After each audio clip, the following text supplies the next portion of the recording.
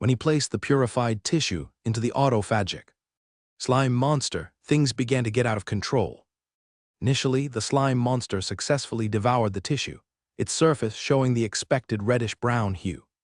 However, just a few seconds later, irregular dark blue spots began to appear on the surface of the slime monster.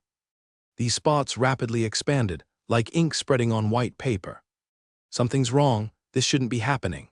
Ron frowned, observing as he quickly adjusted the recording equipment to capture every detail. Suddenly, the slime monster's volume began to swell, its surface color becoming more chaotic, with shades of blue, purple, and red intertwining, like a small storm of colors. Stability is deteriorating rapidly. Ron tensely jotted down in his notebook. He immediately activated the backup isolation barrier, completely sealing off the experimental area. Just as the barrier rose, the slime monster emitted a strange shriek, a sound so high-pitched it almost pierced the eardrums. Then with a bang, it exploded, splattering against the protective shield, producing a teeth-gritting sizzle. Experiment No. 1 has failed, exhibiting typical abyssal rebound phenomena. He calmly recorded, his eyes filled with analytical focus. The purification wasn't thorough enough, or the slime monster's carrying capacity was insufficient. He wasn't discouraged and immediately prepared a second autophagic slime monster, adjusting the purification formula this time by increasing the proportion of the stabilizer. However, the subsequent attempt also ended in failure. The second slime monster began to tremble violently after devouring the tissue, then suddenly became still, its surface crystallizing into a lifeless gray solid. Overstabilization led to complete energy lockdown, losing its vitality. Ron recorded the details of this failure. The third attempt was even more disastrous. After the slime monster devoured the tissue, it initially displayed the color changes according to his modulation plan. But then it suddenly began to deform rapidly, twisting into various incredible shapes, like some non-Euclidean geometric bodies projected in three-dimensional space. In the end, it suddenly leaped upwards, broke through the first layer of the protective shield, and exploded against the ceiling. The sticky substance splattered everywhere, some even starting to corrode the surface of the experimental table. Damn it, Ron quickly donned protective gloves, initiated the emergency handling procedure, and sprayed the corrosive remains with a special neutralizing agent. The laboratory was a mess, with nearly every surface stained with that slightly abyssal contaminated organic matter. Worse still, some residues were still weakly wriggling, seemingly carrying some primal life traits. Abyssal structures are more complex and erosive than I imagined. Ron analyzed while dealing with the remnants. Even the already purified tissues retain some imprint of abyssal rules in their internal structure. He collected all residual samples using a specially designed energy storage box, ensuring there was no energy leakage. Especially to prevent Dale, this time was different from last time. He wouldn't give her any opportunity, and later he would find time to personally dispose of this batch of hazardous material. The basic model of the autophagic slime monster has too low a carrying limit. Ron pondered while cleaning the experimental table. They can at most withstand silver ring-level bloodlines, whereas abyssal creatures, even at the outermost layer, inherently approach or reach the golden ring level. He recalled what the slave merchant had mentioned about advanced autophagic slime monsters, those higher-level experimental creatures reportedly capable of carrying golden ring or even higher-level bloodlines. Looks like more resources need to be invested, Ron wrote at the end of the experimental records. Order a few advanced autophagic slime monsters and redesign the experimental plan. However, research is a very long-term process. Even without interim results, it could still aid in enhancing his skills as a bloodline modifier profession. Thinking of this, Ron organized the laboratory while contemplating the deeper possibilities of the bloodline modifier path. Bloodline modifier, as a relatively new profession, can trace its history back to the ancient alchemist Lance. At that time, life alchemy was considered one of the highest realms of alchemy, involving soul manipulation, living being modifications, and even transformations into undead shells, falling into forbidden domains. This knowledge is mostly lost today or strictly sealed by major wizard factions. Opportunities to access genuinely high-level bloodline theory are extremely limited in branch institutions like the Black Mist School. To advance further, it seems that it will have to wait until I head to the Central Lands to seek opportunities. Ron pondered. The collection of books in the Crystal Tower is 100 times richer than that of the Black Mist School. Perhaps there will be more records about ancient alchemists there. After finishing, he decided to temporarily set aside the research on the abyssal organization. Instead, focus on a more stable and promising direction, the cultivation of Dale's bloodline. The growth of the little sea siren had seen remarkable progress over the past few weeks. Ron arrived at the specially designed cultivation chamber, where Dale was leisurely floating in the crystal pool. Her silver hair drifted like soft algae in the gentle water currents. "Dale, it's time for dinner," Ron softly called out. "Master," Dale cheerfully responded, "what's for dinner today?" Ron smiled, taking out an exquisite crystal bottle containing a peculiar fluid. The fluid appeared pearl-like milky white, with twinkling golden particles inside. "This is the deep-sea essence I've specially blended for you," Ron explained. "It combines the energy traits of some rare deep-sea creatures and should have a good effect on your bloodline purification." Dale curiously took the bottle, sniffed it carefully, and her eyes lit up instantly. "It smells so nice, it smells like the ocean." Ron nodded. "Drink it slowly. This formula is somewhat special and requires your blood circulation to fully absorb every drop." Obediently, Dale sipped slowly, swallowing only a small mouthful each time, then closed her eyes to feel the energy flowing inside her body. As the liquid entered her body, her skin began to show a subtle pearl sheen, like the sea surface under moonlight. Ron activated the insight trait, closely observing the changes within Dale. This deep-sea essence was formulated based on the sea siren's original bloodline, with added special enhancement factors. Unlike the danger posed by the abyssal organization, this kind of homologous enhancement is much safer and easier for Dale's body to accept. "How do you feel?" Ron asked as Dale finished the last drop. "Very warm," Dale answered softly, her eyes still closed, seeming to savor some sort of internal joy. "I feel a warm current flowing through my body, from my throat to the tip of my tail, and then back to my heart." Ron nodded with satisfaction. "That's exactly the sign of your bloodline circulation being activated. Next, I need you to do some special exercises to help you better control this newly acquired energy." He took out a specially made crystal ball and placed it in the cultivation pool. The crystal ball slowly sank to the bottom, emitting a faint blue light. "Try using your abilities to control the crystal ball and move it along a specific path in the water," Ron instructed. "Without touching it with your hands, just use your control power over the water flow." Dale nodded, showing a serious expression. She extended her hands but did not directly touch the crystal ball. Instead, she gently moved them, as if conducting an invisible symphony. The water responded to her movements immediately, forming slight whirlpools that slowly lifted the crystal ball. Initially, the ball's movement was somewhat unstable, floating up and down erratically. But as Dale deepened her control over the energy, the ball's trajectory became progressively smoother and more precise. "Very good," Ron encouraged. "Now try increasing the difficulty, have the crystal ball draw a perfect spiral in the water." Dale bit her lower lip, her cute little face scrunched up, clearly finding this a challenging task. But after a few failed attempts, she seemed to find the knack. The crystal ball began to ascend along a graceful spiral path, then descend along the same track. "Excellent work," Ron sincerely praised. "Your control power over the water element already surpasses that of most adult sea sirens." Dale smiled happily at the compliment. "Of course, because I have the best master in the world." Ron gently patted her hair. "Your bloodline purity is steadily improving. At this rate, you should be able to successfully break through the golden ring threshold before I head to the bloodline altar." "Really?" Dale asked excitedly. "Then I can become stronger and better protect Master." "That's right," Ron nodded.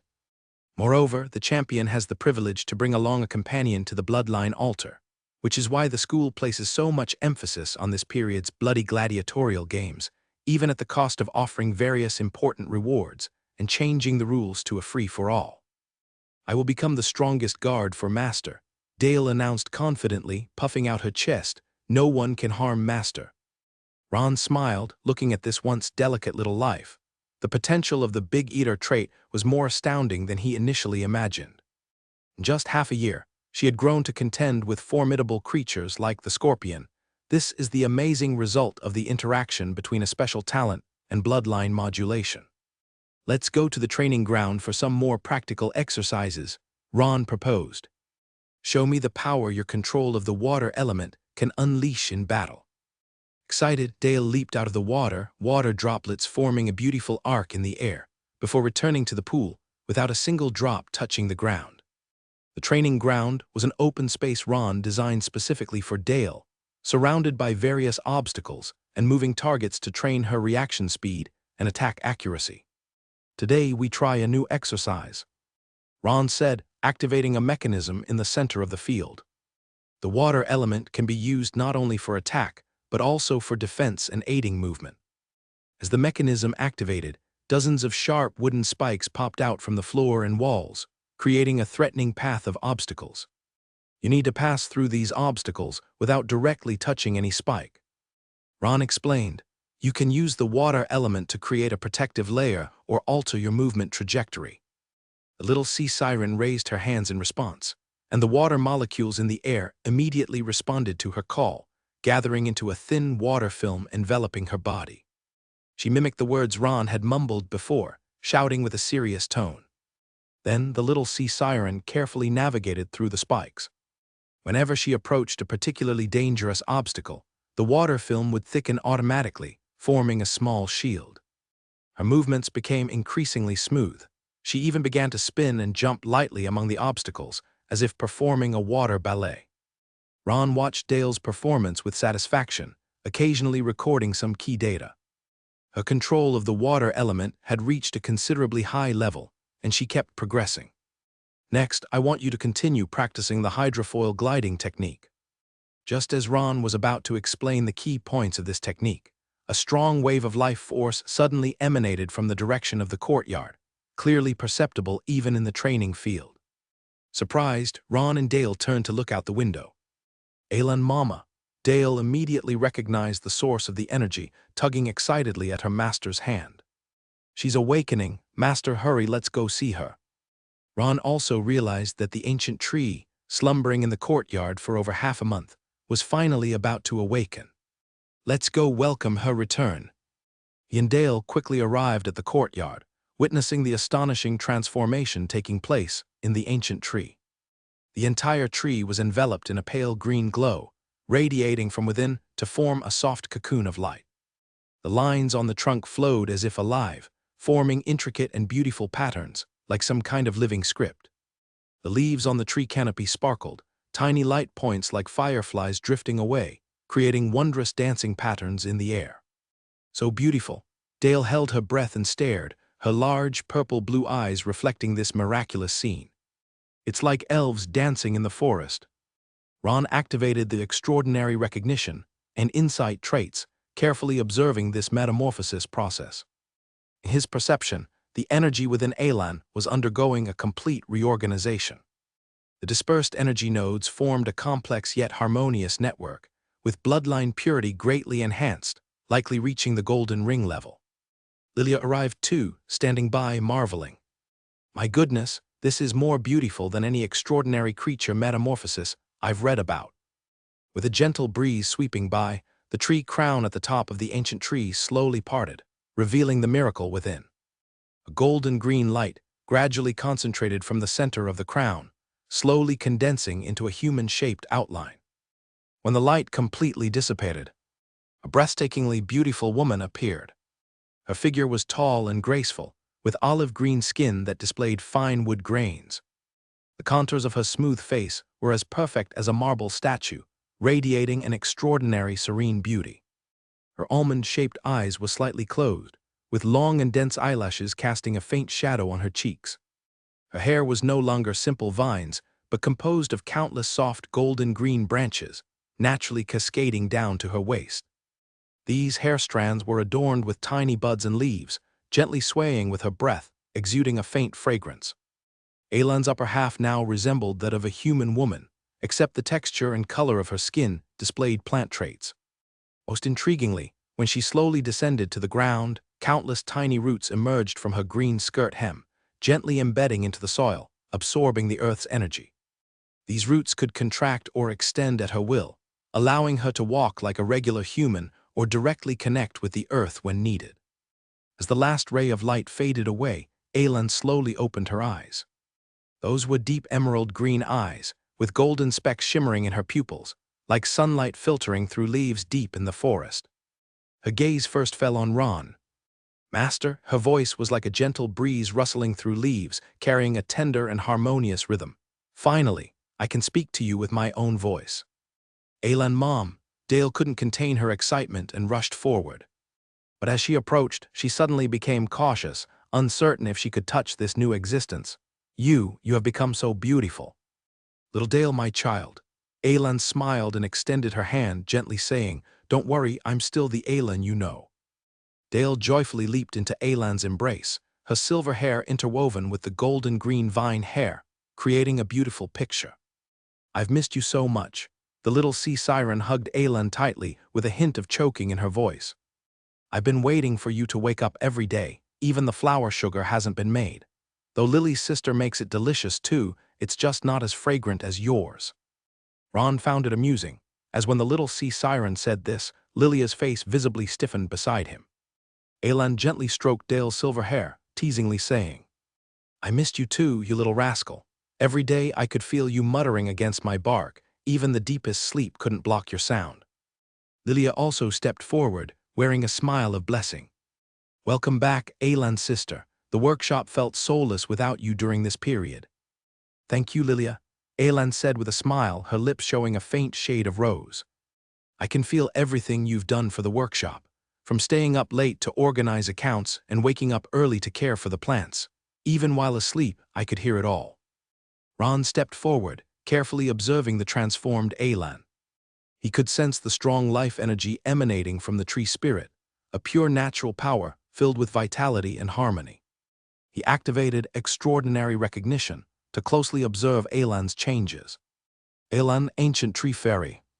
Bloodline purity, golden ring 65% quite high. Status, energy not yet fully stabilized. Special ability, plant control, natural perception, life guidance not fully awakened. Potential assessment, quite high. With growth there is a chance to reach star ring level, but bloodline activation is needed. The transformation was even more successful than anticipated. Ron was somewhat surprised. He initially only hoped Aelan could approach the level of an ancient tree fairy, yet she directly evolved into a complete form. Aelan bowed deeply, expressing gratitude, the green hem of her skirt gently trembling. All this is thanks to the Master's help. Without your provided bloodline activation and carefully designed transformation environment, I could never have reclaimed my true essence. The tree spirit raised her head, those emerald eyes looking directly at Ron. This grace Aelan will never forget. As she spoke, she gently raised her hand, and the surrounding plants immediately responded to her call, with branches and leaves gently swaying. Some flowering branches elongated, forming a beautiful encirclement around her. Flowers turned toward her, as if paying homage to a queen. Now I can communicate with all the plants, feel the pulse of their lives. Aelan explained, her eyes shimmering with peculiar light. I can even guide their growth and change to a certain extent. She smiled slightly, lightly tapping the air with her fingertips. Instantly, a beautiful blue flower suddenly bloomed on a bush beside her, though this season was not its flowering period. The flower emitted a faint fragrance, directly drifting toward Ron, as if blooming especially for him. Thank you, it's a beautiful flower. Ron chuckled softly, extending his hand to receive the flower she offered. Then Aelan raised her hand again, and two other buds likewise bloomed, extending towards Dale and Lilia. So fragrant, Dale exclaimed happily, carefully smelling the flower meant for her. Aelan, Mom, you're incredible now. More importantly, I can perceive any abnormal energy fluctuations in the surrounding environment. Aelan's expression became slightly serious. Whether harmful substances or intruders, they cannot escape my perception. The Master's workshop will be more secure under my protection. Ron nodded, understanding this meant the security level of the workshop would be greatly enhanced. Her ability, akin to a plant sentinel, far surpasses any ordinary surveillance device. I think we should have a celebration dinner tonight. Lilia carefully put away her own flower and suddenly suggested, her eyes sparkling with excitement. To celebrate Alan's return and our reunion, I can prepare some special dishes. Great idea. Dale jumped up excitedly and grabbed Alan's hand. I want to drink the juice and petal candy made by Mama Alan, the kind you use to make that changes flavors in your mouth. Alan chuckled softly, her laughter as melodious as a wind chime. Of course, little greedy cat, I have some new recipes I want to try, and you'll surely like them. She turned to Ron, her eyes full of inquiry and anticipation. What do you think, Master? Ron nodded with a smile. We should definitely celebrate, especially since everyone has worked so hard lately, and also. He looked at Alan's newly transformed and beautiful female form. We should also officially welcome the new Alan back to our workshop family. And so, the workshop was filled with a joyful atmosphere, with everyone busy preparing for the dinner. Lilia and Dale were in charge of decorating the dining room, while Alan used her newly gained abilities to create various magical plant lights and bouquets. All she needed was to gently caress those ordinary flowers for them to bloom with extraordinary brilliance. The branches she touched grow elegant natural patterns. Even the air was filled with a faint floral fragrance she brought, infusing the entire workshop with vitality and warmth. As night fell, the table was laden with a sumptuous feast. Alan's specially made petal candies sparkled with the colors of the rainbow, each one uniquely shaped, some like tiny stars, others like delicate flowers. In her special fruit juice floated color-changing flowers, each sip offering a different flavor experience. Try this. Alan handed Dale a golden petal candy. It's made from the sweetest flower nectar and morning dew, and you might like the taste.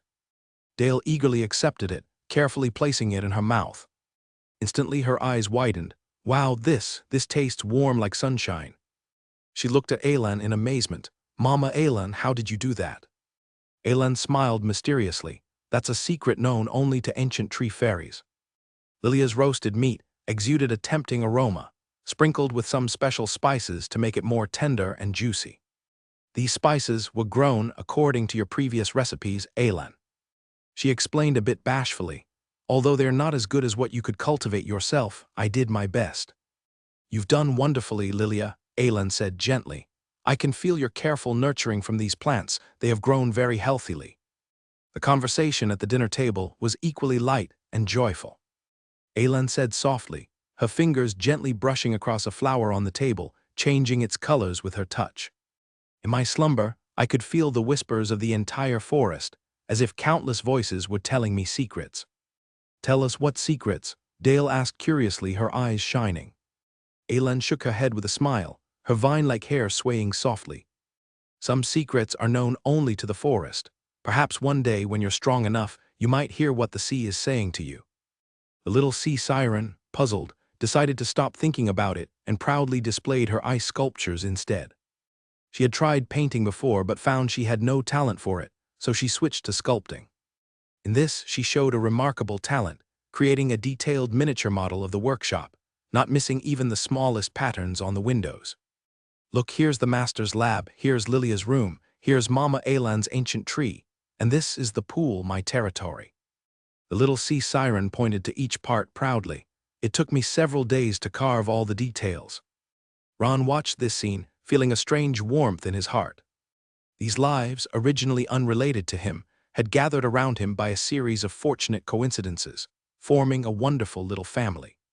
Each one was growing on their own paths, supporting each other and moving forward together.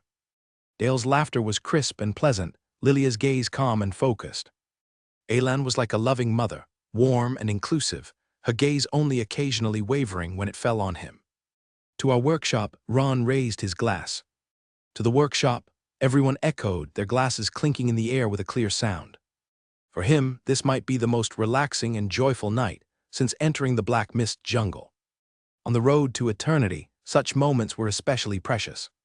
Of course, once the sun rose tomorrow, countless research topics awaited him. The Abyss project needed redesigning, Dale's bloodline purification needed continuation, and the upcoming journey to the bloodline altar awaited. But at this moment, Ron chose to set these thoughts aside, fully immersing himself in this warm moment. For a brief pause, to savor these simple joys, even if they could only remain fragments in memory. After all, everything that cannot last will eventually fade away.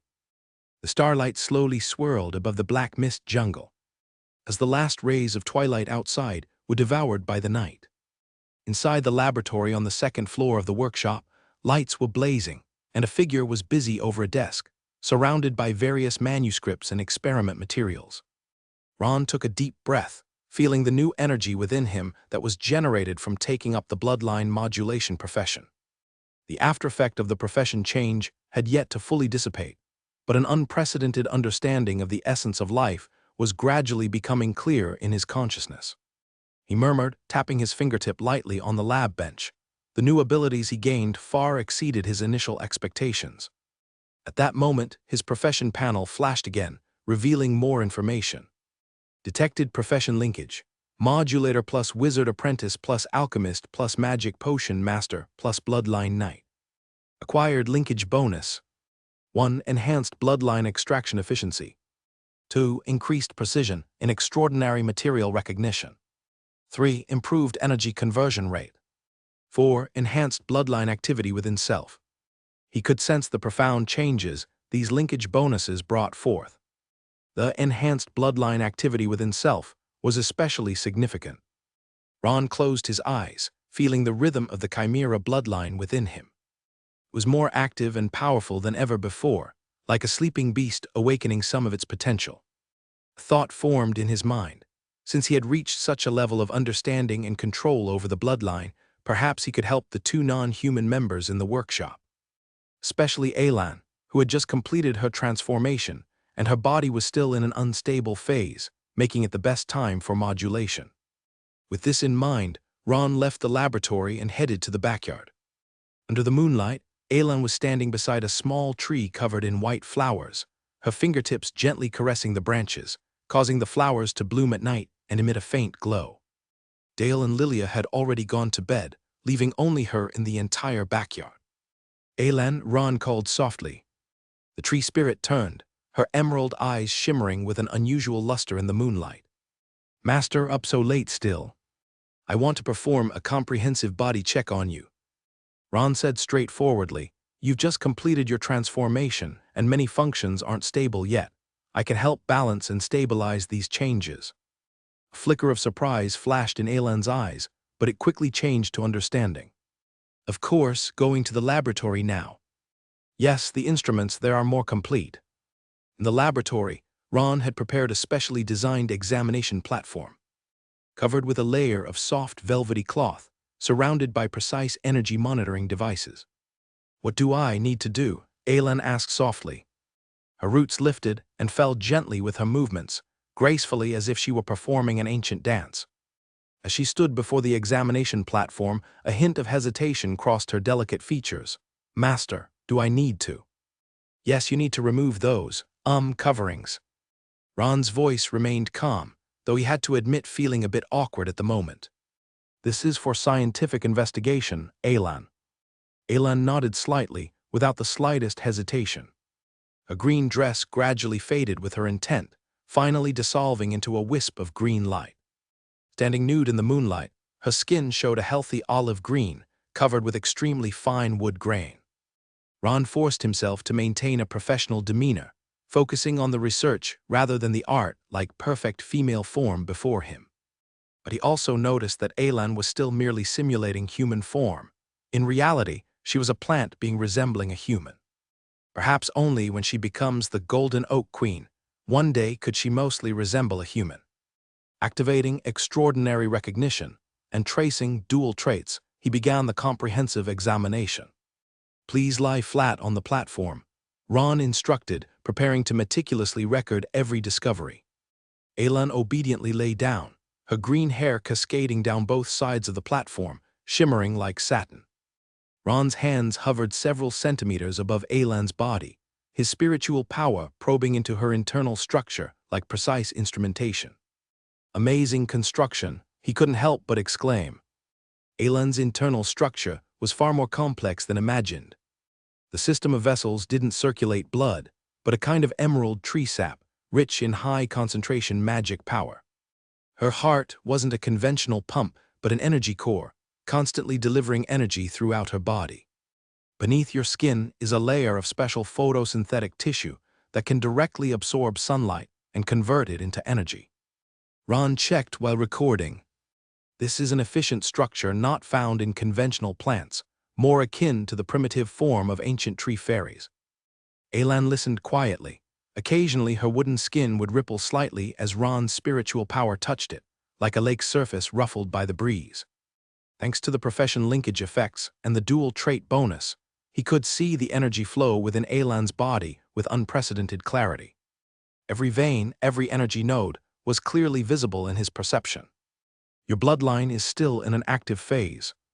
While observing, Ron explained to Alan, I can see 7 main energy vortices at the core, a typical feature of ancient tree fairies, but the connection between your 5th and 6th vortex is not stable yet.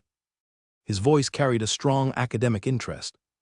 This 3rd node appears to regulate your control over plants, but it is currently unstable. Alan nodded gently. I can feel it. Sometimes it's difficult to control larger plants. His fingers brushed lightly across an area on Alan's abdomen, and the skin responded immediately to his touch, forming a halo of faint light. Here and here.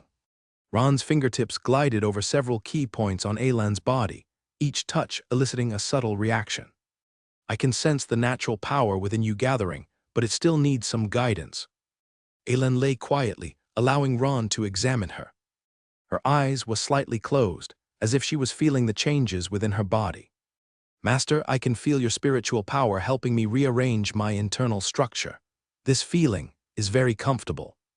Ron nodded, continuing his work.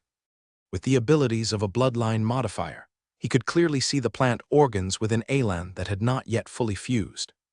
Some organs were a mix between plant and human, showing remarkable adaptability and plasticity. Your body structure is very special, Alan. Ron discovered some unexpected aspects. Not only have you retained all the traits of a tree spirit, but you've also developed some organs similar to human systems. This dual structure is extremely rare in my records. Ron continued his examination, and when his spiritual power probed Alan's lower abdomen, he discovered a more astonishing structure, an organ shaped like a blossom bud quietly lying there, its surface covered with countless tiny veins. My core of life, Alan explained softly. The ancient tree fairies reproduce differently from humans. We store life essence through this organ, and when the time is ripe, we can independently nurture new life, but specific conditions and energy are needed. Ron nodded, recording this significant finding in detail in his research journal. This reproduction system structure, different from humans, holds important value for understanding the bloodline inheritance methods of various races. Turn over, I need to examine your back structure. Alan obediently turned over, revealing her smooth back. Along the spine, a line composed of tiny wooden patterns could be seen, glowing faintly with her breath. Ron's fingers gently touched these patterns, guiding his spiritual power to flow along them, searching for possible instability points. Ron frowned and said, additionally, your energy conversion rate is not ideal, which will limit your extended use of abilities. After completing the examination, Ron took a step back, sorting through the information he had collected. Alan reformed her green long dress, quietly waiting for the diagnosis results. Overall, the transformation is very successful, but there are still some areas that need adjustment. Ron walked to the medicine cabinet, taking out several carefully concocted magic potions. I'll modulate a set of stabilizers for you to help better fuse and stabilize your bloodline. He paused as if recalling something. By the way, I recently acquired a recipe for a natural affinity potion, which theoretically should also be effective for you. It can enhance your connection with the natural elements and improve energy conversion efficiency. Although he only had the right to use the recipe given by Trish, he could still provide the finished magic potion to those around him. This magic potion mainly stimulates the natural affinity of the user, with few in demand, and the difficulty of refining the finished product is relatively high, so he hadn't planned to make it a staple product of the workshop. Alan's eyes lit up. Master, are you saying I can become stronger? Not just that. Ron picked up some sketches on the experiment table, showing them to her. I believe that with targeted modulation, you have the opportunity to evolve toward the direction of the Golden Oak Queen. Of course, this requires time and a significant amount of rare materials. A trace of a different color flashed in Alan's eyes, and her breathing became noticeably faster. The Golden Oak Queen, a being that, according to legend, breathes with the entire forest. Exactly, Ron affirmed. Your bloodline purity is already very high, and with appropriate modulation and guidance, the possibility is significant. Ron turned to start blending the stabilizers, mixing several potions in precise proportions. Master, I am very grateful for everything you've done for me. Alan suddenly spoke, her voice soft with a hint of nervous tremor. Ever since the slave market, you gave me a new life and helped me find my true self again. The tree spirit was brewing her words, seemingly wanting to express her loyalty. Ron paused in his actions, gently shook his head. Emotional identification is not necessary, and loyalty has value, but it shouldn't stem from gratitude. Your existence and abilities have intrinsic value. I understand, the tree spirit's voice grew firm. Precisely because Master never asks for anything in return, it makes me want to help you even more.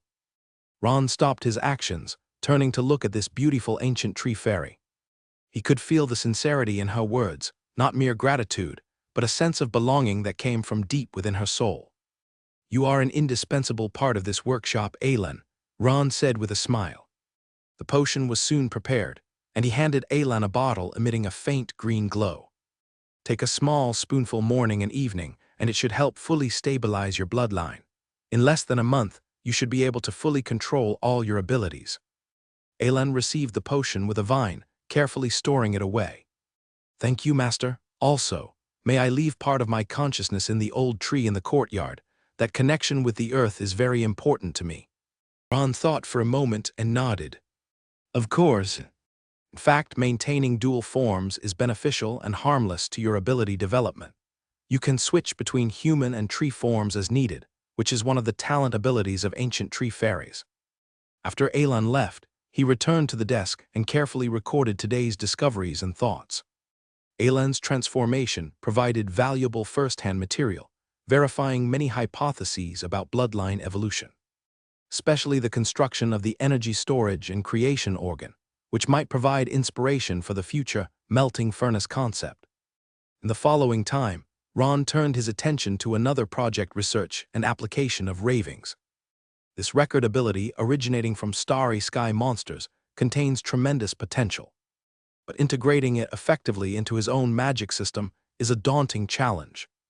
Ron stood in the acoustics laboratory of the workshop, in front of a series of precision instruments and crystal recording devices. He had already tried dozens of times to integrate the special frequency of ravings into sound wave vibration magic, but the effect was never ideal. ZZ Kluru Nyag Rodip. Ron strived to reproduce that peculiar combination of syllables while releasing precisely controlled spiritual power.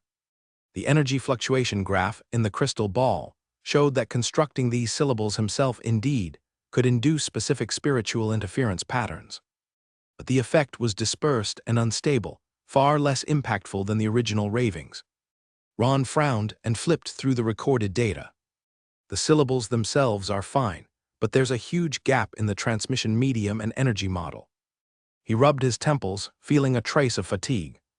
After several hours of continuous attempts, there was almost no substantial progress. At this moment, his gaze fell on a small violin. In the corner of the room, it was a gift from Trish before.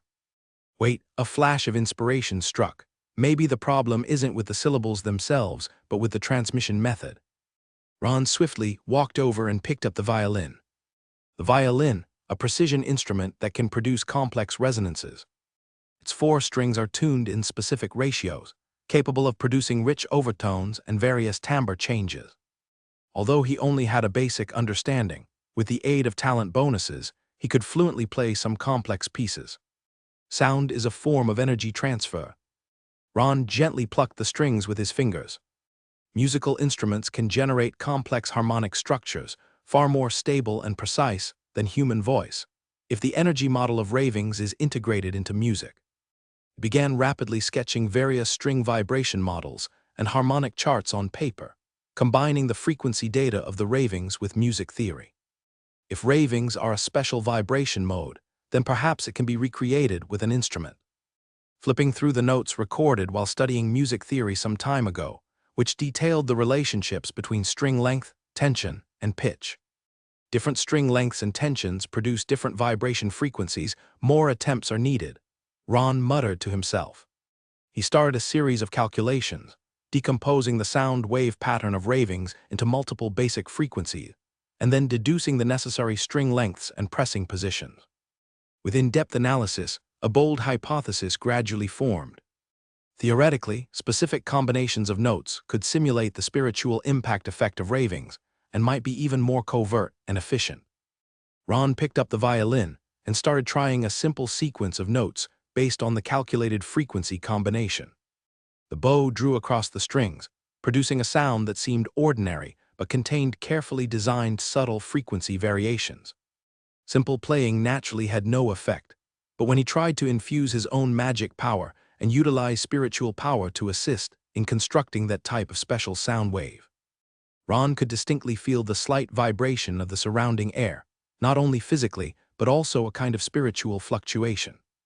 A plant in the corner of the laboratory slightly trembled, and the edges of its leaves began to turn yellow. There is an effect. Ron immediately stopped playing and quickly walked over to examine the plant. Through extraordinary recognition, he could clearly see that the energy flow inside the plant was disrupted, showing weak symptoms similar to pollution. Although the impact was small, it proved that his theory was feasible.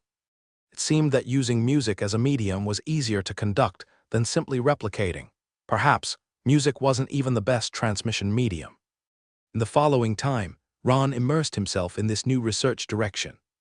He constantly adjusted note combinations, playing techniques, and energy input methods, recording every subtle change in each experiment. Align the frequency of ZZ with certain intervals in D minor, while applying mild spiritual power fluctuations. Ron played and recorded simultaneously. Kluru requires a special vibrato technique to simulate the energy distortion effect within it. After countless attempts and failures, Ron gradually mastered a basic erosion chapter technique, a special playing style capable of silently penetrating the target's spiritual defenses. Even without directly emitting those specific syllables, similar spiritual interference effects could be triggered. Additionally, the most astonishing discovery is that musical instruments seem to act as an energy amplifier. Ron noted in his research log. The same spiritual power input, after being transmitted through the violin, was enhanced by about 30% and was more covert. The target might even be influenced unconsciously. This subtle erosion method already holds value, but there is still some deficiency for use in sudden encounters during combat. However, he also clearly recognized that this research path had just begun, and there was a long way to go before truly mastering the erosion chapter. This technique holds great potential, but equally entails exceptional danger. He recorded at the end of his log. Even with brief experiments, I could sense a minor rebound effect. We must proceed with caution to ensure we don't lose control while pursuing power. Bold hypotheses, cautious verification, that is always the first principle. Ron put down his pen, looking at the violin on the table and the densely packed experimental records. This time, although there was no breakthrough progress, he confirmed the correct direction. Like all great discoveries, real success often requires the accumulation of time and countless small improvements. He carefully put away the violin and tidied up the experiment table, preparing for a new day. The workshop would soon be lively. His students would come to prepare breakfast, Alan would tend to the garden, and Dale would clamor to learn new skills. In the morning, Ron organized all the necessary materials and notes. The 2 important appointments he had applied for were both scheduled for today. "Are all the test samples ready?" he asked Lilia, who was carefully placing several specially designed glass containers into a pourable case with a stabilization array. "They're all here, teacher," Lilia replied softly, her fingers gently brushing over each container to confirm the labels were correct. 3 sets of autophagic slime monster samples at different stages, 2 for each set, along with corresponding experiment records and change charts. Ron nodded, taking down his meticulously prepared experiment log from the shelf. "Thank you for your help, Lilia. You've progressed quickly during this time, and the daily operations of the workshop owe much to you." Lilia bowed slightly, a faint blush appearing on her face. "It's my duty, teacher. It's an honor to learn by your side." Dale also came bouncing in, her large violet-blue eyes shimmering with excitement. "I believe Master is the best." Elan remained silent as always, even though she could now speak. She silently helped Ron straighten the folds on his robe with vines, like a wife sending her husband off to work. Looking at these caring faces, Ron felt a slight warmth in his heart, like a small furnace in winter. "I should get going." He gathered his thoughts, returning to the calm and composed researcher state.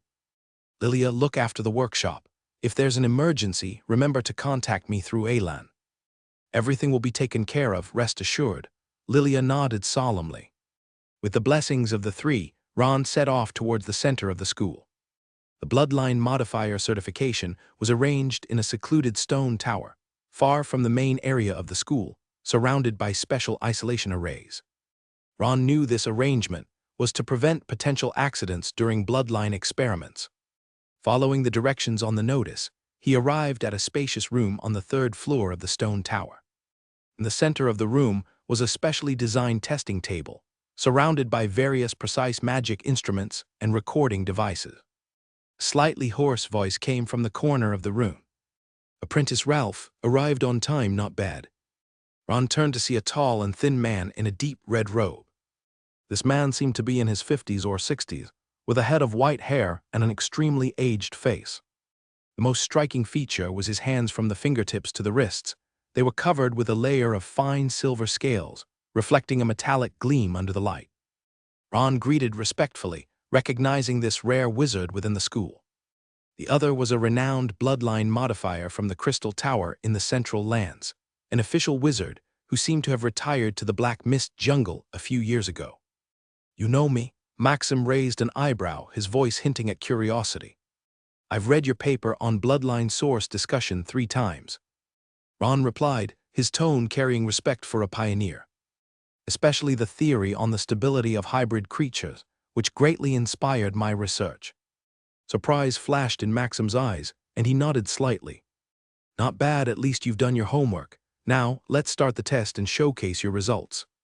Ron carefully removed the 3 sets of autophagic slime monster samples and placed them on the testing table. He briefly introduced his experimental process and theoretical foundation. The first group is basic bloodline fusion, integrating the traits of 3 common creatures. The second group is heterogeneous bloodline fusion, combining traits of common and extraordinary creatures. The third group is a composite fusion of multiple extraordinary bloodlines, involving 3 distinct elemental affinities. Maxim scrutinized each set of samples, his gaze almost penetrating the glass containers.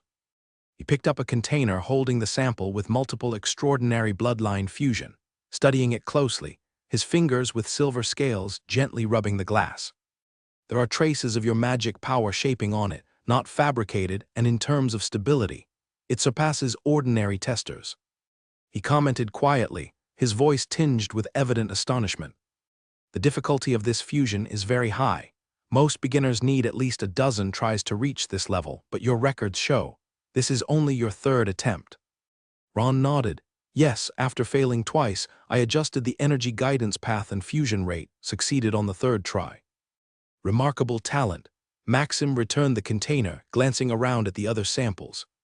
"Of course, having an alchemist background largely explains your speed of progress, but even so, such insight into the essence of bloodlines is quite rare." The subsequent tests were more in-depth.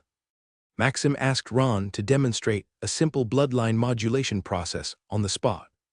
Ron calmly took out the prepared materials and conducted a precise small demonstration on the testing table.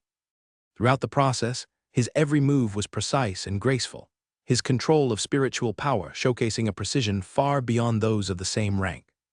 The subtle energy guidance, like a pianist's fingertips, each touch was just right. "Very good," Maxim nodded in satisfaction. "Your technique is quite skillful, especially your instinctive grasp of energy nodes, which usually takes years of experience to develop." He signed his name on the certification document and stamped it with a complex rune stamp. "Congratulations, Apprentice Ralph, you are now officially a Bloodline Modifier. This qualification is recognized throughout the Ring Abyss Continent Group." "Thank you for your recognition, Master Maxim," Ron responded humbly. After handing over the document to Ron, Maxim showed no intention of leaving immediately. He walked to the window, his silver-scaled fingers stroking the frame as if lost in thought. "I heard you've been interested in abyssal creatures lately." Maxim suddenly spoke, his voice turning deep and serious. "You've even purchased a large portion of the scorpion from that gladiatorial match." Ron's heart tightened, but he remained calm on the surface. "Yes, as research material. The adaptability and unique energy structure of abyssal creatures are significant references for bloodline modulation theory." Maxim turned around, pulling down his collar, and this time Ron noticed not only his hands being covered in scales, but also similar mutation marks crawling up one side of his neck, extending to his right cheek. Maxim pointed at his mutations, his voice tinged with self-mockery. "This is the cost of obsession with abyssal research. 20 years ago, I was one of the most promising young wizards at the Crystal Tower, thinking I could control everything until that abyss exploration." He rolled up his sleeve to reveal more silver scales on his arm. The silver scales were arranged chaotically, like a fish with ruffled scales, a single glance causing discomfort, clearly not a benign transformation. The red-robed wizard continued to display his grotesque diseased body, saying, "The sixth layer, the Maze domain, where I lingered for less than 3 hours, yet paid a lifetime price. Even with the abilities of a Morning Star mage at the time, I almost perished there." Ron listened quietly, seizing a rare opportunity to hear firsthand abyss exploration experiences from a survivor. To have returned unscathed is a fortune in misfortune. Even though I carry these permanent mutation marks, I'm considered one of the 2 luckiest. Many companions who accompanied us either got lost in the maze or returned with worse contamination than mine, ultimately going insane. The silver-haired man's eyes reflected a hint of painful recollection. "The abyss changes not only our appearance but also our insides. The erosion is gradual and subtle, and when you notice it, it's often too late." He looked Ron in the eyes. "I've learned through some channels that you've not only collected tissue from abyssal creatures, but also acquired the Abyssal Creatures Atlas. Young man, I don't know what ambitions you have regarding the abyss, but I must warn you, any research involving the abyss requires utmost caution. Do not repeat my mistakes, nor end up in a worse situation than mine." Ron took a deep breath. "Thank you for your warning, Master Maxim. I assure you that my research will always remain prudent and rational." Maxim stared at Ron for a long time and eventually nodded slightly. "I hope so. Otherwise, in some quiet night, when you look in the mirror and find that your body or mind has quietly changed, you will truly understand what I said today." He took out a small vial from within his robe and handed it to Ron. "This is a special detection potion, capable of showing early signs of an abyssal curse. If your research continues, using it for regular self-examination may help you detect dangers in time." As Ron accepted the potion, he sensed the peculiar energy fluctuation within the bottle. "Thank you very much for your generosity, Master Maxim. This is extremely precious to me." Maxim waved his hand. "Remember, young man, true wisdom lies not only in the pursuit of knowledge, but also in knowing when to stop." With this grave warning and precious potion in hand, Ron left the stone tower, thoughts swirling in his mind. Maxim's words echoed within him, the visible mutation marks were such powerful warnings. Yet at the same time, he realized that even after such a disaster, Maxim had not fully abandoned his research, only becoming more cautious. Moderate vigilance is exactly what I need. Ron pondered, neither taking blind risks nor being halted by fear. After leaving the stone tower, Ron immediately headed to his next destination, the Advanced Apprentice Certification location that Sauron had arranged for him. Unlike the Bloodline Modulation Certification, the Advanced Apprentice Certification was more formal and challenging. Following the instructions in the advance notice, he arrived at a room on the 5th floor of the central tower, surrounded by special runes. The guard at the door confirmed his identity and respectfully opened the heavy oak door. The room was spacious and solemn inside, with a massive crystal platform at the center, surrounded by energy control columns of various shapes. At each corner of the room stood a gray-robed recorder, holding a special recording device used specifically for measuring and recording spiritual power fluctuations. Sauron Griffiths was already waiting inside, along with two other mentors Ron wasn't very familiar with. Among them was a short but sharp-eyed elderly woman, and the other was a middle-aged man with a metal eye patch over his left eye. "Ron Ralph." Sauron stepped forward, his tone calm and formal. "Today we will officially test your spiritual power level and magic control ability to confirm whether you meet the standard of an advanced apprentice." "Thank you for your arrangement, Lord Griffith." Ron bowed slightly, his voice steady. Sauron briefly introduced to his two colleagues. "This is Master Mariana Hall, responsible for spiritual power theoretical research, and this is Master Drake Anson, responsible for magic stability testing."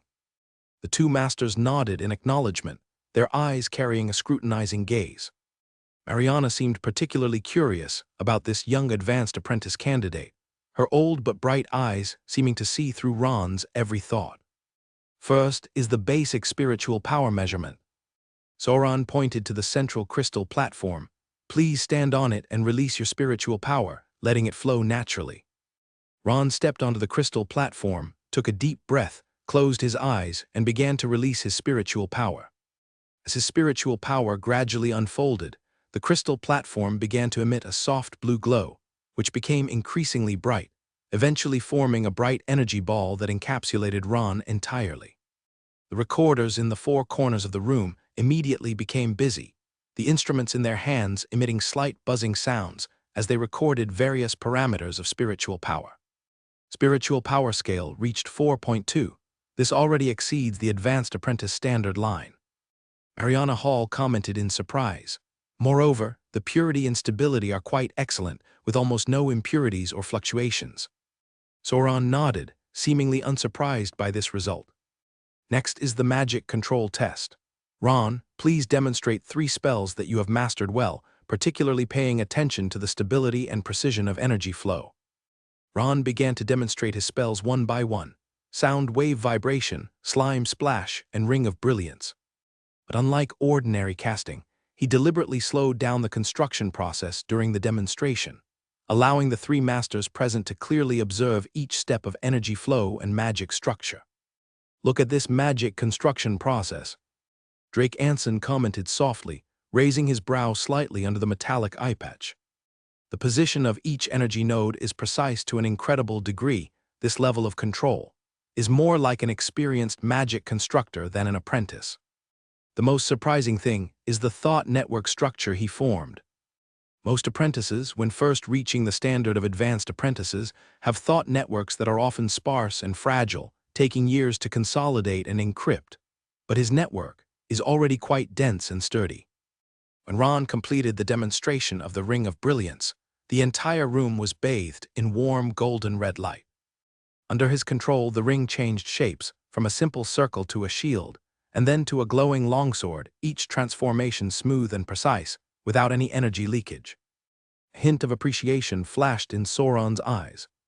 "This magic usually can only maintain a fixed form, yet you seem to have endowed it with a high degree of malleability."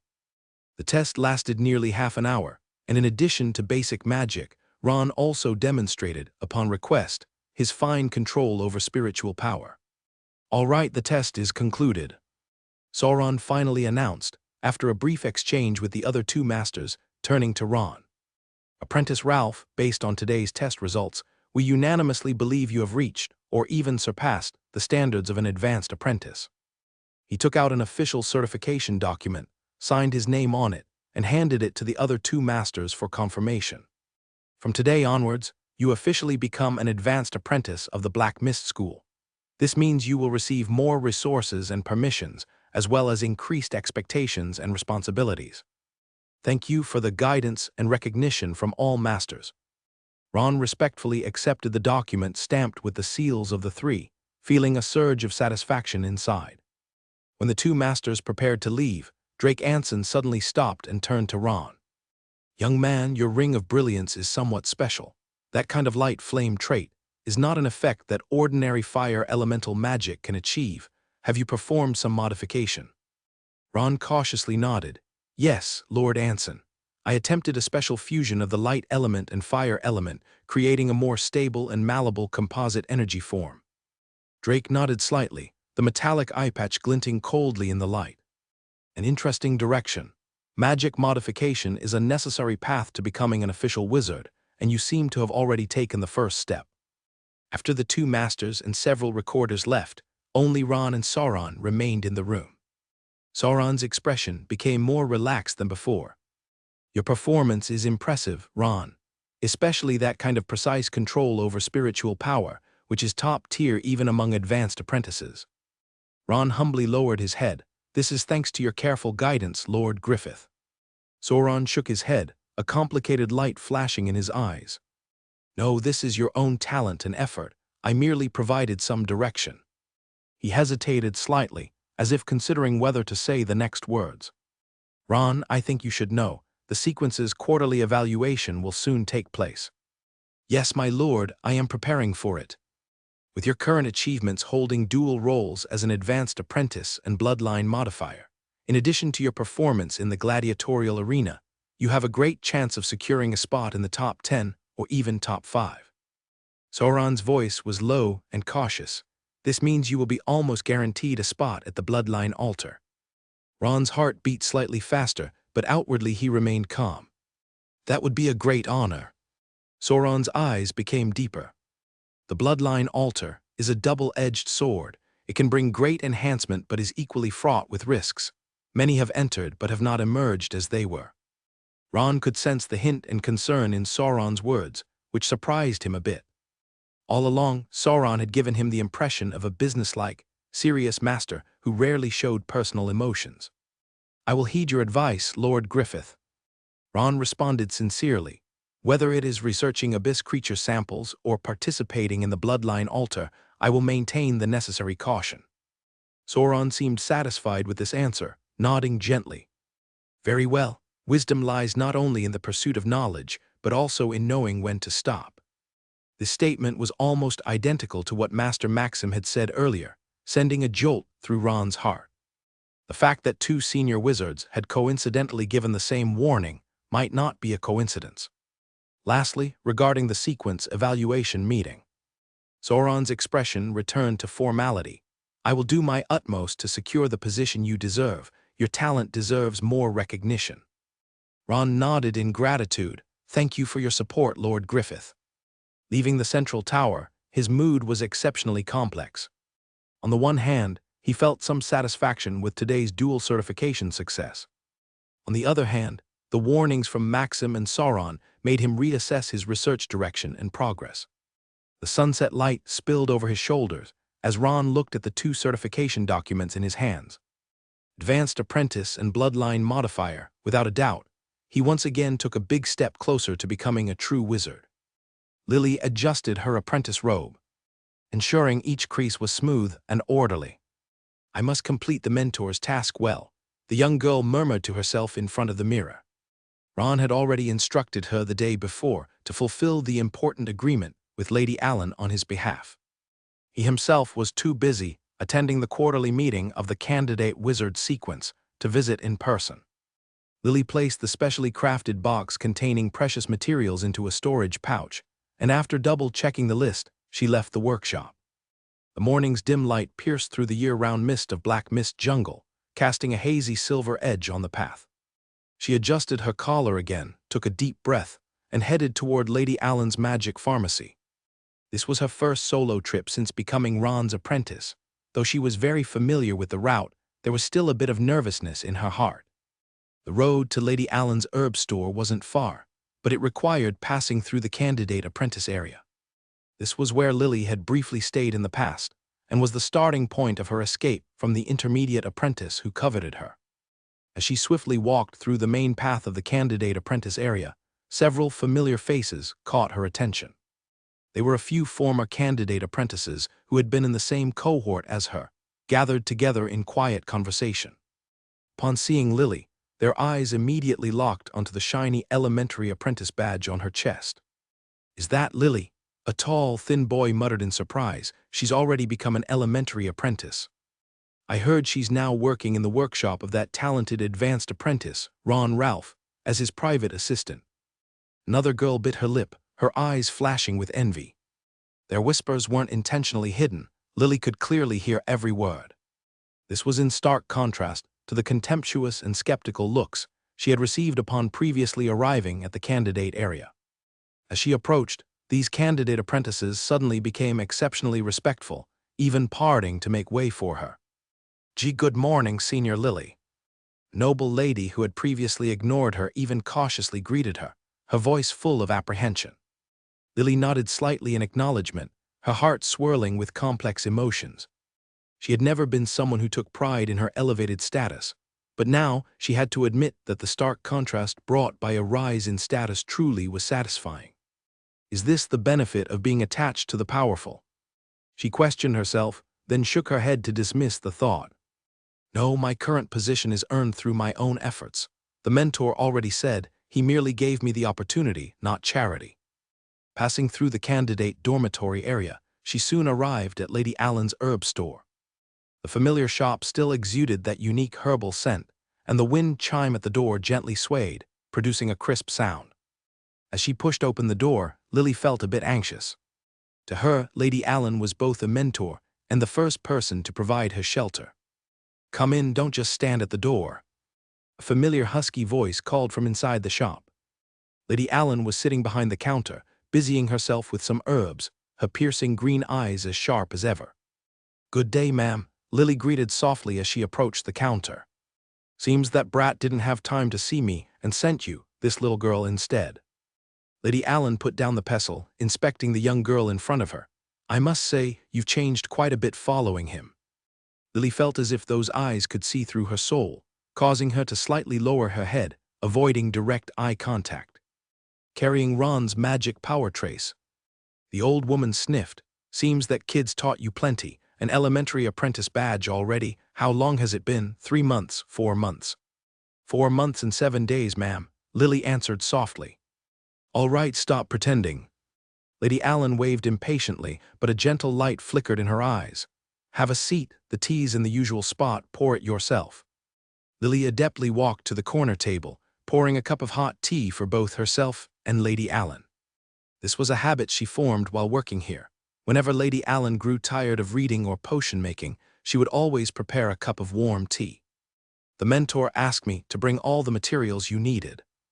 Lily sat opposite Lady Allen and took out the meticulously packaged box.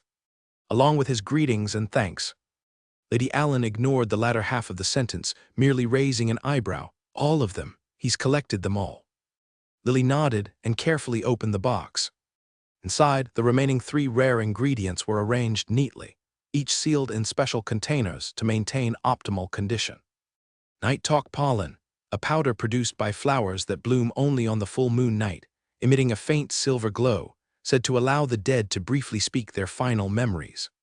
Dream-eating spider's eye fluid, a semi-transparent milky white liquid from a special spider species on the second layer of the abyss, capable of letting the user see scenes from another's dreams. And the last, also the most precious and rare, illusion songbird's throat bone. This nearly extinct bird's throat bone could imitate any sound and transform sound waves into special spiritual waves. When Lady Allen saw the final material, a clear look of astonishment appeared in her eyes. "The illusion songbird's throat bone. This thing is nearly extinct in the Black Mist jungle region. Where did he get it from?" "He probably acquired it through contacts with Magnus Master and the Alchemist Association." Lilia replied softly. "Teacher has been gathering these materials through various channels for some time now." Lady Allen snorted lightly through her nose, but a trace of satisfaction flickered in her deep green eyes. "That boy has never let me down." Her voice was so soft, it was almost as if she was only speaking to herself. Then she raised her head to look at Lilia. "How have you been doing by his side? Have you achieved your intended goal?" Lilia was startled, uncertain what Lady Allen meant. Was she referring to her escaping Keynes's predicament, or the possible relationship between her and Ron? She recalled she had never explicitly stated her goal to Lady Allen. I think I've basically achieved it." Thinking of this, she lowered her head and stammered. "The teacher has been good to me, giving me the opportunity to learn and providing a safe and comfortable living environment." Lady Allen gave her a meaningful look, seemingly reading more into her words, but did not pursue the topic further. Lilia glanced around, suddenly noticing changes in the familiar shop. Madam, what about Fina? I haven't seen her. Oh, that girl, I've sent her away. Lady Allen waved her hand nonchalantly. I've assigned her to the Alchemist Association branch of the school, where she's now responsible for some basic potion refining tasks. Do you mean she was transferred from here? Lilia was a bit surprised, then cautiously used a neutral term. She was simply eliminated by me. Not everyone is suited to stay here with me. Lady Allen stood up, leaning on her cane, her voice turning a bit cold. She has decent talent in magic potion making, and her technical accumulation isn't an issue, but she lacks necessary determination and adaptability. Lilia couldn't help but think of Fina's always cautious nature. Lady Allen's assessment didn't seem incorrect. Elimination, she murmured softly to herself. Fina's talent was clearly enough to support her future as a professional alchemist, which was why she had gone to great lengths to please her back then. If someone like her was eliminated, what standards did Lady Allen have? Upon realizing this, she suddenly became aware of something. Lady Allen, Lilia gathered the courage to ask, is teacher the only student you recognize? Lady Allen glanced at her, the sharpness of her gaze making Lilia feel a surge of tension. That boy indeed has many unusual traits. The old woman smirked, speaking slowly, but nothing is absolute. Perhaps one day I might meet a student better than him, who knows? Her words sounded somewhat perfunctory, but Lilia keenly noticed the look of pride in Lady Allen's eyes as she spoke. Don't overthink it. Lady Allen seemed to see through her thoughts. This world has never been equal. Some people are meant to reach the top, while others are better suited for foundational work. Fina is doing well at the association too, much better than always being scolded by me here. All right, enough reminiscing, let's get down to business. As she spoke, she pulled out 2 items from a drawer. A delicate black sealed box and an envelope shimmering with faint silver light. Complex protective runes were engraved on the sealed box, each line intricately designed, forming a perfect sealing array. While the envelope was shrouded in a layer of magic barrier, with runes faintly circulating on its surface. That was a self-destruct mechanism. If anyone attempted to forcibly open it, its contents would immediately turn to ash. I've already verified the materials, now you hand these over to him. Lady Allen handed the 2 items to Lilia. Tell him the final stage of Star Eater's ravings is extremely dangerous, and he shouldn't attempt it lightly without sufficient preparation. Lilia carefully took these 2 precious items, feeling a heavy sense of responsibility. I will deliver them to the teacher as they are. And Lady Allen hesitated, uncharacteristically showing an uncertain expression. Tell him the path I couldn't finish back then, I hope he can walk it to the end. Lilia nodded in agreement. Although she didn't quite understand the meaning of this statement, she could feel the strong regret contained within it. The old woman suddenly extended her calloused hand, gently caressing Lilia's cheek. You girl are not bad either. Compared to Fina, who already had decent talent, your growth makes me feel even more gratified. This unexpected tenderness left Lilia stunned in place, not knowing how to react for a moment.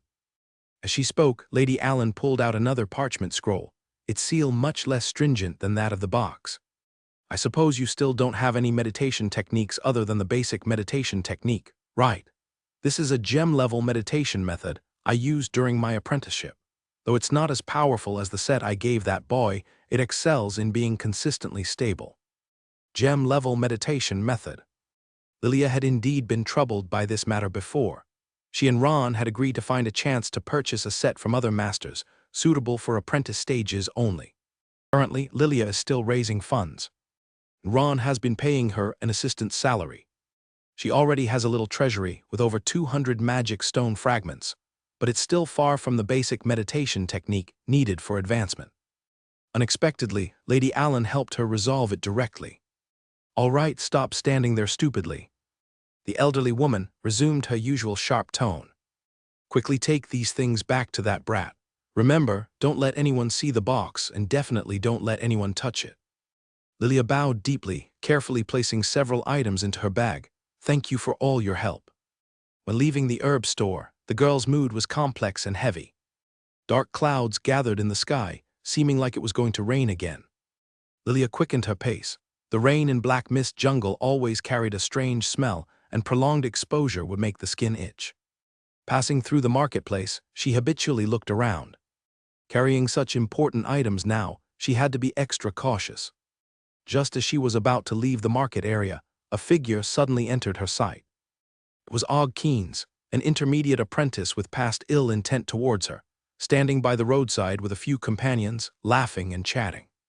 Lilia instinctively wanted to avoid him, but then calmed down, walking past them expressionlessly.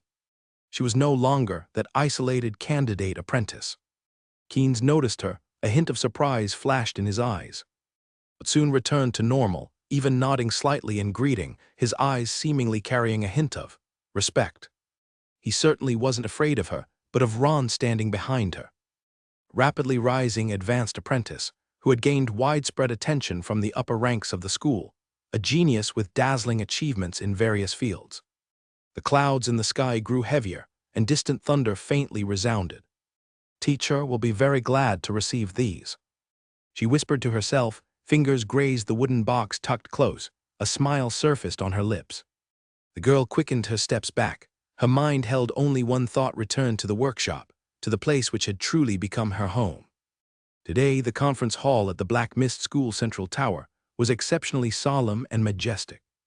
Beneath the high dome, circular long tables were arranged in sequence. Each seat had a nameplate engraved with a number. In the center of the hall, a giant three-dimensional projection slowly rotated, displaying a complex pyramid-shaped structure, the bloodline altar's three-dimensional model. Ron wore a neat apprentice robe, adorned with the double emblem of advanced apprentice and professional alchemist on his chest. This time he arrived early at the venue, sitting quietly in his seat. 14th seat, this was his position after the last evaluation meeting. Though it was already a quite good ranking, the gap with those higher seats at the front of the hall was still apparent. People began arriving one after another. Chief Holt remained calm and steady as usual, nodding to Ron upon arrival. Other sequence members arrived subsequently, each person's face showing varying degrees of anticipation or nervousness.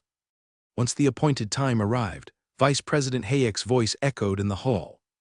Now that everyone is here, let's start the evaluation meeting.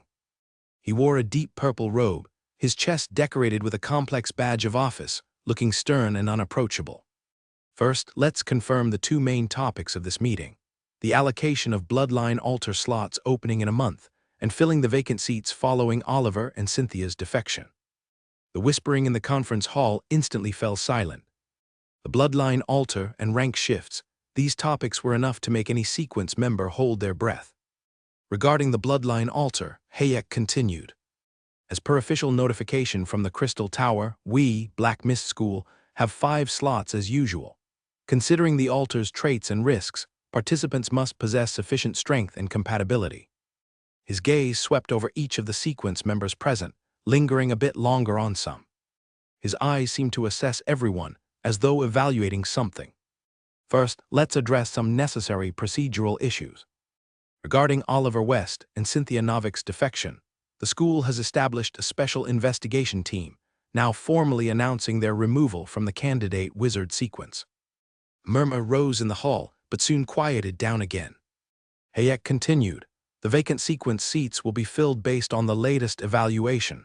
Now, let's move on to the main topic: the adjustment of sequence rankings. He gestured. The crystal ball in the center of the hall emitted a gentle light, projecting a transparent ranking list. The list displayed each member's name, current ranking, and various evaluation indicators. Based on this quarter's comprehensive performance, the top 5 positions in the sequence remain unchanged. Holt Elvin remains in the first place. Herbert Levin and Caitlin Gardner maintain second and third places respectively. The result was expected. Holt's strength had always been far ahead in the entire sequence. No one questioned his chief position. However, the subsequent ranking adjustments drew the entire room's attention. Due to recent performance and achievements, Ron Ralph will be promoted from the 14th to the 6th position, directly taking over the original seat of the defector Oliver. This decision was like a stone cast into a calm lake, immediately causing ripples. Surprised whispers filled the hall, with many eyes focused on Ron. An 8-level leap, this is almost unheard of in the history of the school. Hayek seemed to expect this reaction and added, this decision is based on multiple objective criteria, including but not limited to recent outstanding performance in the Bloody Gladiatorial Games, formal acquisition of the Bloodline Modifier certification, and successful passage of the Advanced Apprentice certification. Additionally, strong recommendations were provided by both Master Sauron and Master Uni. Ron's expression remained calm, though he felt a slight joy in his heart. This significant progression in ranking is not only recognition of his efforts, but also a crucial step toward entering the Bloodline altar. Furthermore, Hayek continued, Trish Lind has been promoted from 10th place to 7th place right after Apprentice Ralph. Though Trish's leap is not as astonishing as Ron's, it is still quite remarkable. Ron looked towards the brown-haired girl, meeting her gaze filled with complex emotions. There was joy, admiration, and a faint trace of competitiveness.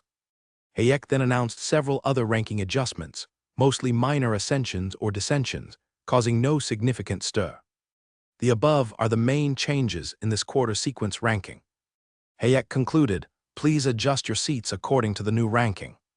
Ron stood up and walked to the seat, representing 6th place Oliver's former position. As he sat down, he could feel the gazes from all directions. But he was already accustomed to such attention. Ever since becoming an elementary apprentice, every step of his progress had been accompanied by various speculations and discussions. These external voices could no longer shake him. Once everyone was seated according to the new ranking, Hayek moved to the second topic of the meeting distribution of spots for the Bloodline altar. In 1 month, the Bloodline altar will open again. This is a rare opportunity for participants to deeply comprehend and enhance their bloodline potential. Hayek's voice became more solemn. According to the agreement with the Crystal Tower, we have obtained 5 participation spots this time. Considering various factors, the school has decided to allocate these spots as follows. 1 seat each goes to the top 3, Holt Elvin, Herbert Levin, and Caitlin Gardner, with the remaining 2 spots given to Ron Ralph and Trish Lind. This allocation plan immediately caused some dissatisfaction, especially among the 2 advanced apprentices who were directly skipped over despite being ranked 4th and 5th. Their expressions visibly darkened. However, since it was a decision made by many mentors and the vice dean, these apprentices naturally dared not complain. The status gap between apprentices and official wizards is distinctly pronounced. No one dared to oppose at this time. Anyone seated in this hall was certainly no fool. All right, the allocation of spots is settled. Seeing everything finalized, Hayek looked around the hall. The 5 apprentices who received spots, please stay after the meeting, as we need to provide some important information and guidance regarding the Bloodline altar. The meeting proceeded to discuss some internal affairs of the school and external threats, mainly regarding the latest intelligence and defense measures related to the Eye of the Abyss organization. After the quarterly meeting officially ended, other apprentices gradually left, leaving only the 5 who received spots for the Bloodline altar and a few mentors. Congratulations on gaining this rare opportunity. Hayek walked up to the 5 with a rare warmth in his voice. The Bloodline altar is not only an opportunity to enhance oneself, but also an important investment from the school in you. Sauron stepped forward, adding, while the Bloodline altar is full of opportunities, it also carries risks. Throughout history, many apprentices encountered accidents within, sometimes even losing their lives. Therefore, thorough preparation and a cautious attitude are extremely important. His gaze paused on Ron for a moment, eyes showing an indescribable complexity. Especially you, Apprentice Ralph. As a Bloodline modifier, your expertise will be a crucial pillar for the team. Ron nodded in acknowledgement. I will do my best to ensure the team's safety and success. After the meeting, as everyone else had dispersed, Hayek suddenly called out to Ron. Apprentice Ralph, come with me for a moment. Ron was a bit puzzled, but quickly followed in Hayek's footsteps. Hayek led Ron to a quiet little room, and after ensuring no disturbances, began speaking. I've been observing your progress, Apprentice Ralph. Your growth rate is remarkably fast, and you have the rare development of versatility, which is very impressive. Ron cautiously responded, it's all thanks to the excellent environment the school provides and the guidance from all the mentors. Hayek smiled slightly. False humility means nothing to me. You and I both know your achievements primarily stem from your own talent and effort. He took out a recording crystal from inside his robe, on which floated a complex magic model. I have here a magic model that might suit you now. Ron accepted the crystal ball, sensing the intricate structure of the recorded magic within. Hayek took a crystal ball from inside his robe, which emitted a peculiar halo in the dim room. The intricate structure of the internal magic model resembled a precisely crafted three-dimensional maze, causing Ron to gaze in breathless attention. These are two quite mature magic models, both results of my research during my younger years. Hayek softly said, his tone devoid of any emotional fluctuation, as if merely stating a simple fact. As a rapidly growing advanced apprentice, you need a more diverse magic system.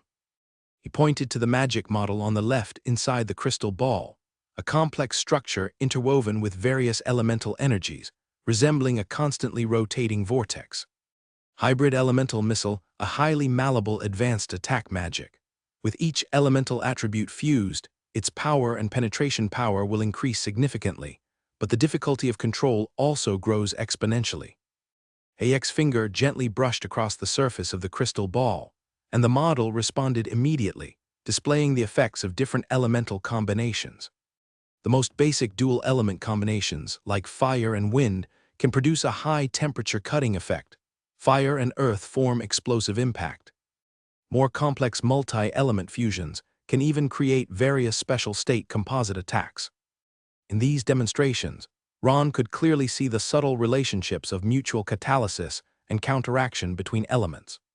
This was completely consistent with the theory he learned in elemental guidance basics, yet the practical application was far more intricate and complex than the theory.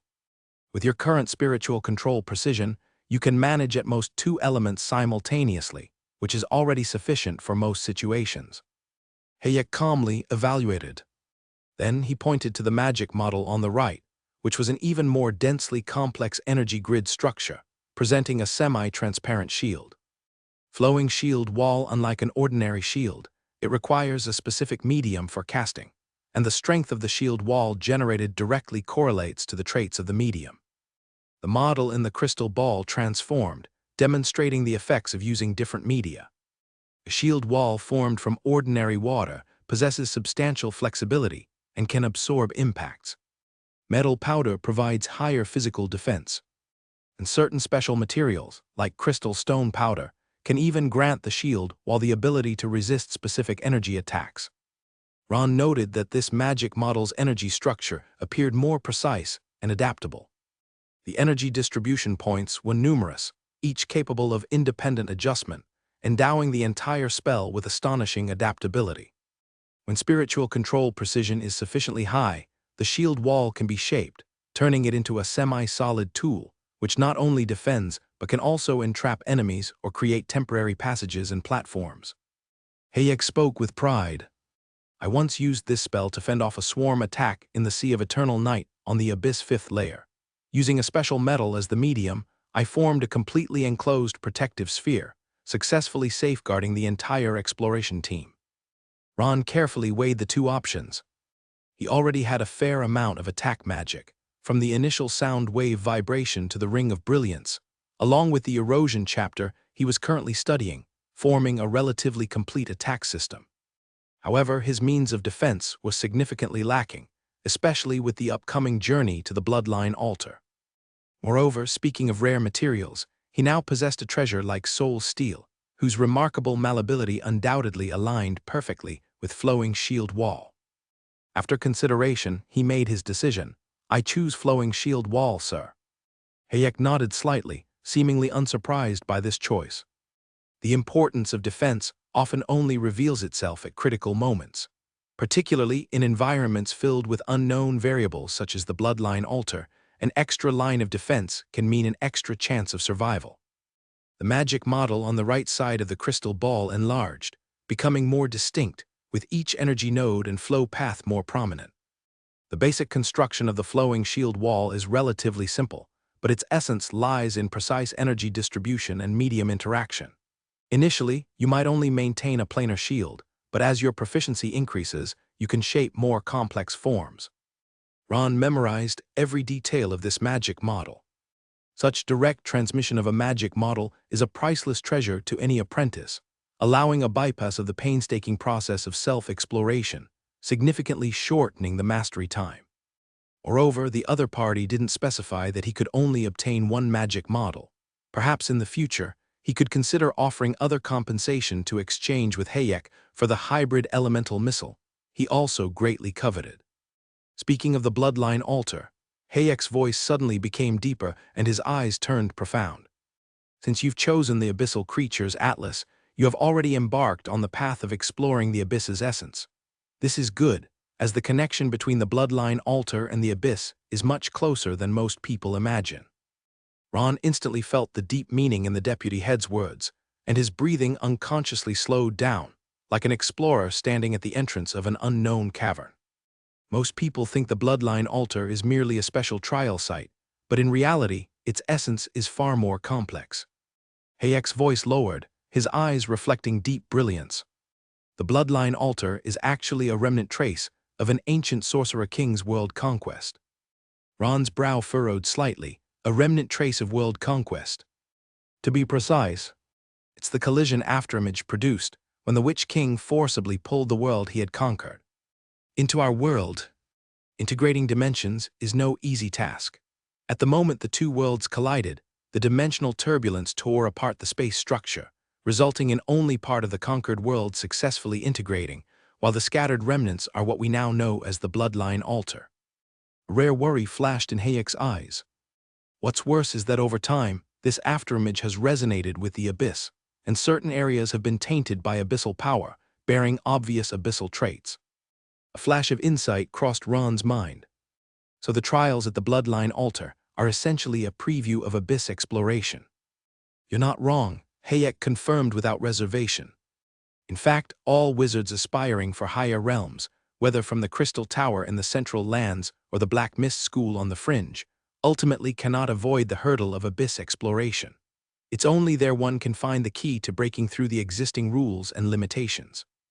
Ron's thoughts flashed back to the terrifying silver scales maxim had shown a while ago, the permanent imprint and warning left by the abyss. Yet even in the face of such risks, wizards seem unable to resist the temptation of the abyss. This in itself is enough to demonstrate its allure. In the bloodline altar, you will face threefold challenges.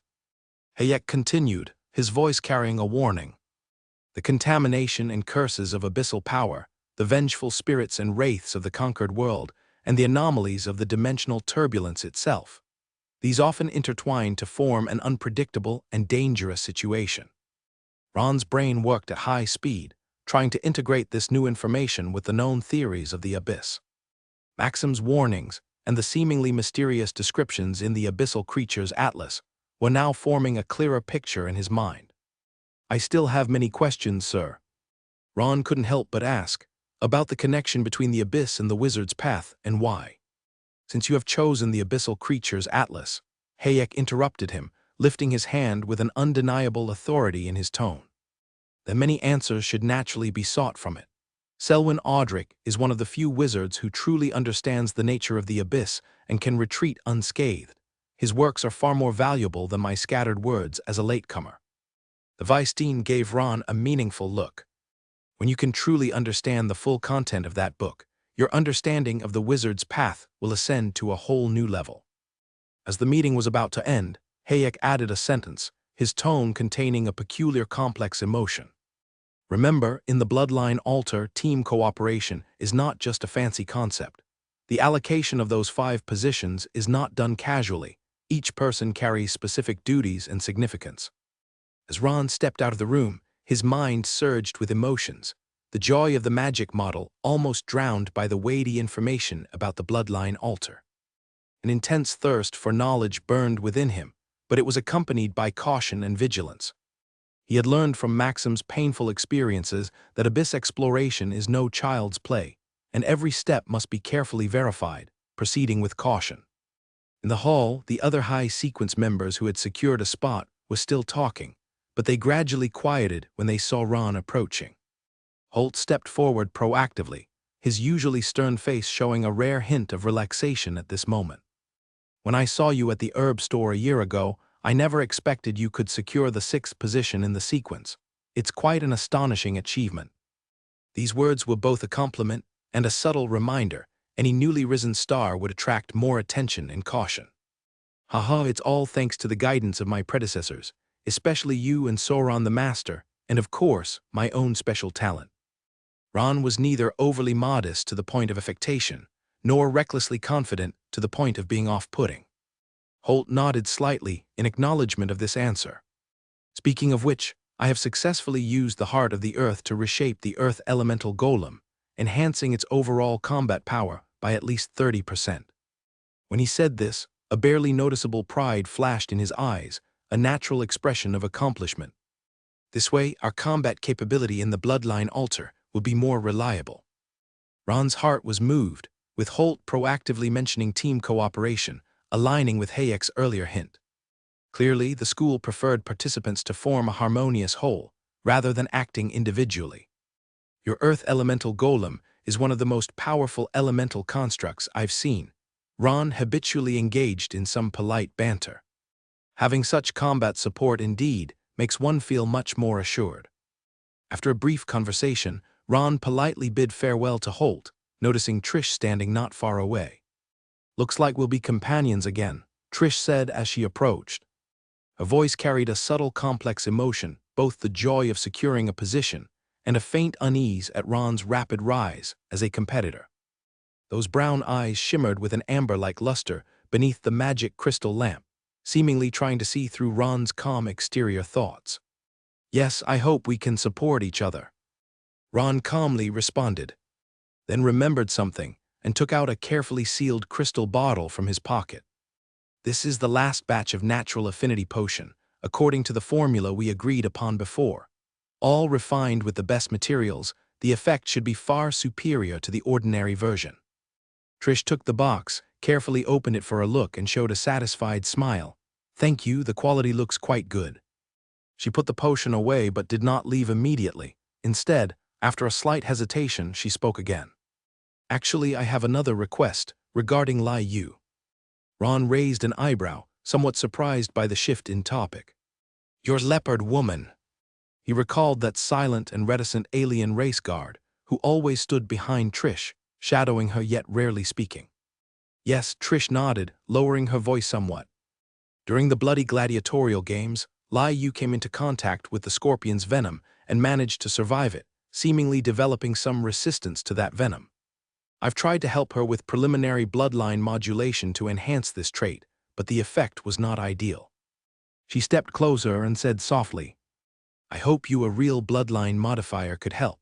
I suspect Lai Yu has some sort of special hidden bloodline that requires more professional guidance to be activated." Living case involving the activation of a special bloodline was exactly the practical material Ron urgently needed for his research. "This is indeed an interesting topic."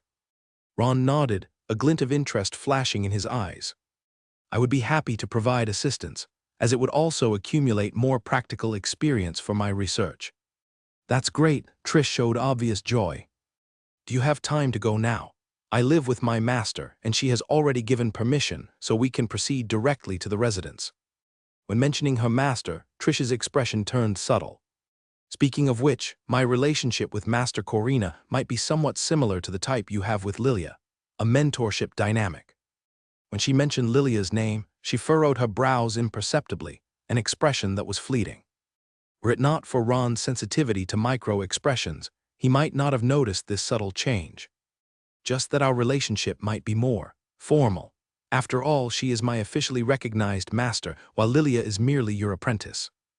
There was a trace of deliberate understatement in Trish's tone, as if emphasizing a certain distinction.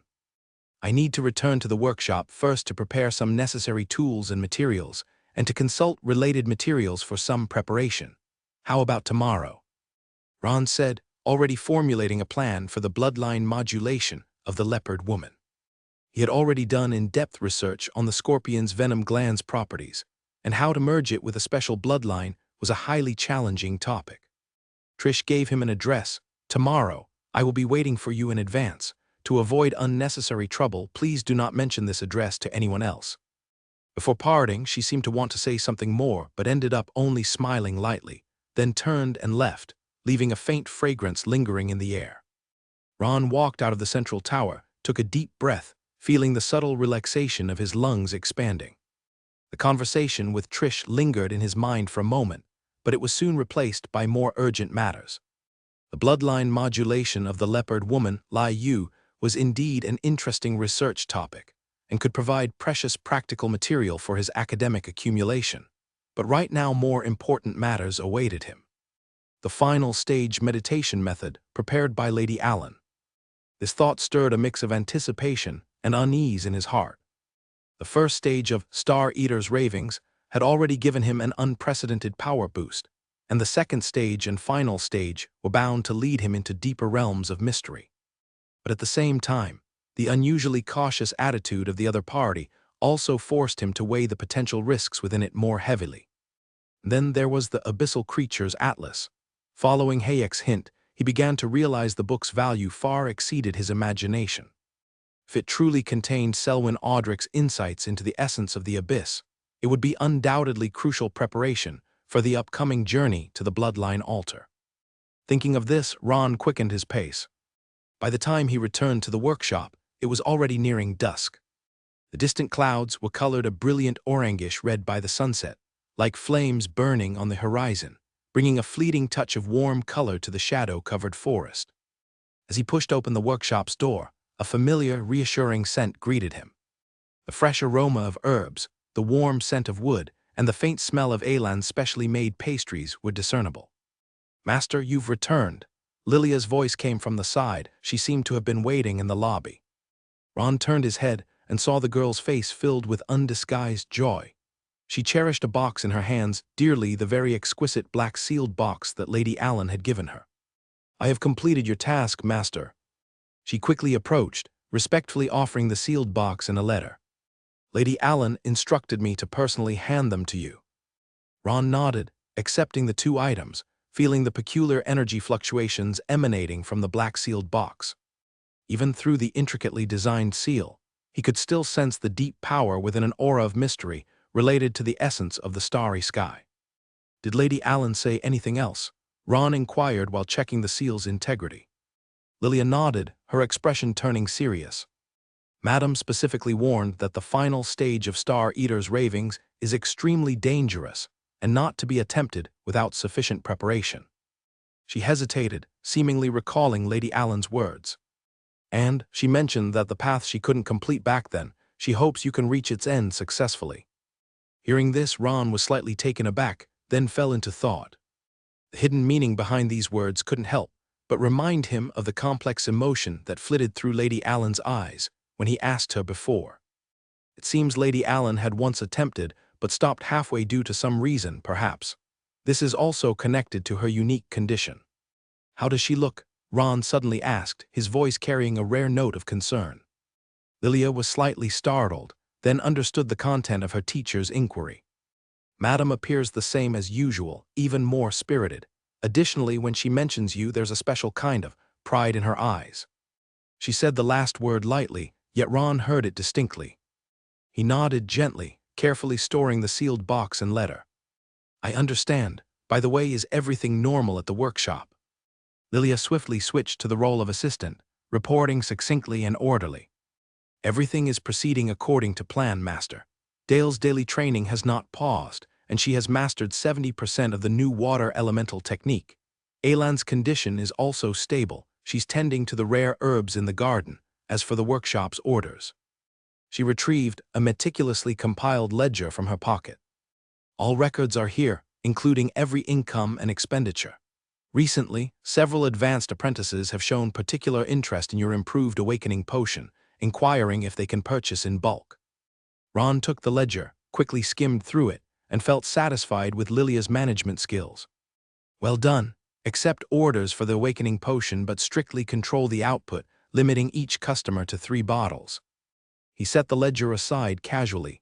"I have important research to conduct next. Do not disturb me unless in case of urgent matters." Lilia nodded respectfully. "Understood, Master. I will arrange everything to ensure you are not disturbed." Ron watched Lilia's departing figure, secretly assessing this apprentice's growth in his heart. In just a few months, she had grown remarkably, not only advancing her skills in magic potion making, but also serving as the core gear that made the entire operational system work seamlessly. Thinking of this, he quickened his steps. When he returned to the workshop, the sky had already turned a vivid orange red by the setting sun, bringing a brief warmth to the shadowed forest. He pushed open the workshop door, and a familiar, comforting scent enveloped him. The fresher fragrance of herbs, the warming aroma of wood, and the faint scent of Elan's special pastries could be faintly discerned. "Master, you're back." Lilia's voice came from the side, as she seemed to have been waiting in the hall. Ron turned his head and saw the girl, unable to hide the joy on her face as she held a box reverently. It was the very exquisite black sealed box that Lady Allen had entrusted her with. "I have completed your assignment, Master." She quickly stepped forward, respectfully handing over the sealed box and letter. "Lady Allen instructed me to personally give this to you." Ron nodded, received the two items, and felt the peculiar energy emanating from the black sealed box. "Did Lady Allen say anything else?" Ron asked, his voice holding a rare touch of concern. Lilia's voice came from the side. She seemed to be waiting in the hall the whole time with a barely concealed delight on her face. Ron turned his head and saw the girl, unable to hide her delight. She was holding a box in her hands with great reverence, the very exquisite black sealed box that Lady Allen had given her. "I already completed your commission, Master." She quickly stepped forward, handing over the sealed box and a letter with both hands respectfully. "Lady Allen asked me to give this to you personally." Ron nodded, receiving both items and feeling the peculiar energy emanating from the black sealed box. "Did Lady Allen have anything else to say?" Ron asked, his voice carrying an unusual note of concern. Lilia seemed to hesitate slightly as she answered. "Well, she did mention that you should be especially careful with the final stage of Star Eater's ravings, as it's particularly dangerous. She wants you to be well prepared for what lies at the end." Ron listened to her words, a rare note of concern in his voice. He was reminded of Lady Allen's complex emotions that had briefly flashed across her face when she spoke of his journey ahead. "Looks like Lady Allen thinks it's more than just a regular meditation technique." He exhaled slowly, feeling a wave of eager anticipation mixed with anxiety course through him. The first stage of Star Eater's ravings had already brought him unprecedented power, and the second and final stages were bound to lead him deeper into the mysterious realms of understanding. Moreover, the other exceptional book, The Abyssal Creatures Atlas, with Hayek's tip, he began to realize its value far exceeds his imagination. If it truly holds Selwyn Audrich's insights into the essence of the abyss, it would undoubtedly be essential preparation for the upcoming visit to the bloodline altar. Thinking about this, Ron quickened his pace. When he returned to the workshop, the sky was already a bright orange-red, like flames burning on the horizon, bringing a momentary warmth to the forest engulfed in shadow. As he pushed open the workshop door, a familiar sense of comfort enveloped him. The fresh scent of herbs, the warm presence of the wood, and the faint aroma of Elan's handcrafted pastries were all discernible. "Teacher, you're back." Lilia's voice came from the side. She seemed to have been waiting in the hall all along. Ron turned his head, seeing the undisguised delight on the girl's face, as she carefully held a box in her hands, the very exquisite black sealed box Lady Allen had entrusted her with. "I have completed your commission, teacher." She quickly stepped forward, respectfully offering the sealed box and letter. "Lady Allen insisted that I hand this to you personally." Ron nodded and took the two items, feeling the peculiar energy emanating from the black sealed box. Even as he checked the seal on the box, Ron was already contemplating his imminent research plan on the leopard woman's mysterious bloodline modulation. He had already conducted in-depth research into the scorpion's poison gland characteristics, and finding a way to merge this with the special bloodline was an intriguing challenge. Ron quickened his steps at the thought of this. By the time he returned to the workshop, dusk was approaching. The distant clouds were painted a vivid shade of orange-red by the sunset, like flames burning along the horizon, bringing a brief moment of warm color to the shadowed forest. Opening the workshop door, a familiar and reassuring scent greeted him. The fresh fragrance of herbs, the warm scent of the wood, and the faint aroma of Elan's special pastries wafted gently. "Teacher, you're back." Lilia's voice came from one side, and she seemed to have been waiting in the hall, with an unmistakable joy on her face, holding dear a box that Lady Allen had entrusted to her personally. I've already completed your task, teacher. She hurriedly approached, dutifully handing over the sealed box and the letter. Madam Allen asked me to hand this to you personally. Ron nodded and carefully took the items, sensing a peculiar energy emanating from the black sealed box related to the essence of the abyss itself. If it truly contained Selwyn Audrich's insight into the nature of the abyss, it would undoubtedly be a crucial preparation for the upcoming journey to the bloodline altar. Having absorbed this, Ron hastened his steps. He returned to the workshop as the day approached dusk. In the distance, the clouds were dyed a brilliant orange red by the sunset, like flames burning along the sky's edge, bringing a momentary warm hue to the jungle shrouded in shadows. As he opened the workshop door, a familiar, reassuring scent enveloped him. The fresh fragrance of herbs, the warmth of wood, and the faint scent of Elan's specially made pastries were discreetly discernible. "Master, you're back." Lilia's voice came from the side, and she seemed to have been waiting in the hall all along with barely contained excitement on her face, holding a box in her hands, none other than the exquisite black sealed box given to her by Lady Allen. "I've completed your commission, Master." She quickly stepped forward, respectfully handing over the sealed box and letter. "Lady Allen asked me to personally deliver this to you." Ron nodded, accepting the items and feeling the strange energy emanating from the intricately sealed black box. "Did Lady Allen have anything else to say?" asked Ron, with an unusual hint of concern in his voice. Lilia's voice came from the side, and she seemed to have been waiting in the hall. "Teacher, you're back." Ron turned his head, seeing a girl with unmistakable delight on her face, holding the exquisite black sealed box given to her by Lady Allen, treating it with utmost care. "I've completed your assignment, Master." She quickly approached, respectfully handing over the sealed box and letter. "Lady Allen insisted I hand this to you personally." Ron nodded, taking the items in hand, feeling the strange energy waves emanating from the black sealed box, sensing a peculiar energy emanating from it. "Did Lady Allen have anything else to say?" Ron asked, his voice tinged with rare concern. She paused, as if remembering those words Lady Allen told her. And she said, "Whatever you do, make sure you're well prepared for the final stage of Star Eater's ravings. It's especially dangerous if you're not ready for it." With that thought in mind, Ron picked up his pace. Multiple protective arrays are set up here, not only to block external magic power fluctuations, but also to prevent internal energy leakage. He carefully disengaged the array and pushed the door open to step inside. The room was softly lit, with a research table crafted from special materials at the center, and protective runes carved on the surrounding walls. Ron placed the black sealed box and the letter aside, and went straight to the sealed area to retrieve the heavy, abyssal creature's atlas. Since the intense mental shock last time, he had temporarily set aside reading this forbidden book. But now, with his promotion to advanced apprentice and the acquisition of the bloodline altar qualification, he must quickly absorb more knowledge about the abyss. The pages slowly unfolded in his hands, and the animated text and images appeared once again before his eyes. This time he deliberately avoided the chapters that might trigger intense spiritual waves, directly flipping to the section describing the intersection of the abyss with the outside world. The intersection of the abyss and the outside world is not a fixed physical boundary, but a gradient change in energy density. Ron read this passage carefully, his eyes flickering with focused light.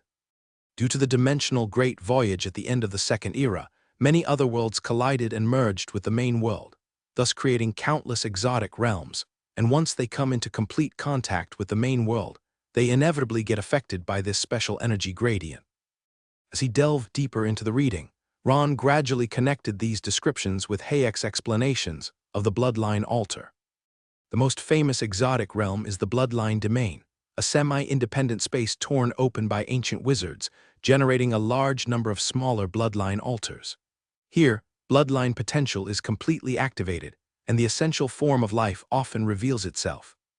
Bloodline altar, a trace of excitement flashed in Ron's eyes. Continuing to read further, the book detailed the traits of this bloodline altar. Unlike the abyss, the bloodline altar, as a type of exotic rift, is not an absolutely dangerous environment, but the trials it contains often exceed ordinary endurance capacity. Each entrant will face the truth of their own bloodline, ancestral memories buried deep within genes will be awakened, forming various illusory or tangible challenges. Most critically, the connection of the bloodline altar with the abyss makes its internal environment highly sensitive to spiritual contamination. Those who enter carrying spiritual contamination often trigger more dangerous mutation reactions. This warning made Ron furrow his brows. He realized that before entering the bloodline altar, he must ensure his mental state is at its best. Otherwise, he could fall into a dangerous situation during the trials. The trials of the bloodline altar usually consist of 3 stages. The first stage is recurrence, where the explorer will experience historical fragments of their own bloodline. The second stage is resonance, where bloodline energy begins to interact more deeply with the explorer. The final stage is transformation, where bloodline potential is fully released and the explorer may undergo a fundamental enhancement. However, not everyone can complete all 3 stages.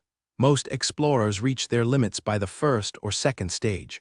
Forcing through these limits often leads to catastrophic consequences. Ron memorized this information deeply, understanding why the school places such importance on the opening of the bloodline altar. For any apprentice aspiring to walk the path of a wizard, this is a rare opportunity. Not only to gain a deep understanding of the essence of one's bloodline, but also the possibility of achieving a qualitative leap. However, this opportunity comes with enormous risks, and those who rashly attempt it may pay a painful price. With his mental state relatively stable at the moment, Ron decided to continue exploring the content he was more curious about. He first turned to the chapter he had only read the beginning of last time, Abyssal Materials and Rare Treasures, continuing from where he left off. The book elaborately listed the unique materials of each abyssal layer, not only describing their appearance and basic properties, but also analyzing their overriding effect on the laws of the surface world. The first and second layers, blood crystal, a red crystal capable of automatically absorbing and storing life energy.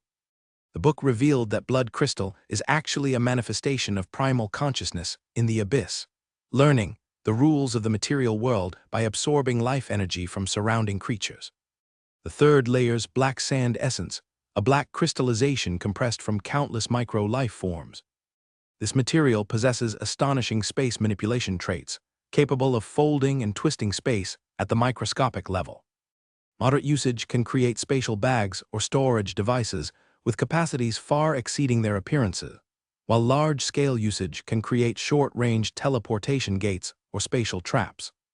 The fourth layer's reshaping resin, a semi-transparent liquid extracted from ancient trees in the twisted jungle, displaying a constantly changing rainbow hue. The most amazing trait of this material is its ability to blur the boundaries of life forms, allowing the user to temporarily acquire the traits or abilities of other creatures. The book recorded that an alchemist used reshaping resin to craft the 100 Facets hide, enabling the wearer to switch freely between different biological forms. But the cost is equally terrifying. Prolonged use leads to the user's body and soul forgetting their original form, eventually becoming an amorphous biomass. The fifth layer's time amber, and the later Mage crystal, soul metal. Void fragment. As Ron read these contents, he couldn't help but feel a surge of emotion. The descriptions of these abyssal materials far exceeded any extraordinary material knowledge he had previously encountered, completely transforming his understanding of alchemy and magic's essence. The abyssal materials seemed not merely resources and tools, but a medium to directly manipulate the essence of reality. Through them, a wizard sufficiently knowledgeable and skilled in the art could even briefly transcend the constraints of the universe's established rules, achieving effects unimaginable by conventional magic. But what intrigued Ron the most was the detailed analysis of the relationship between black wizards and the abyss. The path of the black wizard is essentially a road leading closer to the essence of the abyss. The so-called awakening is, in fact, the transformation of part of one's existence into an abyssal form, thereby acquiring abilities that surpass conventional laws. This is not merely a gain in power, but a fundamental transformation of one's form of existence. The area below Mage's domain in the Abyss 6th layer has long been a hub of activity for various black wizard organizations. These regions, due to the traits of Mage's turbulence, constantly restructure their spatial configuration, making it difficult for outsiders to locate and track them. More importantly, the deeper regions of the abyss are rich with deep chaos energy, an ideal place for black wizards conducting advanced awakening rituals. Particularly noteworthy is the ancient organization Eye of the Abyss. Unlike common black wizard groups, they do not pursue simple power accumulation. Instead, they are dedicated to the grand design of abyssalizing the material world through special rituals. They attempt to gradually weaken the boundaries between reality and the abyss, with the ultimate goal of complete integration of both. The core creed of the Eye of the Abyss is cognition, is reality. They believe that by altering the cognitive patterns of enough intelligent beings, they can fundamentally rewrite the foundational rules of reality. Their missionaries predominantly infiltrate various academic institutions, using twisted knowledge and special spiritual influence techniques to gradually change the mindset of their contacts. This description sent a chill down Ron's spine. The goal of the Eye of the Abyss was far grander and more terrifying than he had imagined. Seeking not only power, but reconstructing the entire reality. The part that truly shook Ron was the book's explicit correlation between the abyss and the path of the great wizard. Since the first era, the path of progression for a great wizard has always been inseparably linked to the abyss, according to reliable records. Every individual successfully promoted to great wizard has invariably undergone a ritual known as abyssal baptism, usually below the 7th floor soul abyss. The book specifically mentioned a key technique known as soul anchoring. Core method mastered by all successful great wizards, the essence of soul anchoring is dividing and anchoring part of one's soul to a specific object in the material world before entering the abyss. These objects are usually personal items with deep connections to the wizard, such as weapons, magic wands, or jewelry. The anchored objects provide a reality reference point during the abyssal baptism, preventing the wizard from being completely assimilated by the abyss. The highest level soul anchoring can preserve a wizard's core memory and personality even when their consciousness is eroded by the abyss. It allows them to reset themselves in critical moments, a vital safeguard for surviving the ritual. Ron's heartbeat accelerated, and he immediately thought of his melting furnace concept. This description of soul anchoring bore an astonishing resemblance to his envisioned soul-splitting and energy isolation techniques. Moreover, the book also mentioned an advanced technique called pollution transformation, which was almost the key component of his melting furnace concept. A few outstanding wizards have mastered a special technique that doesn't simply block or remove abyssal contamination, but transforms it into pure energy. The core of this technique is creating an energy recycling system that channels abyssal contamination into a specific container or medium, undergoes a series of complex energy conversions, and ultimately purifies it into usable pure energy. Selwyn Audric himself is believed to have mastered the basic form of this technique, which is also key to his ability to survive for nearly a century in the abyss while maintaining a clear mind. His transformation furnace, a specially designed alchemy device, is said to convert abyssal contamination into energy that extends life and enhances spells. Ron closed the book, taking a deep breath. Feeling a wave of dizziness, the content of the Abyssal Creatures Atlas far exceeded his expectations, not only providing an incredibly rich source material for his study of extraordinary biology, but also offering critical theoretical support and technical details for his melting furnace concept. He even began to wonder if his encounter with this book was truly a coincidence. This description of pollution transformation and soul anchoring aligned so perfectly with his independently conceived melting furnace concept that it seemed almost unbelievable. This can't just be a coincidence, Ron murmured softly, his eyes gleaming with a contemplative light. But what left Ron most uneasy was the content on the last page of the book, an epilogue seemingly added at random, with handwriting distinct from the main text. As if written later, if you've read this far, remember, knowledge will respond to the seeker, just as the abyss will respond to the summoner. I once thought I was studying the abyss, until I realized the abyss was studying me. No matter your purpose, stay vigilant, because now they already know of your existence. Ron carefully closed the book and locked it in a specially designed rune security box, the knowledge from the Abyssal Creatures Atlas was both exciting and unsettling, requiring him time to digest the information and integrate it with his own research and plans. Abyss, he murmured to himself, his eyes flickering with complex reflections. The perfect blend of danger and opportunity, or a meticulously designed trap. Take it slow, one step at a time. Ron whispered to himself encouragingly, his eyes glinting with determination. Handle the tasks at hand first, then consider the more distant future. He closed the book, his thoughts swirling like turbulent waves. This information was undoubtedly crucial for the upcoming journey to the bloodline altar, but to fully understand its mysteries might require more clues. Ron's gaze fell on the black-sealed box, which contained the final stage of the Star Eater's ravings, possibly providing another piece of the puzzle he needed. He took a deep breath, carefully returning the abyssal creature's atlas to the storage box, then walked towards that mysterious sealed box. Where his fingers touched, he could feel a peculiar energy fluctuation. A mysterious rhythm akin to the depths of the starry sky, both distant and profound. As if from the edge of the universe, Ron recalled once again Lady Allen's warning passed through Lilia, not to attempt rashly without sufficient preparation. And that more meaningful statement, she had not been able to walk the path to the end. Hoping he could reach its conclusion smoothly, Lady Allen, Ron murmured softly. What did you encounter on this path? He pondered for a moment, deciding to first check the magically sealed letter. Carefully removing the letter, Ron noticed the runes covering its surface were lightly flowing. As if possessing their own life, he knew the fundamental principles of this sealing magic. Only the designated recipient could open it. Any unauthorized attempt to read it would lead to the content's self-destruction.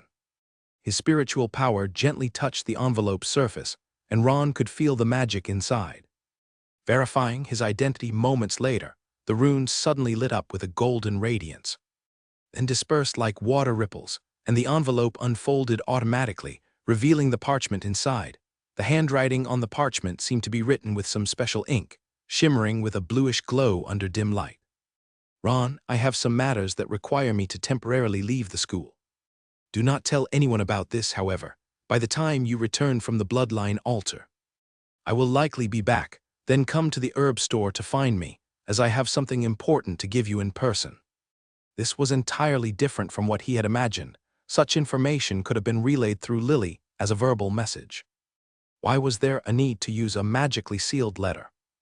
After you finish reading the letter, leave it alone. It will self-destruct.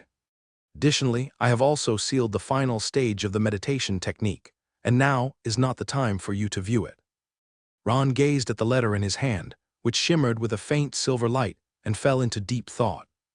The letter's content seemed simple, yet it stirred countless questions in his mind. Is Lady Allen leaving the Black Mist jungle? Ever since stepping into this fog-shrouded peculiar place, Lady Allen seemed to have always been a part of that herb store, inseparably intertwined. That dim shop filled with the scent of herbs was like an extension of the old woman's body, and she was the soul of the shop. From the time I entered the Black Mist jungle until now, it seems no one has ever mentioned her leaving the shop. Ron furrowed his brows, contemplating various possibilities.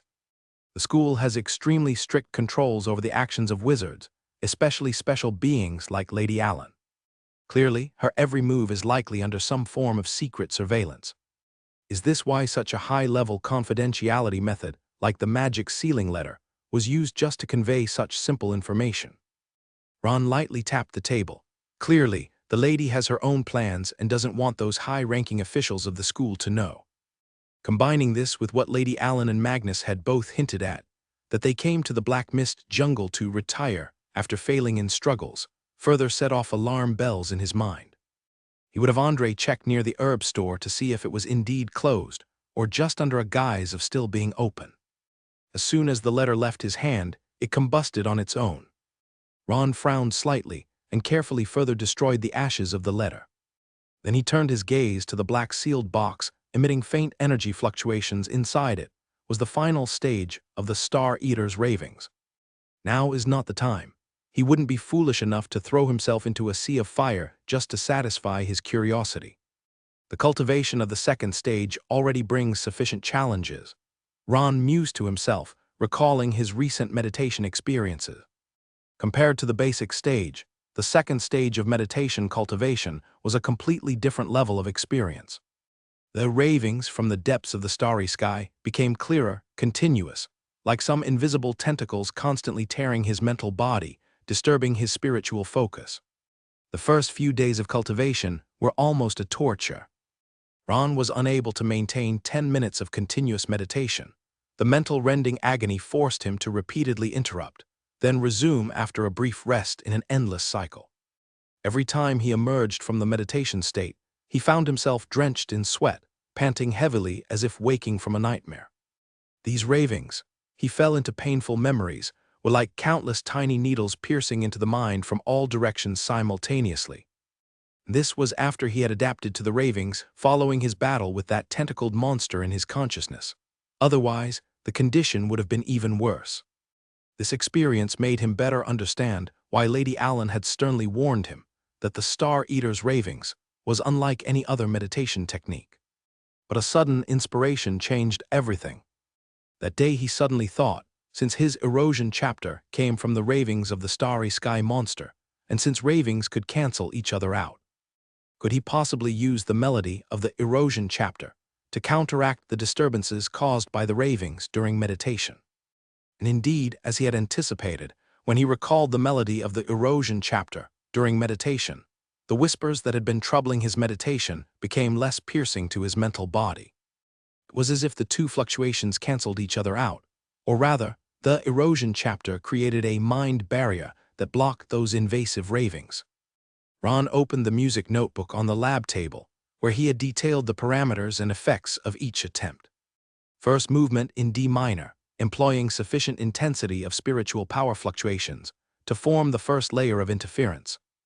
E major with vibrato technique, creating a resonance effect with the xi syllable. Special finger combinations simulate the clue syllable, completing the final structure. These intricate technical details were the valuable experiences he acquired through countless attempts and failures.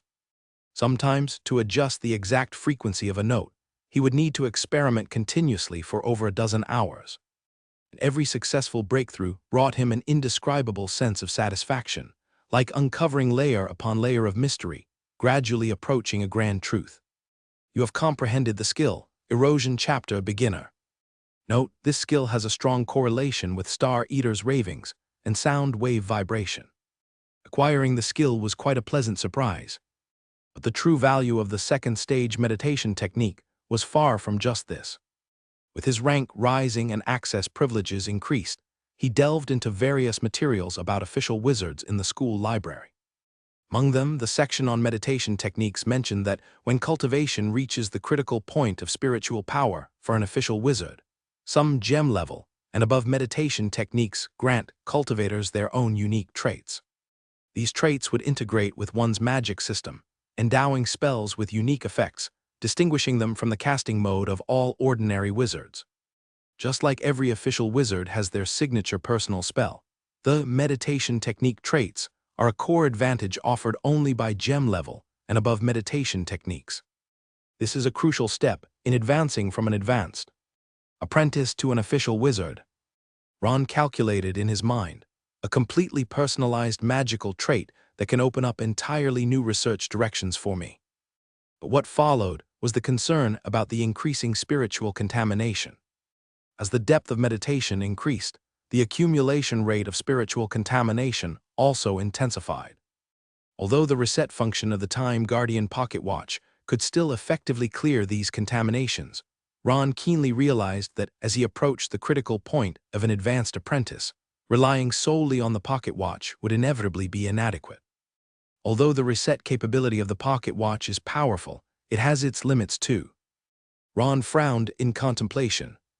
Once the level of spiritual power approaches that of an official wizard, the complexity and intensity of contamination will correspondingly increase, and whether the pocket watch can fully cope with it remains unknown. This dilemma further strengthened his determination to expedite the practice of the melting furnace concept. A more thorough solution must be found before reaching the critical point, Ron planned in his mind. After returning from the Bloodline altar, immediately attempt the transition to Demon Hunter and Magic Swordsman, then focus on advancing to an official wizard, ultimately using the active demon sword as the furnace carrier to fundamentally solve the contamination problem. This plan is interconnected, step by step, with each link being crucial. Multi-career integration, mutual reinforcement. However, he still had another task at hand, helping Trish with the Leopard Lady's bloodline modulation. After all, he had promised this, and it would also serve as a practical test of his bloodline modifier abilities. Ron arranged all the necessary tools and materials, having already constructed a detailed bloodline modulation plan in his mind. The research on the traits of the scorpion venom gland was very thorough. The key lies in how to perfectly integrate this trait with the Leopard Lady's existing bloodline to avoid potential rejection reactions. Every step must be precise to the millimeter. He reviewed the venom gland research notes. Any slight deviation could trigger unpredictable bloodline conflicts. In the late-night laboratory, only he remained with the silently operating complex instruments. Moonlight filtered through the window, casting a silvery white patch on the floor. Ron sighed, temporarily setting aside various thoughts, focusing his energy on the most urgent task at hand. Orderly advance step by step. He finally admonished himself. Even the most complex puzzles are composed of small segments. The next morning, Ron brought the carefully prepared bloodline modulation tools and materials and went to Trish's residence as agreed. On the way, he once again reviewed the complex operation process about to be undertaken. Bloodline modulation, being such a precise task once started, must be completed in one go. Any mistake halfway could lead to catastrophic consequences. The wind stirred the dark blue leaves on the branches in the black mist jungle, creating a strange, rustling sound. Following the address provided by Trish, he arrived at a small villa located in the East District of the school. This two-story stone building appeared simple and ancient, with faintly glowing vine plants climbing on its walls, outlining the building's silhouette in the morning light. The entire building was enveloped in an almost invisible energy barrier, a sign of an advanced protective array. As Ron approached the door, an invisible touch of spiritual power swept over him like a radar, thoroughly checking his identity traits. The precision and intensity of this spiritual power probing clearly exceeded the level of an advanced apprentice. The door opened automatically, and Trish was already waiting in the foyer. She wasn't wearing her apprentice robe, but a simple light green casual outfit. Her already attractive face appeared even more youthful. "Thank you for coming." The young lady greeted warmly, a courteous yet polite smile on her face. "The master is attending to some matters and will be here shortly. Lai Yu is already waiting in the preparation room." Ron nodded, following Trish through the elegantly decorated corridor, subtly observing his surroundings. Sensitivity to the environment had become his instinctive reaction. The corridor was lined with various peculiar collections. Specimens sealed in crystals, fragments of stone slabs inscribed with ancient runes, liquid creatures floating in specially made containers, constantly changing forms. Each item revealed the owner's deep interest in mysticism. Most of these are the master's collections over the years. Following Ron's gaze, Trish explained, with a faint hint of pride in her tone. "She often takes me to study the traits of these extraordinary creatures. Here, you might be interested in this one." She stopped in front of a special glass case, which contained a well-preserved small creature, its form somewhere between a butterfly and a jellyfish, with thin, cicada wing-like membranes covered in complex glowing patterns. The star abyss moth, reportedly found only in specific areas of the twisted jungle on the abyss fourth layer. Trish explained, her voice filled with an obsessive fascination for mystical knowledge. "Master Corina says they can move between different layers of the abyss without being tainted by curses, one of the very few creatures with such an ability." Ron remained expressionless, yet his heart was stirred. If this creature were indeed as Trish described, possessing a natural ability to resist abyssal curses, then the research value of its bloodline traits far exceeded that of ordinary specimens, potentially even becoming a key piece in unraveling the mystery of abyss adaptability. "A very rare specimen," he commented, his voice full of interest. "If there's a chance to study its bloodline structure, we might gain some vital data on abyss adaptability." Trish smiled and nodded but did not respond. It was unclear if she didn't catch his hint or simply didn't want to continue the conversation. Next, they arrived at a spacious basement. The lighting inside was soft, with a specially made white jade platform in the center, engraved with complex array patterns. On the shelves by the wall were various precision instruments and potions, ranging from basic extractors to advanced energy stabilization devices, making it appear to be a professional bloodline research laboratory. Lai Yu was already waiting beside the stone platform. Unlike her usual silent demeanor, she was slightly nervous, unconsciously rubbing her sleeves with her fingers. Upon seeing Ron enter, she slightly bowed her head in greeting, a flicker of conflicting emotions, hope and caution in her eyes. "Thank you, my lord, for willing to help me," she said softly, her voice calm and subdued. Ron nodded and began quickly adapting to the environment and assessing the available resources. "Trish has already informed me of some details, but I need a more detailed understanding of your bloodline conditions and the specific circumstances of the toxin contact." His eyes surveyed this well-equipped laboratory, impressed by what he saw. The quality and quantity of these devices, even surpassing the school's public laboratory facilities, clearly reflected Corina's stringent requirements for experimental conditions. Lai Yu nodded and, under Trish's guidance, lay down on the stone platform. "During my last battle at the gladiatorial tournament, I was brushed directly by a scorpion venom gland spike. At the time, there was brief intense pain and paralysis, but I quickly returned to normal." Because she was lying down, the leopard woman's voice was somewhat muffled. Ron took out a set of specially designed detection tools and began conducting a comprehensive bloodline scan of the leopard woman. His palm hovered a few centimeters above Lai Yu's body, spiritual power penetrating her body like thousands of tiny probes. With the dual traits of extraordinary recognition and tracing, her bloodline structure gradually became clear in his spiritual vision. Interesting, Ron slightly frowned, discovering some unexpected situations. The bloodline structure inside Lai Yu's body was far more complicated than any alien race he'd encountered before. The outermost layer featured the leopard race's characteristic bloodline, the foundation of her race. But deeper within, there lay an older and more powerful bloodline, hidden beneath layers of seals, only revealed by faint fluctuations at certain nodes. The energy fluctuation pattern of this bloodline was extremely unique, holding the wild, explosive power of a beast, yet exuding an indescribable noble aura. This should be the so-called monarch bloodline.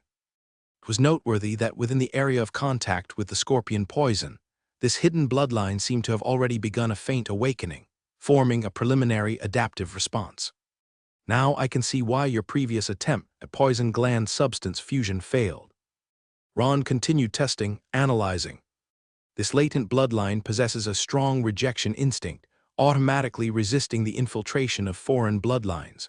It doesn't reject the toxin itself, but any foreign bloodline that's not pure enough. Ron took several specially formulated reagents from the toolbox, mixing them according to precise proportions in a small crucible, then dropped a bit of Lai Yu's blood into it. The liquid immediately reacted, turning deep purple and emitting a faint glow. He then conducted several more precise tests, trying to identify the exact type and activation possibility of the latent bloodline. "I have a revised plan," Ron thought for a moment and said. "Instead of forcibly injecting new bloodline traits, it's better to temporarily suppress part of this latent bloodline, making the integration with the toxin capability much easier." Trish's eyes lit up. "This completely exceeds my expectations. Thank you, I will try to provide a reward that satisfies you." Ron nodded, taking out several scorpion venom gland samples that had been processed from the toolbox. Through his special purification process, these poison glands had been stripped of most impurities, retaining only the core toxin components and traits. He carefully placed the samples in a detection dish, beginning to study how to merge them with Lai Yu's latent bloodline traits.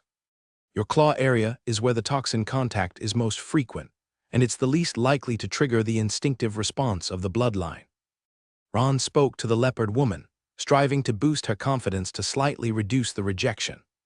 "I'll attempt to concentrate the poison gland substance in this area for transplantation while trying to expand the claw's retractable function." After preparations were complete, Ron took out a small bottle of guiding potion. "Lai Yu, you'll need to drink this first. It will temporarily decrease the rejection level of your bloodline, creating conditions for the subsequent operation. The leopard woman nodded, took the potion, and drank it in one gulp. Seconds later, her body started to glow slightly, the spots on her skin becoming more pronounced. "Let's begin." Ron took a deep breath, focusing his spiritual power on Lai Yu's hand area. His spiritual power infiltrated along a specific path, searching for those latent bloodline nodes. Lai Yu let out a low growl, a sound that resembled not a human but a roar akin to some ancient beast. Her eyes turned completely golden yellow, pupils contracting into thin slits. Her entire body tensed, as if ready to leap into an attack at any moment. "Calm down, Lai Yu, I'm here." Trish stepped forward confidently and gently. "Focus, feel this power, but don't let it control you." Under Trish's calming influence, Lai Yu's emotions gradually stabilized. Ron seized the opportunity to guide those activated energies, channeling them towards the preset path. Phase 1 completed. About 10 minutes later, Ron finally relaxed. The latent bloodline suppression is temporarily in place. Now we can proceed to Phase 2, the poison gland transplantation. Ron mixed the poison gland extract with a specially made fusion medium, forming a viscous dark purple liquid. At first, everything went smoothly. Each minute energy node was rearranged under his control, like a massive complex three-dimensional puzzle gradually taking shape. The poison gland substance was accepted by Lai Yu's bloodline, starting to merge with the claw tissue. However, when the fusion was halfway through, a rejection reaction suddenly occurred. Lai Yu gritted her teeth in pain, her body beginning to show redness and abnormal energy fluctuations. Rejection reaction. Ron immediately identified the problem. Even though the latent bloodline was suppressed, the purity of foreign matter is still insufficient. Trish seemed a bit concerned. "Is it dangerous?" "The risk is within controllable limits." Ron responded briefly, already adjusting his spiritual power output mode.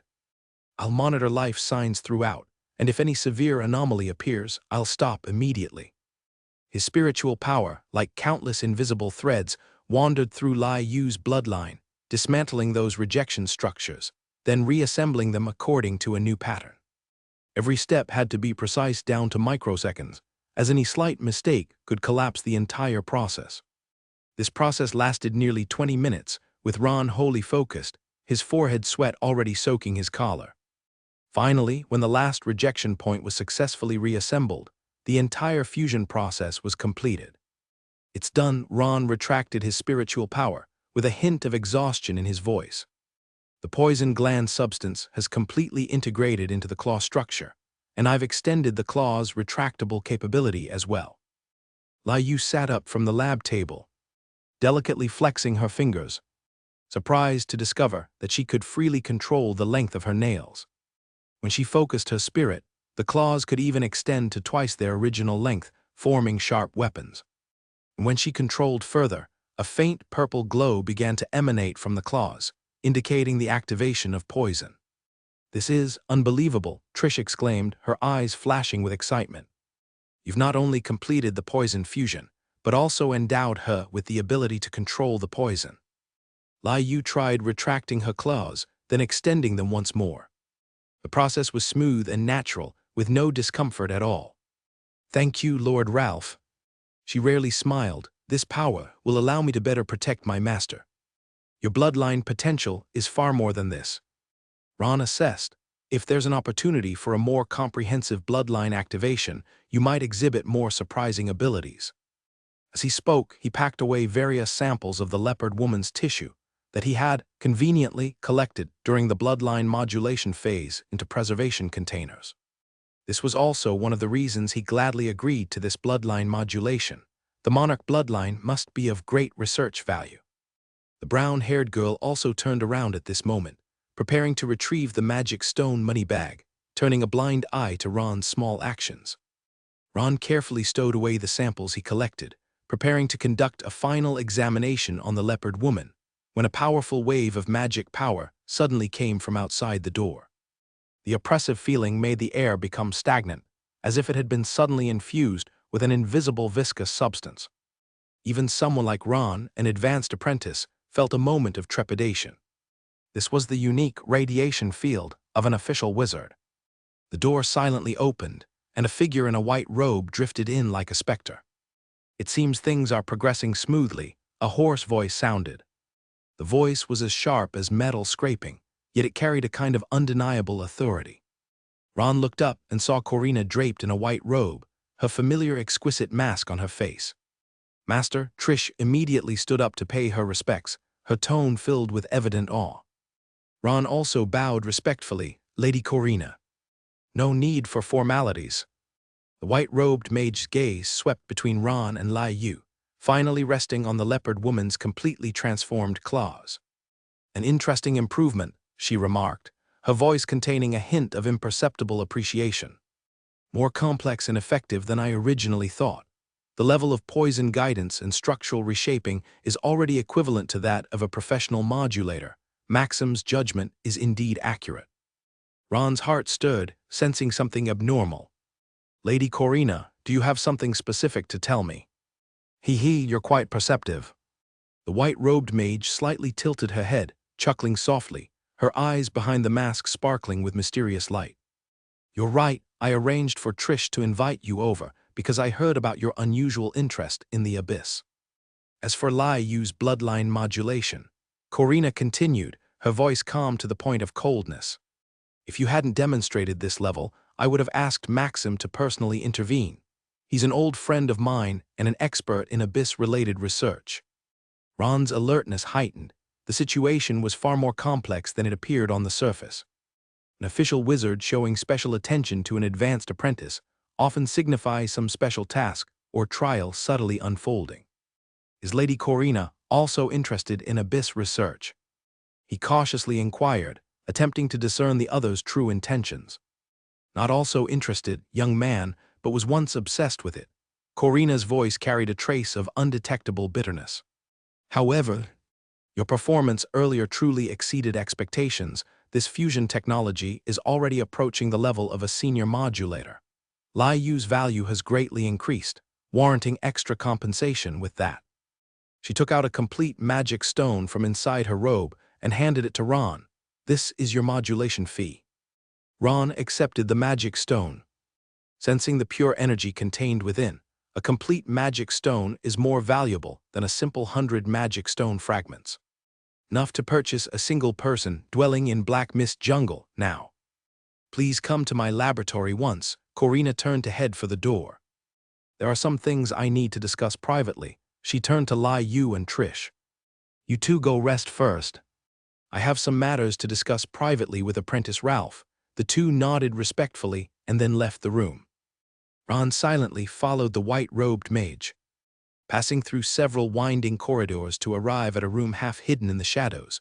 Corina lightly touched a rune on the door frame, and the heavy stone door slowly opened inward. The light in the room was dim. Ghostly blue magic crystal lamps flickering on the walls, illuminating various strange instruments and devices. "Come in."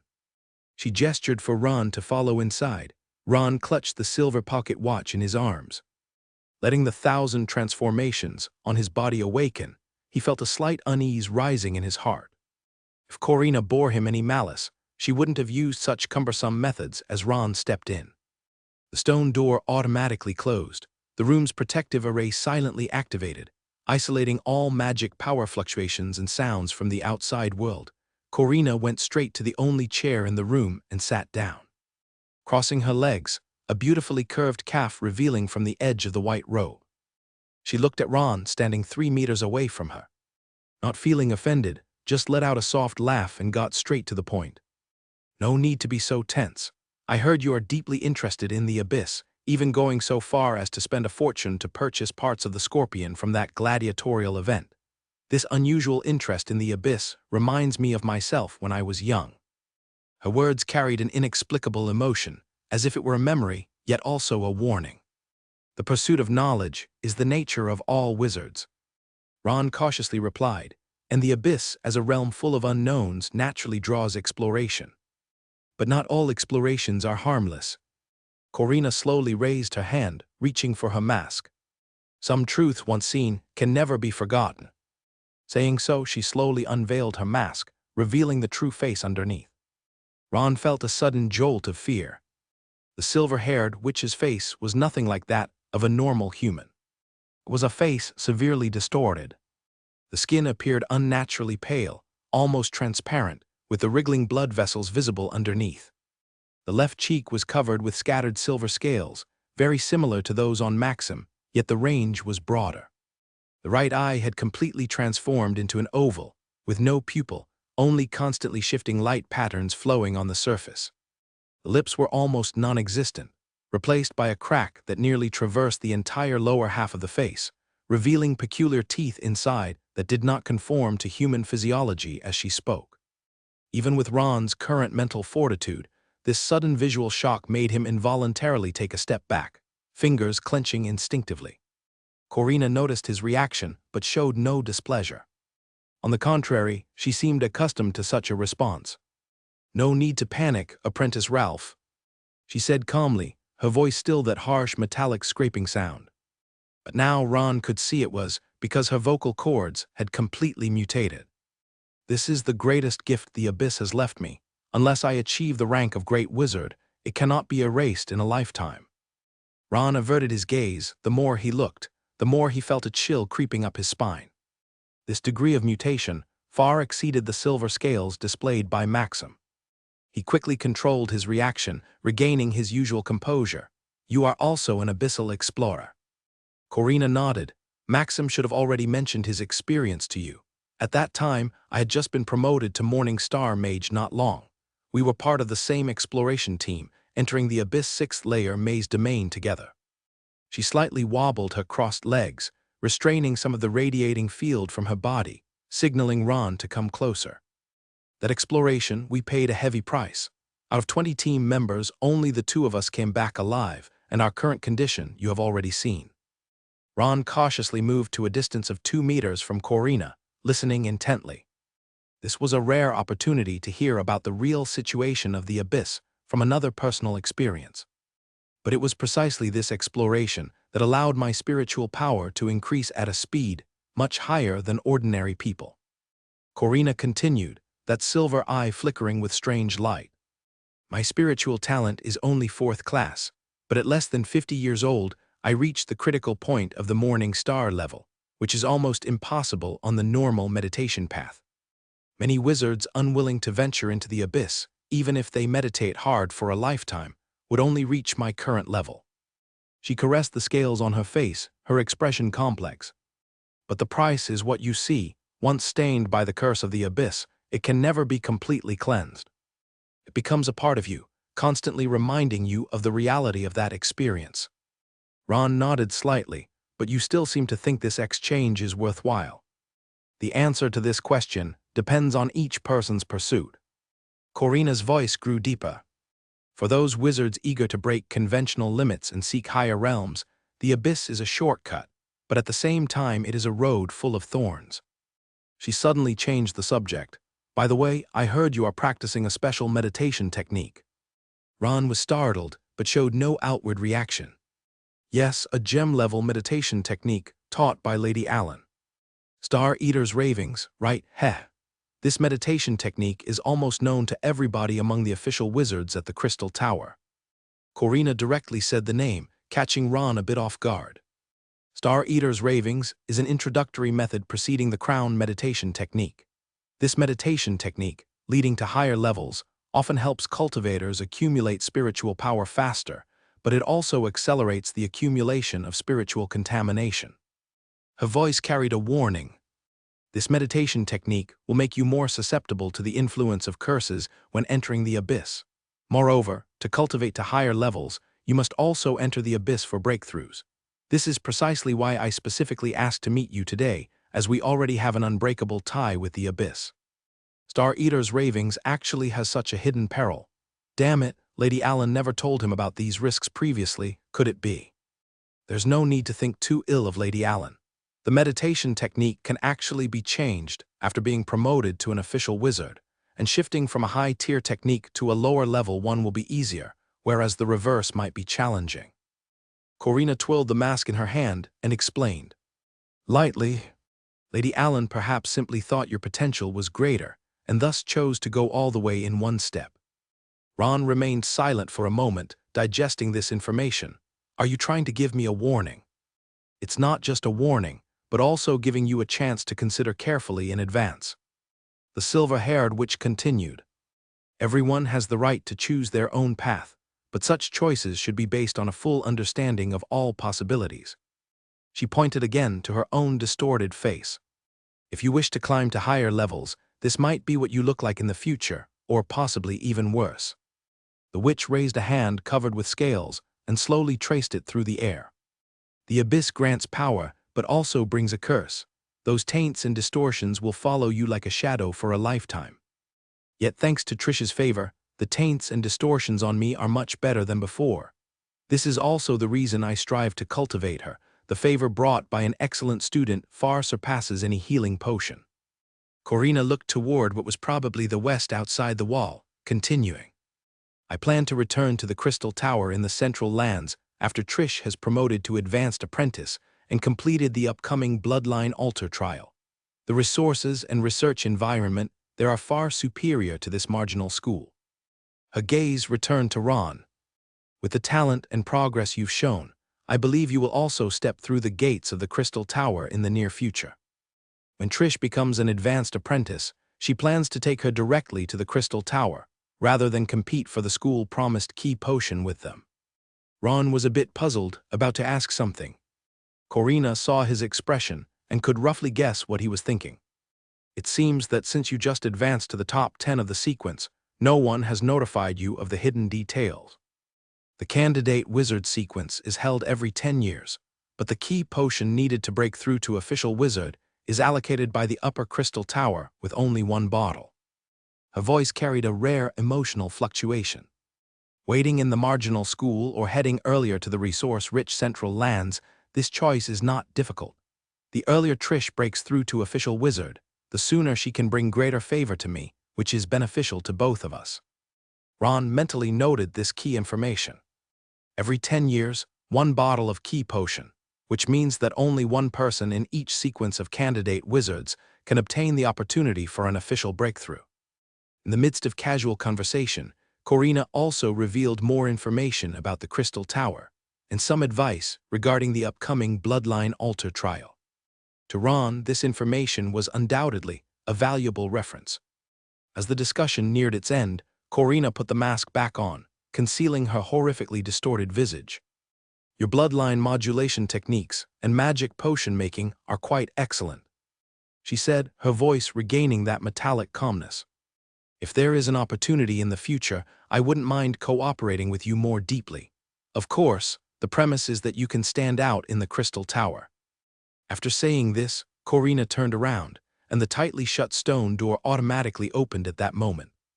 Ron respectfully bowed and took his leave, and when he exited the underground level, he felt the burden on his shoulders grow a bit heavier. In the entrance hall, a brown-haired girl was waiting for him, her eyes full of complex emotions. It seems the teacher told you a lot. Ron nodded and did not reply, as he was not in the mood for small talk at the moment. Then head back soon, it's late. Trish escorted him to the door, softly speaking. Your performance today was truly stunning, Ron. I think I underestimated you before. Ron smiled softly. Then let's cooperate well together in the Bloodline Altar. You've always been a reliable companion. Walking on the way back, his thoughts kept revolving around Corina's distorted face and the secret information she revealed. The allure and danger of the abyss, the double-edged effect of special meditation techniques, and the scarcity of resources and competition in the candidate wizard sequence. These are all realities he must cautiously face. In the darkness of the night, within the most concealed meditation room of the workshop, Ron sat cross-legged in the array, surrounded by a circle of extinguished magic crystal lamps. Only 2 blue candles burned in front of him, their flames motionless in the windless environment. This was the meditation environment he had specifically designed for the second stage of the Star Eater's ravings, capable of isolating external disturbances to the maximum extent and enhancing the spiritual resonance with the starry sky. Deep breath, empty thoughts, Ron slowly closed his eyes and began tonight's meditation practice. The familiar ravings soon echoed in his mind, but unlike the initial fear and resistance upon first contact, he had now learned how to coexist with it. As the depth of meditation increased, Ron felt his consciousness seem to leave his body and float in the boundless starry sky. Countless twinkling stars surrounded him, and in the distant darkness, some vast and ancient presence seemed to be watching him. The feeling was both terrifying and bizarre, chilling yet irresistible. The ravings echoed in the sea of consciousness, while Ron used the mind barrier formed by the erosion chapter to combat it, guiding the flow and accumulation of spiritual power in the process. Erosion chapter beginner, experience points +1. Time became blurry in this state. It could have been an hour or maybe 3. When Ron finally awoke from meditation, he found that dawn was breaking, with the first rays of sunlight quietly spilling through the window crevices. But more shocking was the change in his spiritual power having broken through to advanced apprentice just about 2 months ago. His spiritual power had already reached an astonishing 4.4 points. This rate of growth, Ron incredulously looked at his attributes panel, at least several times faster than the first stage. This was indeed not an ordinary meditation technique, but a shortcut capable of significantly accelerating spiritual power growth and leading to higher realms. The introductory method of the crown meditation technique. Ron lightly felt the abundant spiritual power within him. Then the crown meditation technique itself, how astonishing must its effect be. He could understand why the dissemination of such a meditation technique was strictly limited. Such rapid spiritual power growth, without corresponding protective means, would quickly spiral out of control due to spiritual contamination. Ron took out the Time Guardian pocket watch, gently stroking the patterns on its surface, his heart filled with gratitude. It was this rare antique that enabled him to safely walk this perilous path. However, when he activated the purification process, he found that the energy required was more than ever before. Successfully reset negative state, spiritual contamination, energy 10. The consumption increases each time. This meant that with further increases in spiritual power, the complexity and intensity of the contamination were also simultaneously growing, even possibly soon exceeding the pocket watch's single purification capacity. Must accelerate the practice of the melting furnace concept. Ron decided that before his spiritual power reached the critical point, he must find a more fundamental solution for contamination handling, but this issue could still be temporarily controlled. The urgent task was to use this time to elevate spiritual power to the highest possible level. Preparing for the trial of the bloodline altar, Ron exited the meditation room and came to the main hall of the workshop. Lilia had already gotten up and was preparing breakfast. Seeing Ron, the girl smiled and greeted him. "Good morning, teacher. How was the effect of last night's meditation?" "Beyond expectations," Ron succinctly replied. Taking the hot tea Lilia handed to him, "Where are Dale and Alan?" Sister Alan went to the back mountain to gather herbs. Saying that some night-blooming plants need to be harvested before sunrise, Lilia replied while busying herself. "Dale is still sleeping. Yesterday's training left her exhausted," Ron nodded. Though the growth of the little sea siren was astonishing, her recovery speed of physical and spiritual power still did not match that of an adult sea siren. Adequate rest is very necessary for her. "I've prepared the breakfast you like." Lilia placed a dish of appetizing food on the table. "Do you have any special plans for today?" "Teacher, same as usual. Staying in the laboratory, you can just keep my lunch warm," Ron replied as he enjoyed his breakfast. "Some findings from the past few days are very interesting, and I'd like to do further research." He looked sideways at the girl. "And you, what are your plans today?" "I'm planning to organize the herbal storage. Then continue practicing the basic magic potion making you taught me," Lilia answered earnestly. Sister Alan said she would bring back some fresh pea grass, which is a key ingredient for making enhancing potions. Ron nodded with satisfaction. Her learning attitude had always been proper. With rapid progress, great. If you have any questions, feel free to ask me anytime. Ron finished the last sip of tea and headed toward the laboratory. In the laboratory, seemingly ordinary puppet lay quietly in a specially crafted energy isolation box. Ron carefully took it out, placed it on the central lab table, and sensed the peculiar energy fluctuation emanating from the puppet. The research over the past few weeks had given him a deeper understanding of this abyssal treasure. The stand-in puppet could not only replicate the user's appearance and basic abilities, but also acquire additional traits and strengths by absorbing abyssal biological tissues. The initial discovery was purely coincidental. During a routine energy test, the stand-in puppet was placed next to a scorpion tissue sample. Ron was surprised to find that the puppet began to display an unusually active state, seemingly attracted by those organizations. Through the extraordinary recognition, detailed energy scan, Ron discovered that the stand-in puppet had a near-craving reaction to the scorpion organization, as if it recognized some sort of energy fluctuation from a common source. The stand-in puppet comes from the abyss 4th layer, while the scorpion is from the 3rd floor. Ron recalled the descriptions in the Abyssal Creatures Atlas and had a bold conjecture. There might exist a certain degree of mutual affinity between items and creatures in the abyss that could lead to energy resonance or fusion under specific conditions. With this hypothesis, Ron started a series of strictly controlled experiments. He first had the stand-in puppet come into contact with a minimal amount of scorpion organization, observing the reaction. Then gradually increased the amount of contact, closely monitoring the puppet's energy fluctuations and morphological changes. Today, he planned to conduct a bolder experiment, let the stand-in puppet absorb some of the main organization of the scorpion. Ron took out 2 preservation boxes from the cold storage, opening them to reveal dark green tissue and a large heart still emitting astonishing vitality. These were the poison gland tissue from the scorpion tail and the second heart, maintained for activity through special treatment. If the experiment succeeds, the stand-in puppet should be able to gain some of the scorpion's abilities. Ron activated the surrounding protective array, ensuring that even if the experiment had unexpected outcomes, no dangers would leak out. Once everything was ready, he took a deep breath and gently placed the poison gland tissue and heart on the puppet's chest. In just a few seconds, odd changes occurred. The tissue began to melt into a dark red liquid, quickly seeping into the puppet's body. At the same time, the lines on the puppet's surface started to undergo subtle changes, with some lines becoming sharper and distorted, emitting a faint purple glow. The reaction is stronger than anticipated. Ron closely observed the process, documenting every detail. After absorption was complete, the surface of the puppet returned to calm, but the overall aura had a noticeable change. A dangerous and aggressive energy surged within it, like a dormant beast.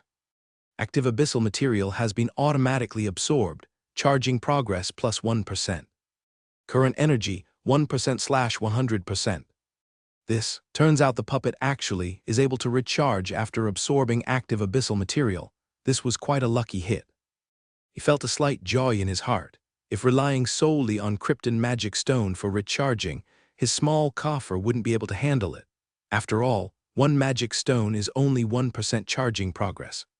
But now, let's first try the enhancement effect from the puppet's absorption of abyssal material. Ron invested a small portion of awareness into the puppet, attempting to activate it.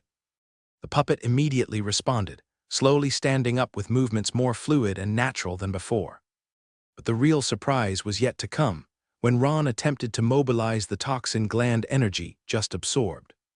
The puppet suddenly mutated. A sharp tail barb grew out from its back, the tip glinting with a purple toxic glow.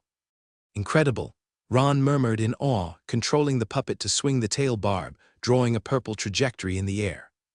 Then he tried further morph control, and was astonished to find the puppet's entire structure had become exceedingly malleable. Not only the tail barb, but the limbs could grow stronger and more vigorous. Even the face could partially mutate to display beastly features. It's just like Ron's eyes lit up, a kind of organism fusion. He suddenly recalled the description of morph resin in the Abyssal Creatures Atlas.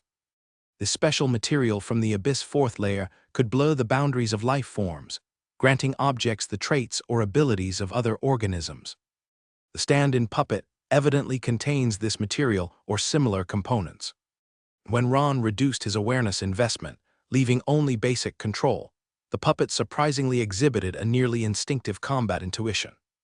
It autonomously adjusted its posture, launching a series of defense and attack maneuvers, as if inheriting some of the instincts of the scorpion. It's just like having a semi-autonomous combat partner. Ron was thrilled, watching the puppet move flexibly under his minimal control. These discoveries immediately led him to consider more possibilities. If the stand-in puppet could assimilate scorpion organization, then in theory, could it also assimilate other abyssal creature organizations? What kind of ability changes would different kinds of abyssal creature organizations bring? What effects would arise from the simultaneous fusion of multiple organizations? Ron's conception trait was running at full capacity at this moment, a grand blueprint gradually forming in his mind. Superpowered puppet that combines multiple abyssal organism traits, equipped with various environment adaptation abilities, multiple attack methods, and possibly a certain level of autonomous awareness and judgment ability. When the stand-in puppet's energy reaches 50%, unlocking dual-channel function and further advancing it to become a demon hunter with profession leveling up, these abilities will leap further. While all capabilities simultaneously feed back to his body, letting him reap the full benefits without any risks. Deep within the earth veins, a beehive-like cave was surrounded by dense black mist. A layer of squirming mutated tissue covered the cave walls, dark purple liquid flowing on the surface, emitting a suffocating stench. At the deepest part of the cave, a semi-solid, semi-liquid grotesque mass slowly writhed. At first, it looked like some kind of gigantic rotting mushroom. But upon closer inspection, you would notice countless tiny tendrils and bulges on its surface, opening and closing with a certain rhythm, as if breathing. In the core of this mass, two humanoid figures could vaguely be seen tightly entwined, seemingly in some kind of twisted embrace. Voice emanated from the disgusting flesh mass. The voice was muffled, yet it could faintly be recognized as Oliver's, though mixed with some strange sensation. Another voice arose, wet and viscous, like a liquid flowing through a narrow gap. That attack from Hayek was terrifying, but fortunately the holy disc gave me something good. Cynthia's voice was even less human than before, with a peculiar note of euphoria. The writhing mass gradually stretched and deformed, slowly revealing a more concrete form. Two bodies were connected by some kind of purple-black tissue, sharing some organs like conjoined twins. Oliver's upper body barely maintained a humanoid shape, though his skin had turned an unnatural ashen color. The right side of his face was completely distorted, where a massive tentacle eye had grown, constantly contracting and expanding with his emotions. His left arm had completely disappeared, replaced by a thick tentacle covered with suction cup-like organs. And Cynthia's transformation was even more thorough. Her hair had turned into a mass of blue-purple tendrils, floating in the air like jellyfish tentacles. The most bizarre aspect was her abdomen, where a giant vertical slit extended from her chest to her lower belly, resembling a gigantic maw filled with sharp teeth, intermittently opening and closing. Oliver trembled as he reached out with his remaining right hand, touching his distorted face. I remember we were shattered into pieces by the energy impact, then your tendrils enveloped me. After that, my memory became blurry. I protected your core consciousness with my main body, and then used an abyssal material. Cynthia let out a wet and eerie laugh, her voice sounding as if it came from underwater. I didn't expect at the brink of life and death that the abyssal material would merge with us. The survival instinct provoked by emergency, truly a miraculous adaptation. Oliver stayed silent for a moment, observing their entwined body with his tentacle eye. He could feel an unprecedented pleasure flowing through their shared tissue, as if they were constantly indulging in joy together. Abyssal material, we merged. His voice carried a hint of shock and confusion. Cynthia's tentacle strands brushed across Oliver's cheek, feeling sticky yet soft. It's more like a symbiotic relationship. Our flesh and consciousness partially blend, sharing energy and perception. Her voice grew deeper and more alluring. How does it feel, this sensation brought by symbiosis? Isn't it wonderful? Oliver closed his one remaining human eye, immersing himself in this new perception. Indeed, he felt an unprecedented power and clarity. The chaotic thoughts and impulses that once troubled him seemed to be quelled after continuous pleasure by a calmer awareness. My spirit is more stable. He discovered in surprise. Those insane impulses and hallucinations aren't as intense anymore. This is the advantage of a higher awakening level, Cynthia said with satisfaction, her slit abdomen opening slightly to reveal the dark red writhing tissue inside. When your awakening reaches a certain level, you're no longer passively affected by pollution, but actively coexisting with it. He tried to move their deformed symbiotic body, feeling the new strength. The way of moving was clumsy and bizarre, Cynthia's numerous tendrils writhing on the ground, propelling their entire body forward, producing a wet friction sound. Oliver inquired, his facial tentacle eye turning towards Cynthia. What should we do next? Of course, go to the bloodline altar, Cynthia chuckled. Yes, the place you've always dreamed about. Her slit abdomen opened wider, exposing the multi-layered muscle tissue inside like an organ. There, we can complete a true awakening transformation, elevating the awakening level to rival that of an official wizard. Oliver fell into thought. The bloodline altar, the opportunity he dreamed of during his apprentice days. Countless days and nights, he fantasized about gaining the qualification to enter, using the altar's power to undergo a qualitative change. However, now they were going in this deformed state with a completely different goal. Not to further enhance themselves, but to use the altar's energy to complete an abyssal awakening. The school will closely monitor the opening of the bloodline altar, Oliver said worriedly.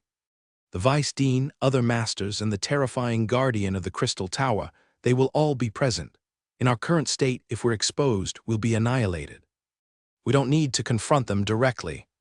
Cynthia's voice became even more sinister. The bloodline altar is a semi-plane space with countless hidden entrances. And once the altar opens, the energy fluctuations will cause a lot of interference, enough to cover our actions. Oliver could feel Cynthia's excitement, the places where they intertwined ceaselessly, transmitting her sensations to him. He couldn't help but let out a breath. Submitting once again, his eyes already starting to roll back. And more importantly, Cynthia was already accustomed to this, merely caressing Oliver's face with her tendrils. We will have help. Help? Oliver jolted awake, his tendril eye swiftly contracting. Who will help us? The eye of the abyss wasn't completely annihilated. Mr. Holy Disk had foreseen the school would take action, that's why he left early. Cynthia let out a moist laugh. He will assist us at the crucial moment, and the fact that we survived this time is thanks to the abyssal material he provided. Oliver fell into silence. Mr. Holy Disk, the mysterious representative of the Eye of the Abyss, he never truly understood that person's background or purpose. But one thing was certain, that man was definitely not someone to be trusted. Are you sure he's helping us and not using us? Using, helping, such concepts hold no meaning in the presence of higher-level beings. Cynthia's voice turned ethereal and dreamy. We are all part of the sanctuary plan. As long as we can achieve transformation and reach a higher level of awakening, nothing else matters. Oliver wanted to argue, but found his thoughts being assimilated by Cynthia's perspective. This assimilation wasn't forced, but rather a subtle infiltration, like two differently colored liquids slowly mixing. Their consciousness was gradually merging, the boundaries becoming increasingly blurred. How long? He asked softly. When will the bloodline altar open? Soon, Cynthia's voice became ethereal and distant. I can feel the frequency of the energy fluctuation accelerating. In about half a month, the altar will open. She suddenly lifted her head, as if listening to some distant sound. And I know who will enter the altar. Ron Ralph. Cynthia uttered the name, her voice filled with a kind of morbid excitement. That always unexpected guy, he's finally stepping into our hunting grounds. Oliver's emotions surged violently, the tendril eye contracted sharply, secreting a kind of black slime. Ralph, that damned. The surface of their shared body began to undergo dramatic changes. Black spikes protruded from beneath the skin, muscles, and tissues, started to expand and twist uncontrollably under the stimulus of angry emotions. Calm down, Cynthia's voice pierced through Oliver's anger. Your emotions will interfere with our fusion process. We're not stable enough yet. Her tendrils caressed Oliver's face, soothing his emotions. Ron Ralph, yes, he's a threat, but he's also an opportunity. Opportunity? Oliver's voice was filled with doubt. There's something special about his aura, Cynthia mused thoughtfully. I've never been able to determine what it is, but Mr. Holy Disk seems to have a particular interest in him. We need more energy. Cynthia interrupted Oliver's thoughts. Before the bloodline altar opens, we must accumulate as much strength as possible to stabilize our symbiotic state. Do you have a plan? Cynthia's slit abdomen opened, emitting a burst of laughter. There are many abandoned mines in this area. They're often visited by adventurers and treasure hunters. Oliver understood her meaning, tendril eye shimmering with excited light, fresh prey. Yes, Cynthia's voice grew even more low and hungry. Their lives, their pain and fear, will all become our nourishment. Their shared body started to wriggle towards the cave's exit, leaving a trail of moist slime. As they wriggled, the mutant tissue on the cave wall seemed to sense something, ceasing its twitching. Ron lit the magic crystal lamp in the workshop, its pale blue light dispelling the shadows of the night. Lately, he has been focusing much of his attention on the sound wave vibration magic he has long been researching. This magic has been developed in the direction of erosion chapter through the ravings of the starry sky monster, Zai, Crew, Mage, Rodip. Yet, amidst constantly using this variant of the erosion chapter, he can feel the ravings generated during meditation seem to be an extension of the monster's ravings. His current research direction is to further expand the erosion chapter based on the ravings during meditation while combating it, making it able to directly affect the magic model without the aid of instruments, usable in sudden encounters. He stood up and paced the room for a moment, trying to clear his thoughts. "Teacher, dinner is ready." Lily's voice came from outside the door, interrupting his thoughts. "I'll be there shortly." Ron rubbed his temples, turned around and opened the door. Lily stood at the door, wearing a pale blue apron, her hair carrying the scent of food. She looked curiously at the exhausted Ron, studying that magic again. "Yes, it's still not going very well." Ron sighed and followed her towards the dining room. In the dining room, Dale was already impatiently seated at the table, her big purple-blue eyes shining with anticipation. Seeing Ron enter, she immediately jumped up. "Master, I trained for 5 whole hours today without feeling tired, and the webbing between my fingers can retract completely now." She excitedly showed her little hands. The membrane between her fingers was indeed gone. Only a faint blue trace could be seen at her fingertips. "Well done." Ron smiled and patted her silver hair, feeling a little more relaxed. Alan walked in from the courtyard, holding a plate of freshly picked berries. Compared to her earlier tree spirit form, her appearance now barely revealed any non-human traits. Only those emerald green eyes and the tendrils that occasionally stretched out from beneath her skirt in place of arms made her unusual. "Tonight's berries were ripened with my own pollen, should taste better," Alan said softly, placing the plate on the table, then walked over to Dale, kindly tidying her somewhat disheveled hair. Seeing this warm scene, the gloom and urgency in Ron's heart gradually lessened. As they enjoyed dinner, Ron glanced at the 6-string guitar that he had bought earlier and hung on the wall as decoration, and suddenly had a flash of inspiration. Since the erosion chapter was played using an instrument, developing it further based on this method, and constructing sound wave vibration in magic construction as an instrument capable of producing sound. "Is Master going to play music? I remember you seem to practice the violin often." Ron shook his head, eyes continuing to linger on the 6-string guitar on the wall, a bold idea gradually forming in his mind. "Perhaps I found the breakthrough to improve the magic." His eyes sparkled with inspiration. Lily followed his gaze to the 6-string guitar. "Is it about the erosion chapter?" "Exactly." Ron nodded, his thoughts increasingly clear. "I have been trying to separate violin playing from magic model consideration, but if it can be constructed into the resonant structure of an instrument within the magic model." Alan pondered. "You mean to make the magic model not just an energy structure, but able to produce sounds?" Ron's eyes sparkled with excitement. "Just like a soundbox, but not formed physically, constructed by spiritual power instead." After hastily finishing dinner, he immediately returned to the laboratory. Inside, Ron stood at the center, took a deep breath, raised his hands slightly, and started to channel spiritual power. The magic model of sound wave vibration slowly took shape before him, a complex structure woven from countless energy threads with a gradient of blue-violet. If the magic model is constructed into the resonant structure of a violin. Ron closed his eyes, recalling the internal construction of a violin soundbox, bridge, string, soundboard. Each part has its own vibrational traits. His spiritual power began to reshape the magic model following this thought. First forming a cavity structure similar to a soundbox, then 4 strings of different frequencies, along with carefully designed bridges and soundboards. The difficulty in forming this structure lies in. Sweat beaded on Ron's forehead. Each part must possess specific energy density and vibrational traits. After several attempts, the magic model finally presented a new form. No longer just a mere energy assembly, but a miniature mental instrument, its internal structure precisely mimicking the resonance principle of a violin. Now try injecting the energy pattern of the ravings. Ron recalled the mysterious syllables heard in meditation and melded their tones into the strings of the magic model. With the infusion of spiritual power, those strings began vibrating at particular frequencies, producing a disturbing low raving sound. Zai-Kru Niaj Rodip. The sound does not transmit through physical media, but directly forms on a spiritual level. Sound wave vibration, proficient. Experience points +1.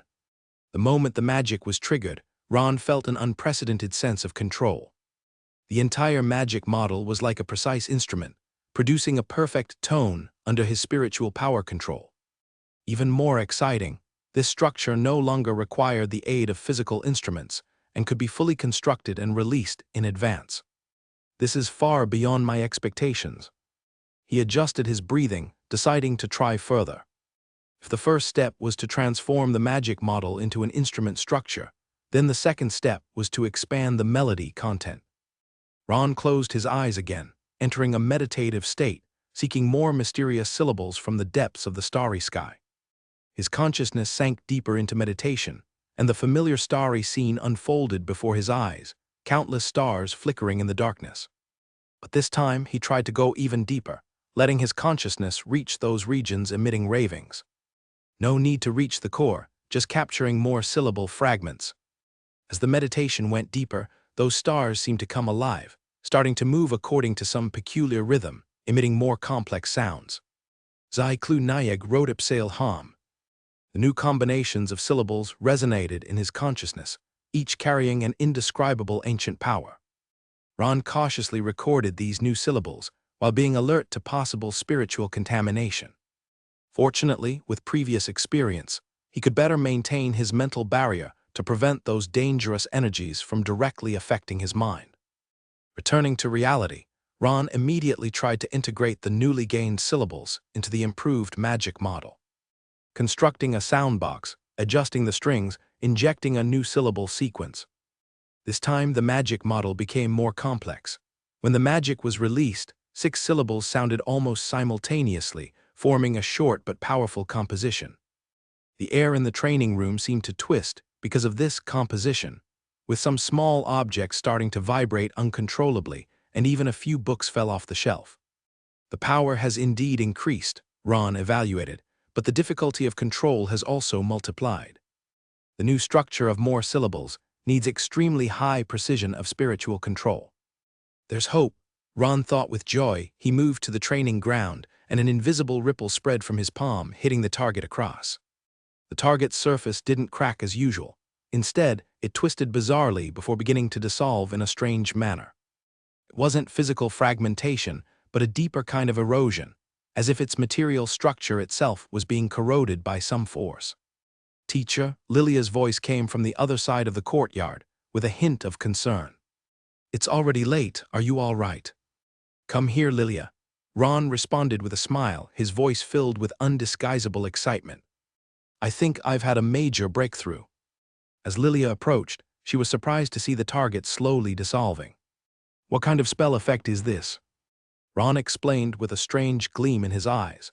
I've succeeded in merging sound wave vibration with ravings. He once again concentrated, constructing the improved sound wave vibration magic structure, this time targeting another target. An invisible ripple spread out again, and the target's surface was immediately covered with an eerie purple-black, then began to decompose from the inside. This decomposition wasn't ordinary physical destruction. It felt more like the target's very existence was being consumed by some force.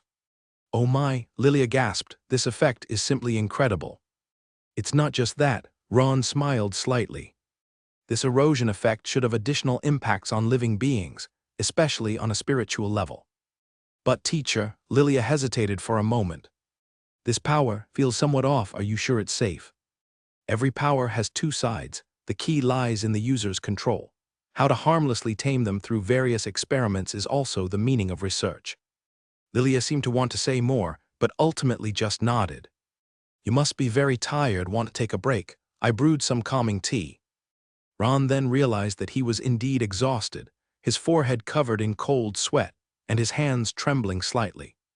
Such high-intensity spiritual power control had clearly consumed a lot of his physical and spiritual strength. Thank you, Lilia. He accepted the teacup handed by the girl, sipping the warm liquid carefully, allowing his weary mind and body a moment of relaxation. Early the next morning, Ron went to the workshop's backyard again, preparing to test his discovery from last night. Alan was soothing a rare herb, which had shown restlessness after sensing the remnants of Ron's magic. This erosive energy does make plants uncomfortable, Alan said softly, her fingers gently stroking the trembling leaves of the herb. They can sense a ripple not belonging to the original world. Ron nodded, which exactly confirmed his hypothesis. The impact of the erosion wave indeed transcended normal physical damage, reaching deeper into the existence of life forms. I need a sturdier target to test the effect. He looked around, finally locking his gaze on a stone pedestal. It was one of the fixed targets, extremely sturdy and with certain anti-magic properties, making it hard for ordinary magic to cause noticeable damage. Master, are you going to cast a spell? Dale asked excitedly, her large purple-blue eyes shimmering with anticipation. Can I help? Just watch this time. Ron smiled as he patted her head. This new magic isn't stable enough. For safety's sake, all of you should stand back a little. The three of them retreated to a safe distance. Ron took a deep breath and began to construct the magic model.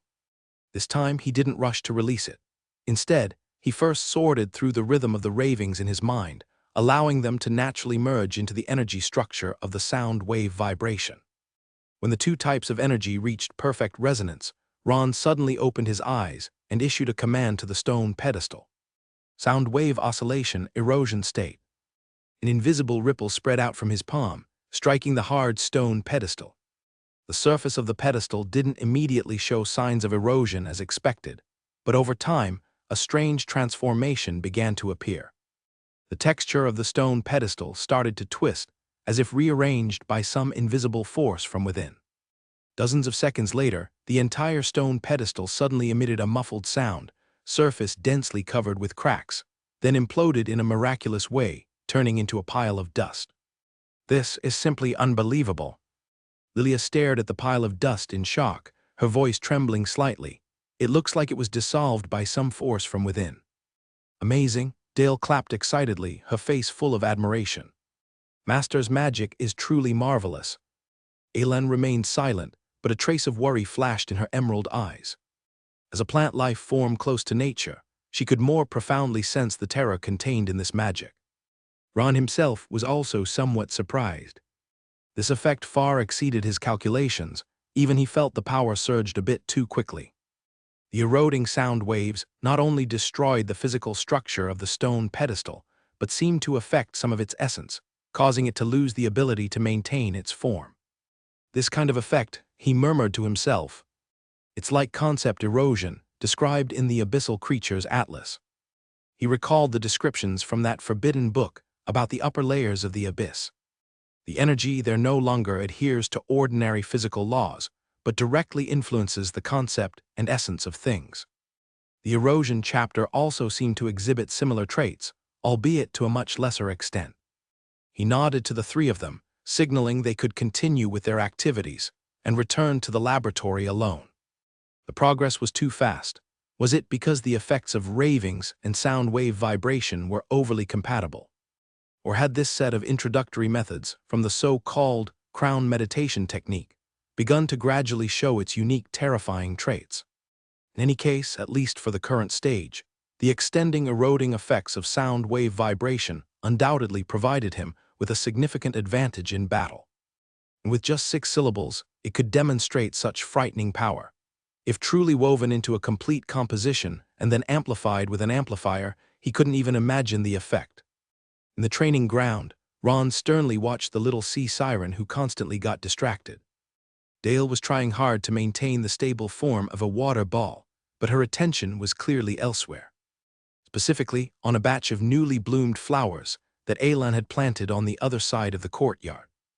Dale stuck out her tongue, a bit embarrassed as she withdrew her gaze and refocused on the water ball in front of her. Ron shook his head and smiled wryly. "All right, today's training is over for now. You can go look at those flowers, but don't touch them. Some might irritate the sea siren's skin." "Great, thank you, Master." Dale cheered. The water ball instantly lost control and became a puddle, but the little sea siren had already hopped and skipped towards Alan's side. Watching Dale's departing figure, Ron sighed slightly. The growth of the little sea siren was astonishing, but her attention was still easily distracted, which was an area he needed to focus on training. "Since that's the case, I can concentrate on practicing," Ron mumbled to himself as he took a small bag of fine sand from his pocket. Ever since learning the flowing shield wall magic from Hayek, he had invested a considerable amount of time into practice, but the progress was relatively slow. This one-ring magic's precision demands exceeded any spell he had encountered before.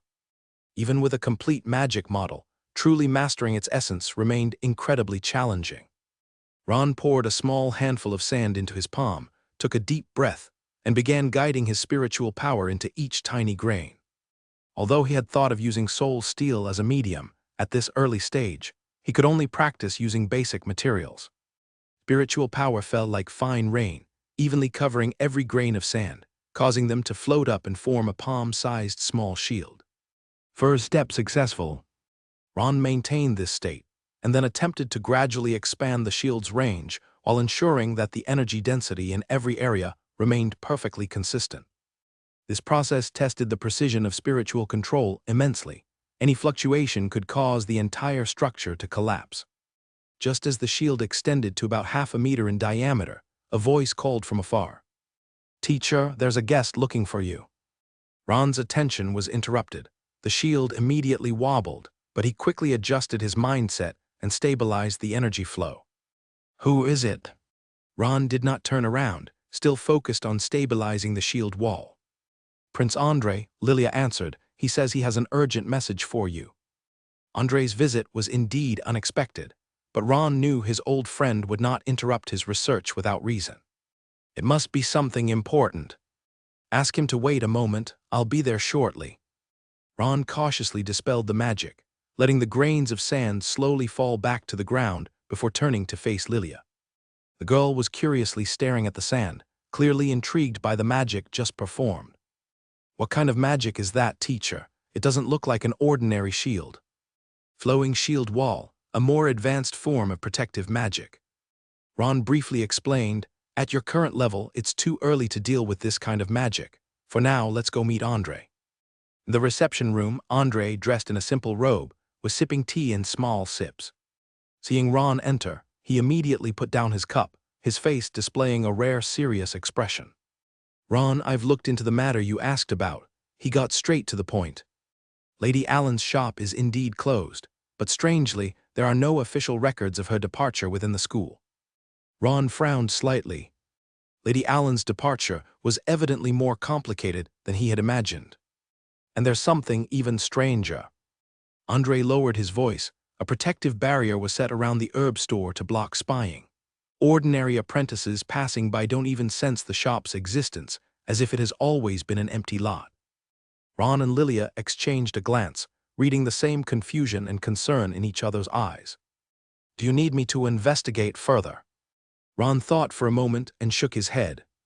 "Not for now. Since Lady Allen is being so cautious, there must be a reason. Our interference might bring her unnecessary trouble." He turned to Lilia, smiling slightly. "Could you prepare some refreshments for us? Andre and I have some matters to discuss." The two conversed for a while longer, mainly about their respective progress. Andre also mentioned an important piece of news, that his father, the king, has been increasingly unwell recently. Would be best if he remained in this state of illness, making it easier for Andre to seize the throne. Sending off the 13th prince, Ron thought with some malice.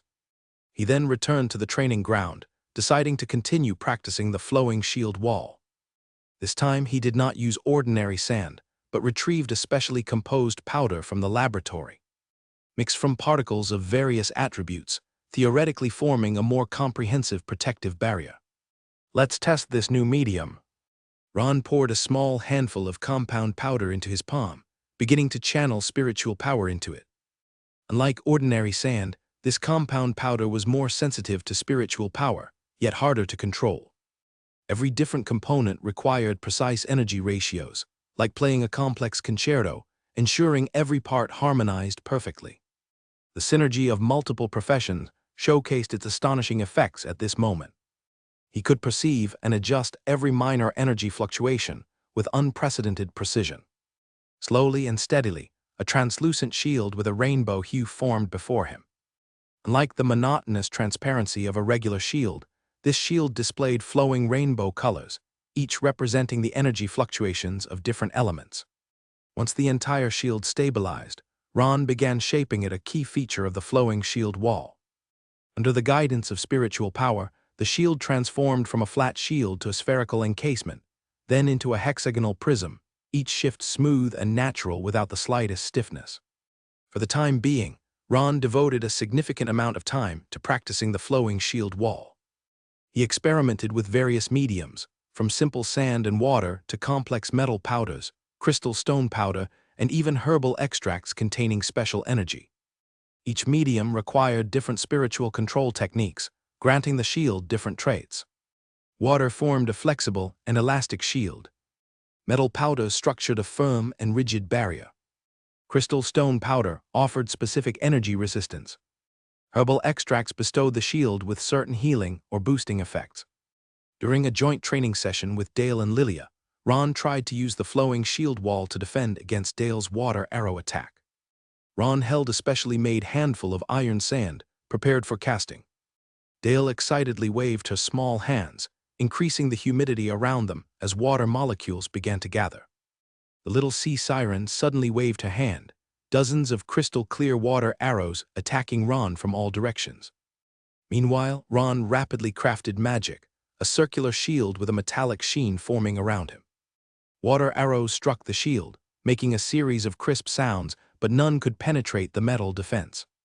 Ron sensed every impact, subtly adjusting the energy density of different shield sections to maintain its overall stability.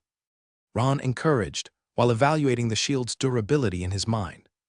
The little sea siren bit her lip, a mischievous glint in her eyes. "Be careful, master." She clasped her hands together, then suddenly parted them, making the air around them instantly dry. All water condensed into a gigantic water spear, over 10 times larger than ordinary water arrows. The spearhead crystallized into a thick layer of ice, glinting coldly in the sunlight. "Amazing," Lilia exclaimed from the side, never having seen Dale unleash such a powerful attack. Ron was also taken aback, but reacted swiftly. He quickly reinforced the area of the shield where the water spear would hit, shaping the entire structure into an arc to better disperse the impact force. "Go," Dale shouted, launching the giant water spear like a projectile, crashing into the shield heavily. Muffled sound echoed as energy ripples resonated across the shield, yet it remained intact. The water spear ricocheted off, shattering into countless water drops in the air, scattering everywhere. Success, Ron beamed with satisfaction. It was then he noticed something peculiar. The shield's surface began to automatically adjust, becoming more solid, especially in the area that the water spear had struck. "Strange, I didn't actively adjust it." Ron closely observed this alteration, suddenly realizing what had occurred. The shield seemed to have remembered the attack pattern and automatically reinforced the relevant area, preparing for a similar future assault. Tier 1 Flowing Shield Wall, Novice, Experience Points +1. Breakthrough, Tier 1 Flowing Shield Wall, Novice 50/50, Right Arrow Tier 1 Flowing Shield Wall, Proficient 1/100. Additional trait acquired. Memory, the shield can have limited memory, actively defending against previously dealt attack types. "Memory," Ron murmured to himself, his eyes sparkling with a glow of delight. This added trait turns the flowing shield wall from a passive defense tool into an adaptive protection system, capable of self-learning and evolution. As the number of uses increases, the shield wall will become increasingly difficult to breach, especially against repeated attacks of the same type. "Dale, one more time." Ron instructed the other to continue attacking. "Use the same attack as before." Although the little sea siren was somewhat confused, she complied nevertheless. When the second identical massive water spear struck the shield wall, Ron deliberately made no additional reinforcements, only maintaining basic spiritual power input. To everyone's surprise, the shield wall easily repelled the attack, and this time there was almost no energy fluctuation, as if it had been prepared all along. "Are you fully mastering this advanced magic?" Lilia gazed at the scene in disbelief, her voice filled with admiration. "Not just that," Ron explained. "Its defense effect is even stronger than I imagined. Dale's attack power earlier has already reached a level comparable to the signature magic of an advanced apprentice." He began pondering more possibilities of this ability. If the shield wall is exposed to various different types of attacks' physical impact, flame scorch, frost freeze, could it gradually form a comprehensive defense system? "Lilia helped me prepare some test devices." Ron turned to the young girl, his eyes sparkling with excitement. "I need to test the limits of this memory ability." In the following days, Ron dedicated himself to in-depth research on the flowing shield wall. He designed a series of tests, confronting the shield wall with various different types of attacks: Dale's water-based assaults, Elan's manipulative plant lashes, and even elemental impacts simulated with alchemy device. Each test confirmed the remarkable strength of fluid memory. The shield wall indeed learns and adapts to various attack patterns, becoming increasingly difficult to penetrate. Moreover, this memory ability seems to have a certain degree of generalization. For instance, after learning how to counter Dale's water arrow, the shield wall exhibited improved resistance against other types of piercing shots, though not as perfect as against specifically learned attacks. It's almost like possessing some primitive intelligence. Ron silently perceived the literal flow of it, watching the shield wall automatically adjust its structure to counter the new wave of attacks. During the research, Ron also discovered another astonishing trait of the flowing shield wall. It could easily change form depending on the user's intent, forming various complex geometric shapes. This shaping ability not only helps to enhance the defensive effect, but also endows the shield wall with more tactical uses. In simulated combat, Ron successfully used the flowing shield wall to capture a fast-moving target, a vine cluster controlled by Elan. The shield wall swiftly deformed from a flat shield to a closed spherical cage, completely enveloping the vine inside. In the Bloodline Altar, the value of this ability is immeasurable. Ron summarized as he looked at the special composite powder in his hand. His latest masterpiece, carefully blended from various materials, capable of forming an extremely balanced multifunctional shield wall. It can not only defend against various physical and elemental attacks, but also resist a certain degree of spiritual interference. Ron whispered to himself, "If combined with the sound wave oscillation erosion state I've studied." A complete combat system gradually formed in his mind. The flowing shield wall provides comprehensive protection. The sound wave oscillation erosion state covers long-range attacks, while the Ring of Brilliance serves as a versatile means for both offense and defense in medium and close proximity. The three magics complement each other, forming a combination with almost no apparent weaknesses. Plus, with his knight prowess and the powerful explosive force after boiling blood. Better practice more, since there's no telling what I'll encounter when I go in. Ron sat at the center of the laboratory, the soul steel shimmering with a cold silver gleam under the magic crystal lamp. He had tried countless times to activate the soul steel, yet repeatedly failed to break through the last barrier. Every time spiritual power seeped into the depths of the metal, attempting to awaken some life traits, the soul steel would revert to an ordinary metal state before reaching the critical point, as if lacking some crucial catalyst. Again, a failure. Ron rubbed his temples, his eyes dry and fatigued from prolonged focus. He picked up his notebook and reviewed data from recent experiments. Every parameter adjustment, energy injection path, and vibration frequency was recorded meticulously. Yet no matter how much he adjusted, the results remained similar. The soul steel could accept a spiritual imprint, but could not truly activate. Master, still troubled by that stubborn metal. Dale's bell-like voice came from the entrance.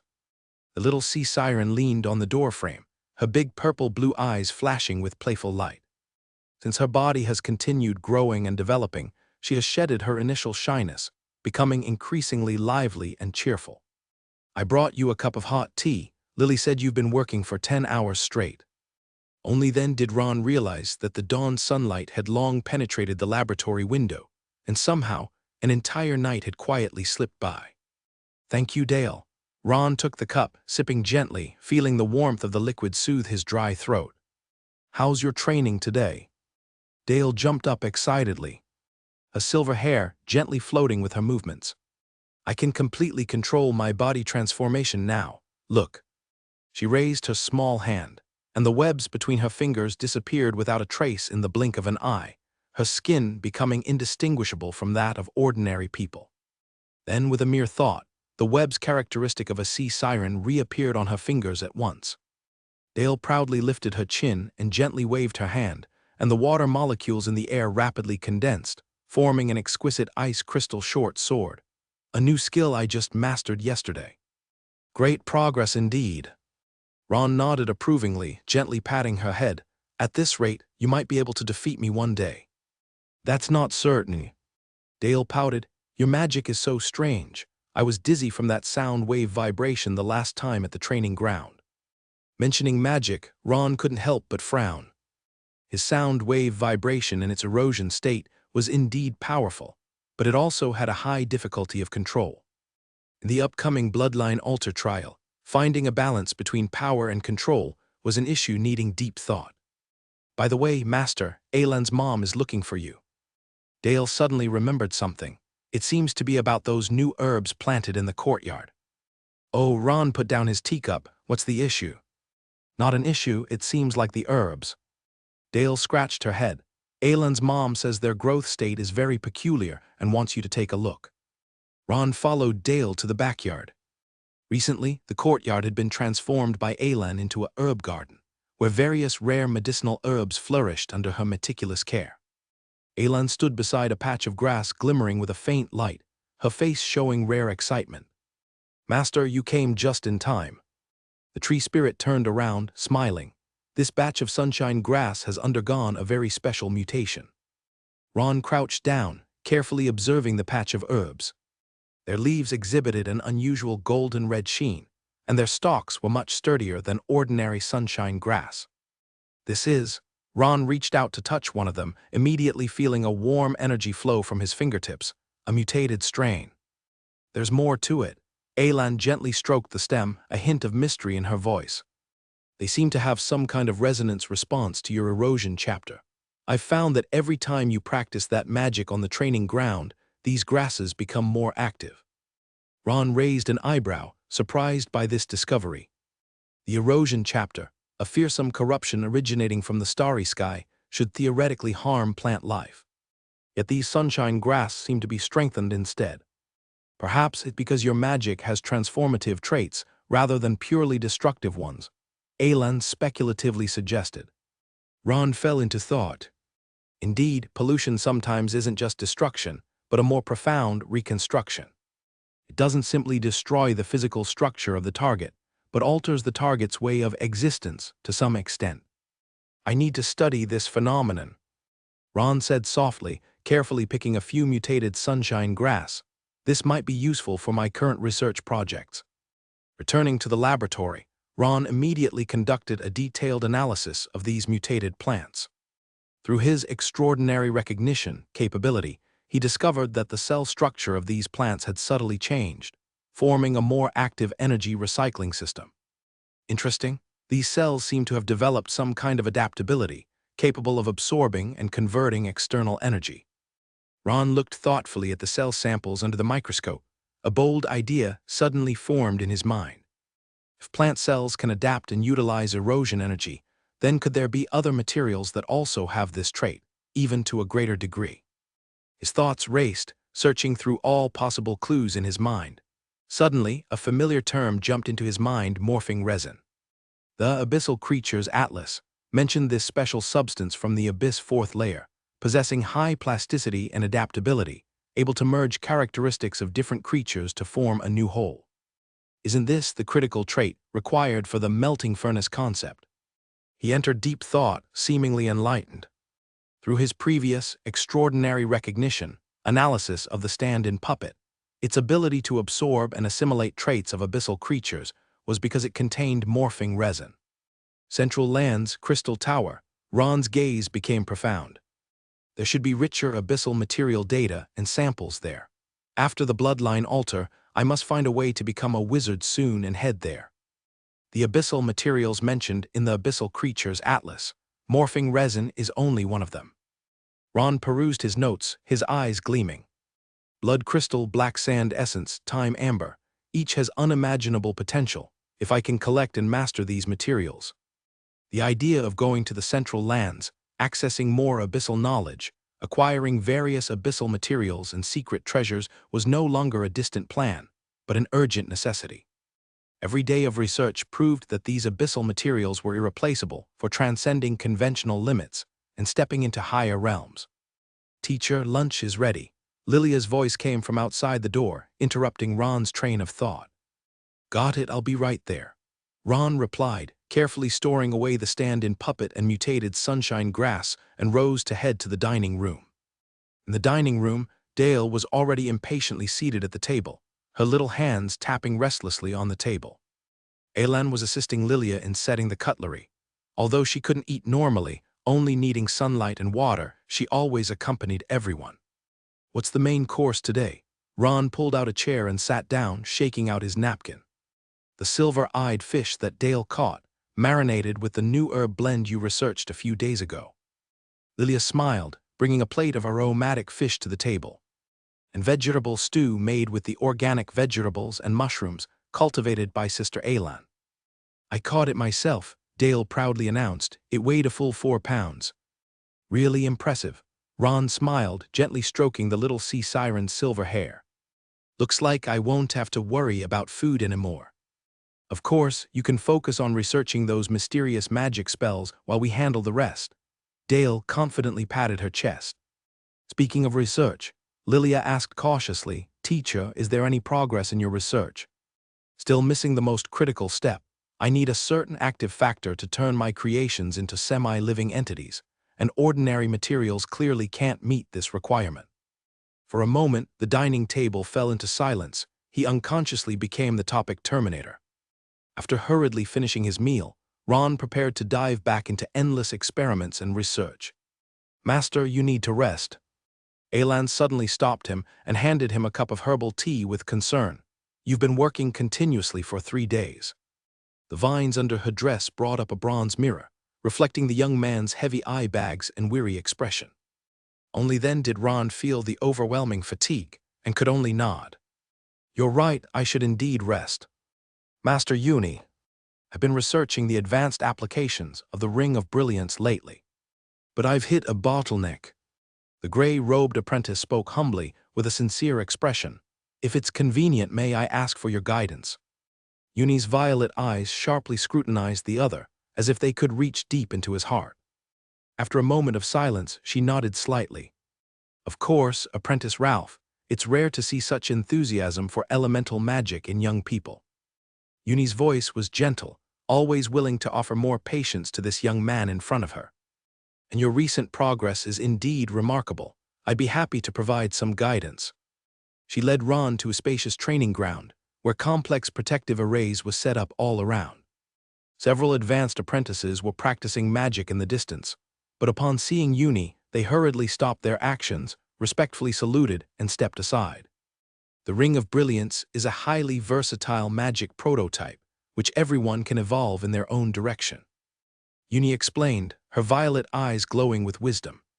It not only has basic defensive and offensive functions, but can also achieve more complex applications through elemental shaping. "For example," Ron asked, pretending to be curious, though he was already prepared to activate the recording ability of 1,000 transformations. Ever since mastering the recording ability of 1,000 transformations, he had been searching for the right opportunity to record powerful magic as an emergency measure. For instance, you can condense the light flame into a specific form for more precise directional attacks, Uni said.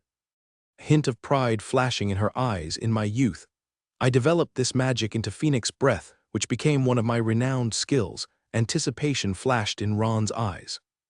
"Would I be fortunate enough to witness it?" "Master Uni," Uni chuckled softly. It's been a long time since I've used this magic, but since you're interested, the atmosphere in the training ground suddenly became tense. Yuni's figure straightened slightly. An unsettling focus emerged in her violet eyes. She didn't intentionally display it. Yet Ron could still feel an invisible pressure emanating from her. Instinctively holding his breath, the elder raised her right hand with a light touch. With that simple gesture, Ron could sense the energy particles in the air precisely reorganizing into a complex and harmonious structure. Gold-red light dots began to gather at Yuni's fingertips. Brighter and purer than Ron's ring of brilliance, these light dots didn't gather chaotically but followed a precise trajectory. Forming a perfect energy vortex, watch carefully. Since we're in a training ground, I can only casually demonstrate it to you, Yuni said softly, her tone as calm as if discussing the weather with a gentle thought. The mass of light transformed instantly, taking the shape of a vividly lifelike firebird. The firebird wasn't just a simple outline, but a complete form with perfect detail. Every feather was distinct. Every movement flowed naturally, and even its eyes gleamed with vibrant light as if truly alive. This form shaping requires extremely high precision in spiritual control. Yuni explained, her voice still calm, but her eyes had become intensely focused. You must not only master the overall energy flow, but also precisely control the energy density at every single point. Under Yuni's guidance, the firebird spread its wings and flew high, circling above the training ground. The other apprentices training in the distance had completely halted their actions. Gaping at the scene at this moment, Ron silently activated the recording ability of 1,000 transformations, attempting to capture the core structure and energy pattern of this magic. This firebird form is not just a simple energy aggregation, but a special energy field structure, Yuni continued to explain. Lightly pointing with a finger, the light flame of the firebird immediately responded, drawing a graceful arc in the air. Then it suddenly swooped down, heading straight for a metal target at the center of the training ground. The other apprentices in the training ground all hurriedly retreated, some even starting to construct protective magic to shield against the explosive aftermath. However, to everyone's surprise, the energy blast from the firebird's impact on the target was completely confined within a range of less than 2 meters in diameter. This was an almost perfect energy control. The explosion was intense enough. The sturdy anti-magic metal target instantly melted into a puddle of molten iron, yet the explosion's aftermath seemed to hit an invisible barrier, stopping abruptly at the edge, without harming anyone nearby, not even disturbing the grass a few meters from the target. This is unbelievable, Ron genuinely praised. The recording of 1,000 transformations was complete, but his amazement was real. Yuni smiled faintly, gently waving her hand, and the remaining energy particles dispersed into nothingness, swept away as if by an unseen hand. This precise control over energy was breathtaking. From the controlled explosion within a designated range to the particle-level dispersal, it all appeared seamless, without any stiffness. This level of control, Ron carefully observed Yuni's every minor action. Is it an advanced application of the Ring of Brilliance? Not just that. Yuni glanced at Ron, a hint of admiration in her eyes. True mastery lies not in the magic itself, but in the caster's understanding and perception of energy. When you can perceive the movement of every bit of energy as you would your own fingers, that's when you've truly mastered this magic. This statement resonated strongly in Ron's mind. He suddenly realized that although his 1,000 transformations recording ability is powerful, it has a fundamental limitation. It can replicate the form and power of magic spells, but it cannot replicate the caster's nearly instinctive fine control. If I release such recorded magic spells in actual combat, Ron thought to himself, the released energy is likely to run out of control, not only harming the enemy, but also potentially damaging myself and allies. Faced with prepared official wizards, such spells lacking fine control might backfire. The recording ability of 1,000 transformations is indeed a powerful trump card, but relying on it excessively while neglecting the improvement of basic skills is no different from taking shortcuts at the expense of a solid foundation. Thank you for your guidance, Master Yuni. Ron bowed respectfully, his voice filled with sincerity. Today's demonstration has benefited me greatly. Yuni nodded slightly, her purple eyes seemingly seeing through something. Remember, young man, The essence of magic does not lie in its form or power, but in the caster's understanding and control of energy. Any power acquired from external forces is not as reliable as skills truly integrated into one's being. After leaving the training ground, Ron's thoughts could not calm for a long time. The Phoenix Breath, recorded by 1,000 transformations, is undoubtedly a powerful trump card, but it also made him more clearly aware of his own shortcomings. External objects are ultimately external. Ron had his own insight. True power must originate from one's own understanding and control. The recording ability of 1,000 transformations can serve as an emergency measure, but it should not become a reliance. He looked at his palm, gently conjuring a small ring of brilliance. Compared to Uni's magic, his ring of brilliance appeared rough and simple, but it was the power he truly understood and mastered. On the second floor of the workshop, Ron was focused on manipulating a floating glob of golden liquid in front of him. The trait of material refining reduced this complex refining process, which ordinarily took at least 4 hours, to just an hour and a half. Ron's hands moved elegantly in the air, looking less like potion refining and more like conducting a delicate symphony. The golden liquid danced with the changes of his gestures, sometimes spinning, sometimes separating, and sometimes reintegrating. On the shelf beside him, dozens of different types of magic potions were neatly arranged, each reflecting Ron's recent breakthroughs in magic potion making. "Teacher, are you planning to refine the potion quota for the whole school together?" Lilia asked half-jokingly, handing over a cup of chilled medicinal tea. Ron accepted the teacup, took a sip, his gaze still fixed on the glob of golden liquid. The challenge of the bloodline altar is unknown, and there's never too much preparation. This was perhaps rooted in the soul, firepower inadequacy phobia. Lilia nodded, her gaze sweeping over those meticulously refined magic potions. "Then with all you've prepared, is it enough?" Ron smiled lightly. "Whether it's enough depends on the trial's difficulty, but at least I need to prepare as thoroughly as possible." He pointed to different potions on the shelf, introducing them one by one. Enhancing potion temporarily boosts constitution and recovery rate, especially effective for prolonged battles. Spiritual shield can resist a certain degree of spiritual interference and pollution, essential when facing abyssal creatures. Spiritual vision enhances spiritual sight, allowing one to see ghosts more clearly. Magic recovery liquid quickly restores consumed magic power, a key supply in prolonged battles. Besides magic potions, Ron also prepared a large number of alchemy tools. Energy crystals, alchemy flash bombs, isolation talismans, tracking marks, etc. Although these tools have limited individual power, flexible use can create unexpected tactical effects. "Teacher, your preparation is truly thorough." Lilia genuinely praised, yet also sighed with worry. "I just hope all these things end up unused." Ron smiled slightly. "I hope so, but I don't harbor too much luck." For the final step, he gently clasped his hands, and the glob of golden liquid immediately formed a perfect sphere, then slowly descended into the crystal bottle prepared in advance. Ron carefully sealed the bottle, looking satisfied at the even glow emanating from the liquid inside. Material refining, proficient experience points +1. "Teacher, are you sure you don't need my help?" Lilia looked at Ron as he took out another set of materials, asking with some concern, "You've already been working for 8 hours straight." "I'll rest after making one more batch of spiritual shields." Ron answered gently, "You can go prepare Dale's dinner first. Aelin said her training today was quite exhausting."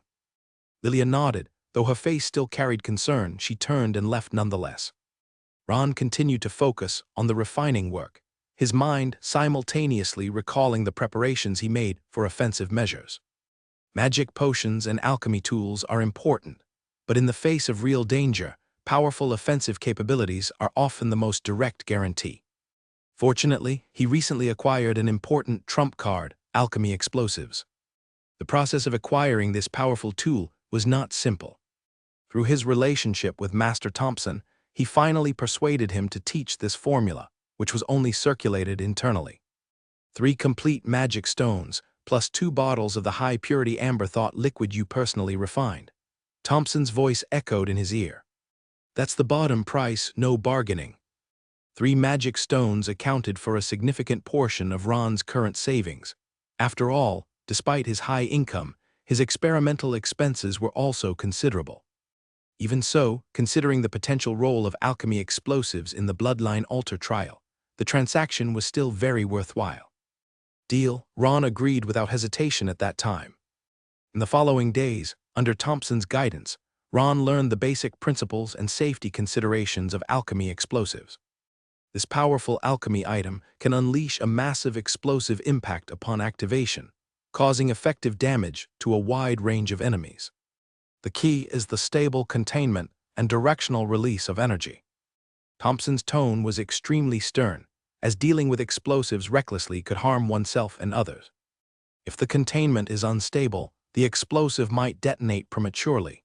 If the release is not directed enough, the explosive energy will be scattered and wasted, significantly reducing its effect. Ron's first attempt failed, with energy suddenly fluctuating during containment and nearly causing a small explosion. Fortunately, Thompson was experienced and stabilized the situation in time. "Slow down, young man." Thompson's gaze grew sterner. Alchemy explosives are not overpowered by brute force, but require precise guidance.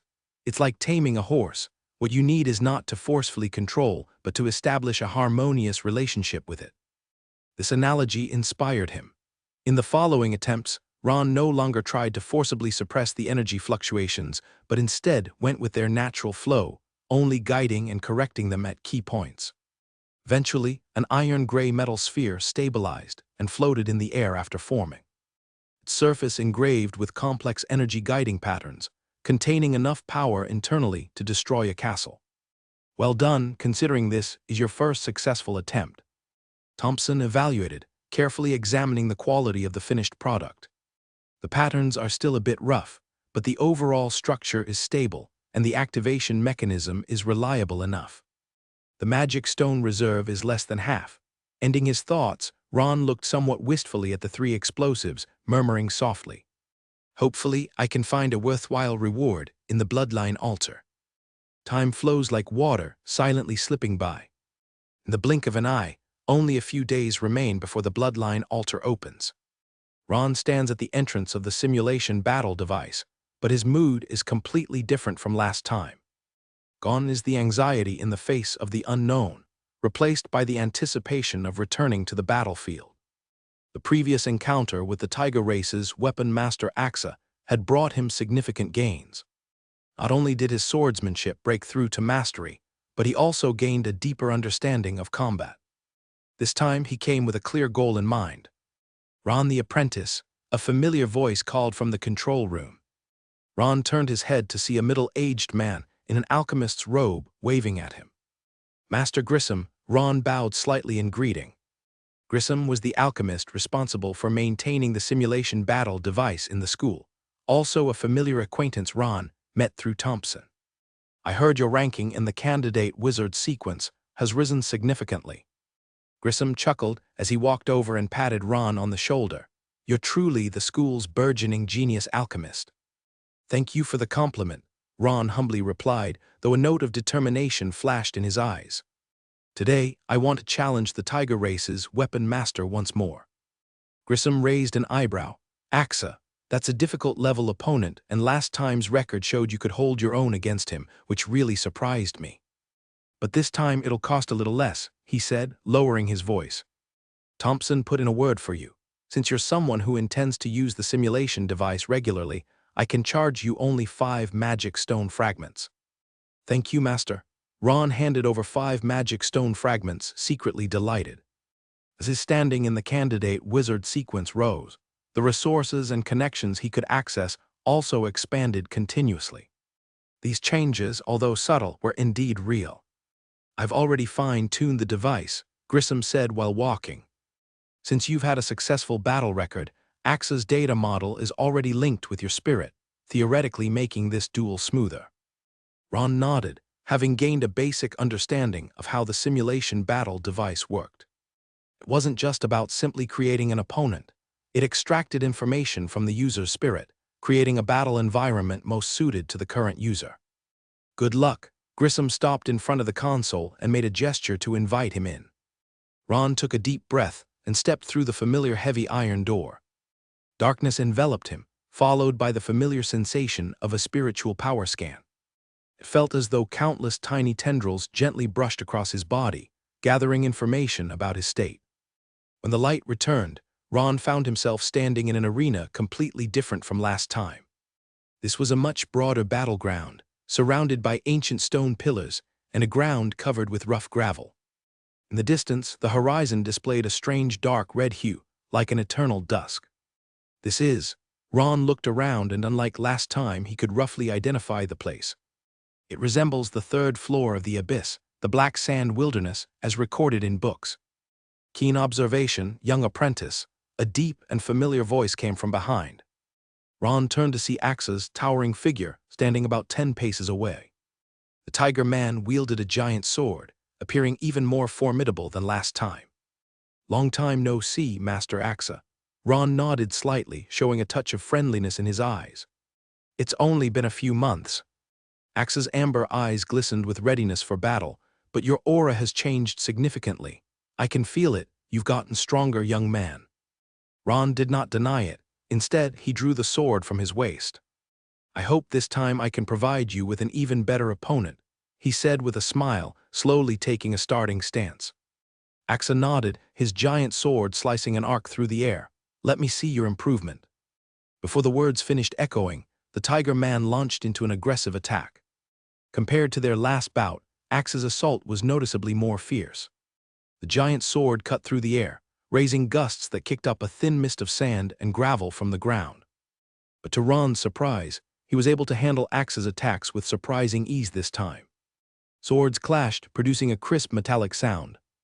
It was as if Ron's body instinctively remembered the optimal countermeasures, naturally reacting in the best possible way the moment the giant sword attacked.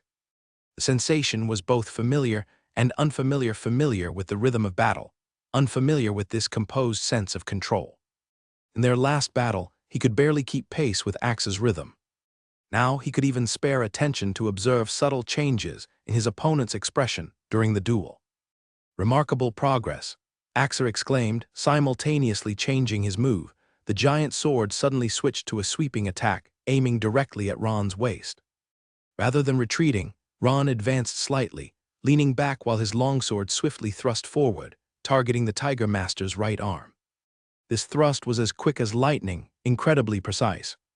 Axa was forced to break off his attack and shift his giant sword to block. The swords clashed once more, this time producing a muffled boom reminiscent of thunder.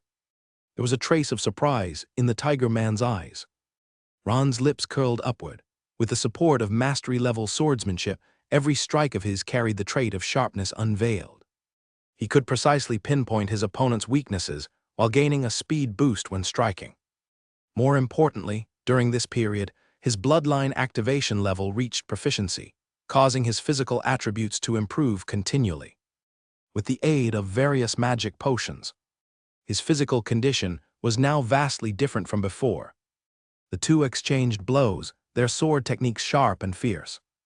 After 10 full rounds, neither had gained a clear advantage. Axa's strength and speed remained formidable, each strike containing astounding power, while Ron relied on his exquisite swordsmanship and agile body technique to maneuver with him. "Looks like I need to get serious." In the 11th round, Axa suddenly stepped back, his gaze becoming sharp. The aura around the Tiger Man changed abruptly. A violent energy surged from his body, twisting the surrounding air. "Blessings of the monarch." Axa let out a low roar in an ancient beast race language Ron didn't understand. His muscles instantly swelled, and his fur became denser, radiating a golden-red glow.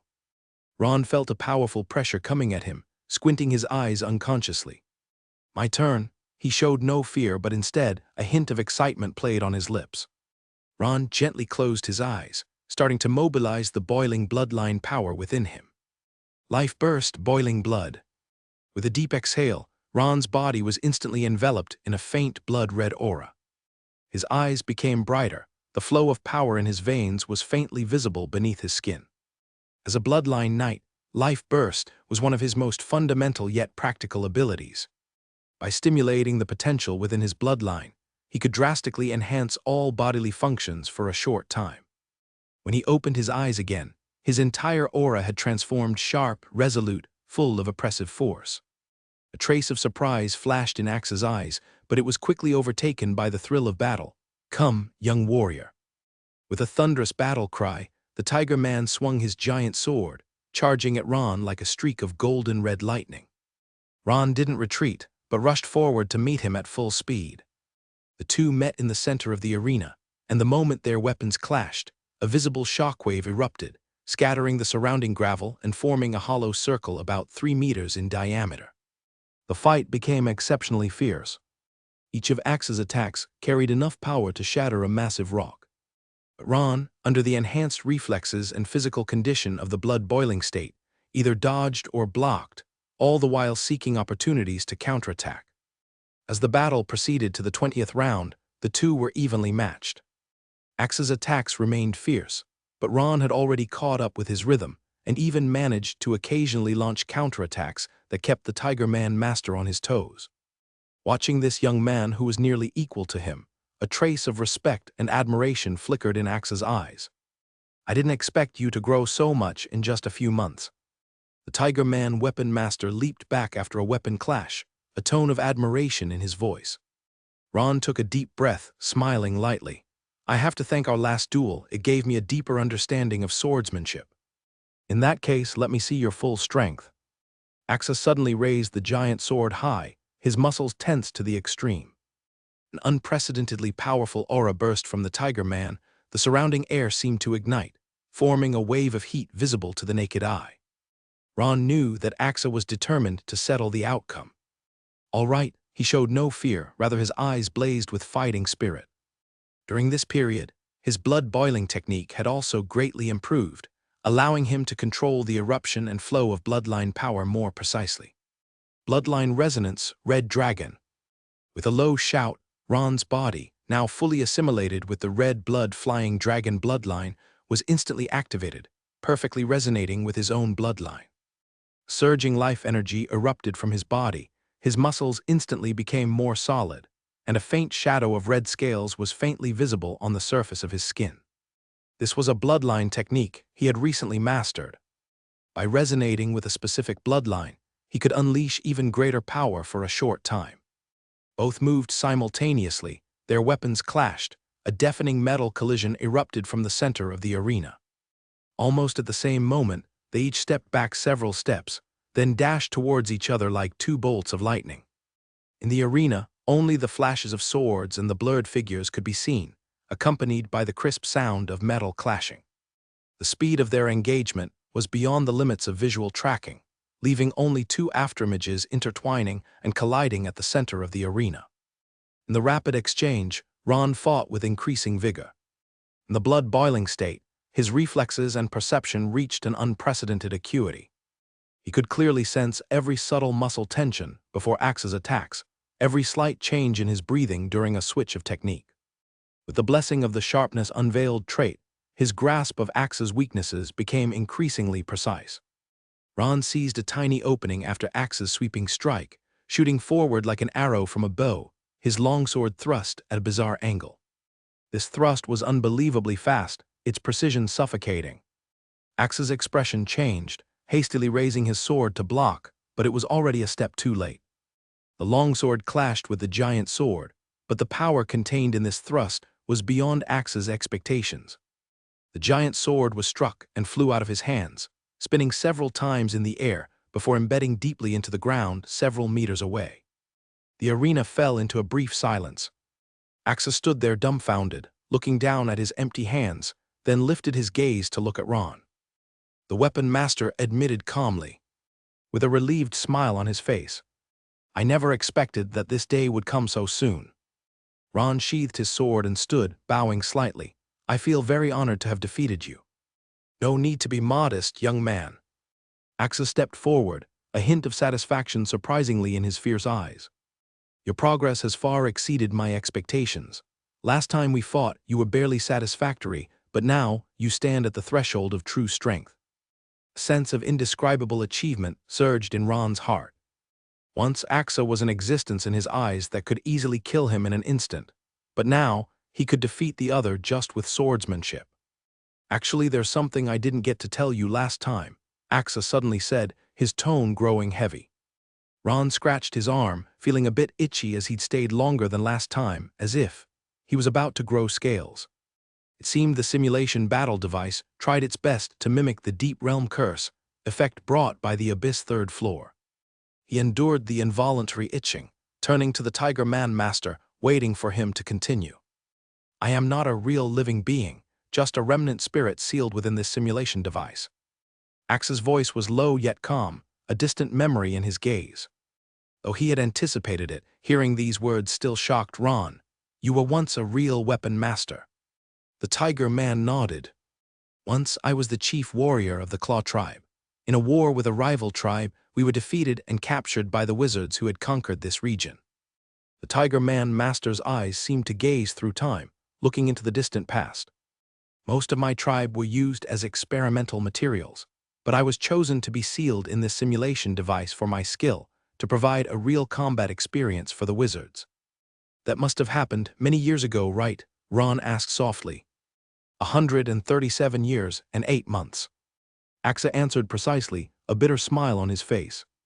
For a remnant spirit that can only act within the simulation space, time is the easiest thing to calculate. A wave of complex emotions surged in Ron's heart.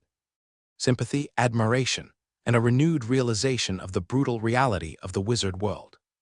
But I don't feel too bored, Axa continued, his tone calm. As a weapon master, being able to continually spar with the strong and witness the growth of generations of geniuses is a unique significance. The Tiger Man Master looked at Ron, appreciation flickering in his eyes. Especially someone like you, progressing so quickly and using pure martial arts to duel me, even in over 100 years, I haven't met many. Ron bowed slightly. Having your guidance is my great honor. Now I should be the one bowing to a future strongman like you. Axa chuckled, waving his hand. By the way, other than verifying your progress, do you have any other purpose for coming this time? Ron pondered for a moment and decided to be honest.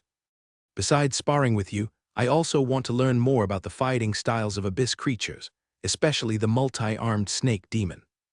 From the information he acquired, there were many abyss-corrupted mutants appearing at the bloodline altar.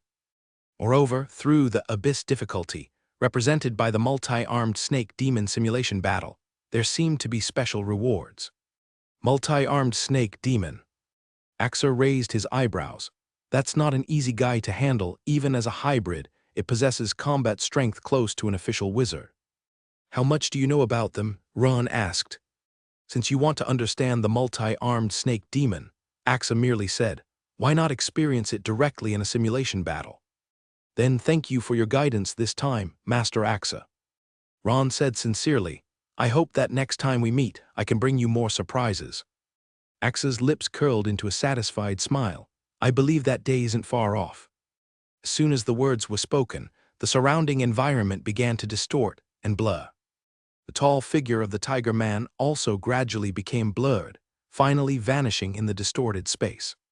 When his vision became clear again, Ron found himself in an entirely different environment. It was a massive cavern, the surrounding rock walls glimmering with eerie blue phosphorescence. The air was filled with a humid sensation, with a faint smell of sulfur. The ground was slippery and rough, like rocks long corroded by some corrosive liquid. The environment of the abyss fourth layer. Ron felt a bit dizzy, as if everything he looked at was doubled. He silently ran the basic meditation technique, which slightly alleviated this state, then vigilantly surveyed his surroundings. The duel with Axa was more like a pure exchange of martial arts, but now he could feel the danger and hostility permeating the air. From deep within the cave came a faint scraping sound, like some creature slithering on rock. Ron immediately went into combat mode, gripping his longsword, his spirit highly focused.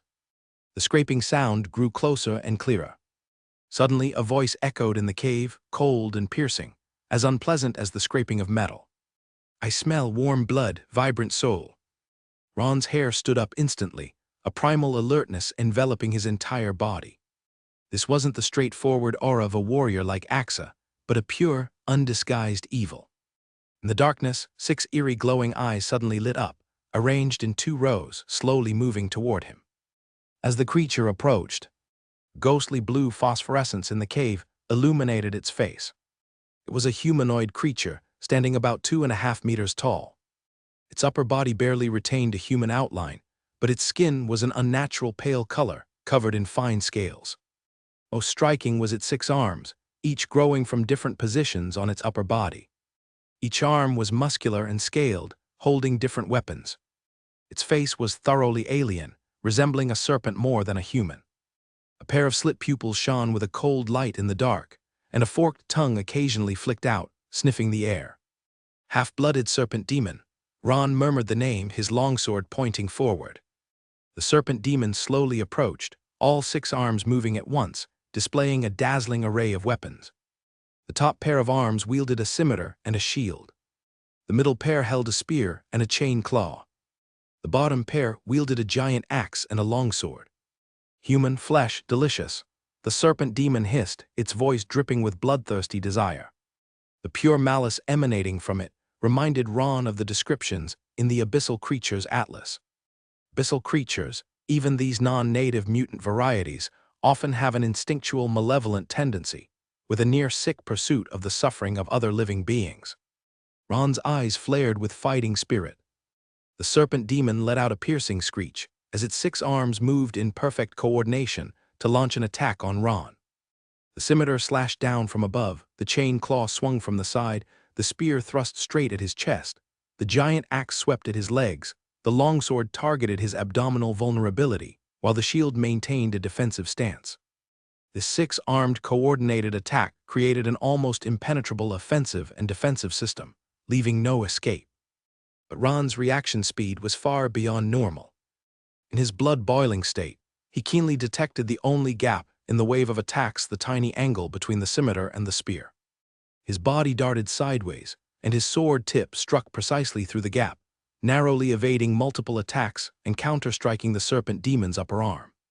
Hiss, the serpent demon let out a painful screech, but the wound healed rapidly, restored to its original state in an instant. Abyssal creature's self-healing ability. Ron squinted, his alertness heightened even further. Not only was the 6-armed coordinated attack terrifying, but this near-instantaneous recovery ability was another horrifying aspect of abyssal creatures. The serpent demon was clearly surprised by Ron's reaction speed, but quickly adapted its attack rhythm. It no longer used all weapons simultaneously, but adopted a more rhythmic attack pattern. 3 or 2 weapons worked in tandem, attacking alternately, forming a more unpredictable assault. Ron was forced into a highly concentrated state, with every movement precise to the extreme, without a shred of energy wasted. Even so, some attacks from the serpent demon left slight grazes on him, leaving shallow scars on his arms and legs. I must change tactics, Ron thought quickly as he dodged the serpent demon's attacks. Relying on melee alone, even with his mastery of swordsmanship, he was still at a disadvantage against such a unique 6-armed coordinated combat style. It was time to test more powerful means. After dodging one attack, Ron swiftly distanced himself. Sound wave vibration erosion state. An invisible energy ripple spread from his palm, infused with eerie ravings from the depths of the starry sky, directly targeting the serpent demon. The serpent demon seemed to sense danger, its 6 arms swinging to block the energy with weapons. However, the invisible sound wave easily penetrated the physical barriers, hitting the serpent demon's body directly. The serpent demon emitted an unprecedented sharp screech, with rare fear flashing in its 6 eyes. Its body began undergoing subtle changes, with patches of black spots surfacing on the originally smooth scales, as if corroded by something invisible. The usually swiftly healing wounds remained open this time, black liquid slowly seeping from them. The serpent demon looked in terror at its wounds, seemingly unable to comprehend what had occurred. Impossible, humans should not possess such power. Ron calmly observed this scene, gaining a deeper understanding of the effect of the erosion chapter. This eerie power from the starry sky was effective against abyssal creatures, potentially yielding additional effects due to some mysterious, natural enemy relationship. The serpent demon did not retreat from this attack, and instead became even more ferocious. It roared, its 6 arms dancing, and lunged forward, attempting to use its overwhelming melee advantage to make up for the previous loss. Flowing shield wall. Ron clapped his hands together, and a flowing barrier made of fine metal powder instantly formed around him. The snake demon's 6 weapons almost simultaneously smashed against the shield, producing an ear-piercing clash of metal. Ripples spread across the surface of the shield, but under the reinforcement of the memory trait, these attacks were unable to penetrate the defense. The flowing shield wall not only blocked the attacks, but also automatically strengthened the corresponding area by memorizing the previous attack patterns, rendering the snake demon's subsequent strikes ineffective as well. The snake demon retreated repeatedly, its 6 eyes filled with disbelief. "What kind of monster are you?" Ron let a cold smile tug at his lips, "A nightmare that's about to come for you." With these words, he voluntarily parted the flowing shield wall, leaning forward, his whole body shooting forward like an arrow leaving the bow. In the blood-boiling state, his speed had already surpassed the limits the naked eye could capture. Coupled with the insight and speed boost brought by the sharpness unveiled trait, every step took him to the most defenseless spots of the snake demon. The snake demon tried to form a defensive circle with its 6 arms, but Ron's attacks always came from the most unexpected angles. A sword thrust towards the weak scales under the armpit, one sword sliced through the neck joint, one sword straight for the eyes. Each strike was incredibly precise, with no waste. Gold-red magical construct gathered in Ron's hand, erupting from him in a blaze of glaring light and scorching flames, simultaneously bringing severe burn and blinding effects. The snake demon let out a miserable scream, its 6 arms flailing wildly, trying to fend off this sudden agony. It was in this brief flaw that Ron launched another attack. The longsword traced an arc in the air, striking straight at the weak point in the center of the snake demon's chest. The snake demon barely regained its senses, all 6 arms crossed, trying to form a defense. But as Ron's sword tip neared, it suddenly changed direction, bypassing the crossed weapons, stabbing into the snake demon's chest from an almost impossible angle.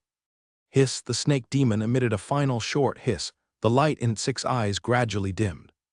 Its 6 arms weakly drooped, various weapons clattering to the ground, emitting crisp metallic collision sounds.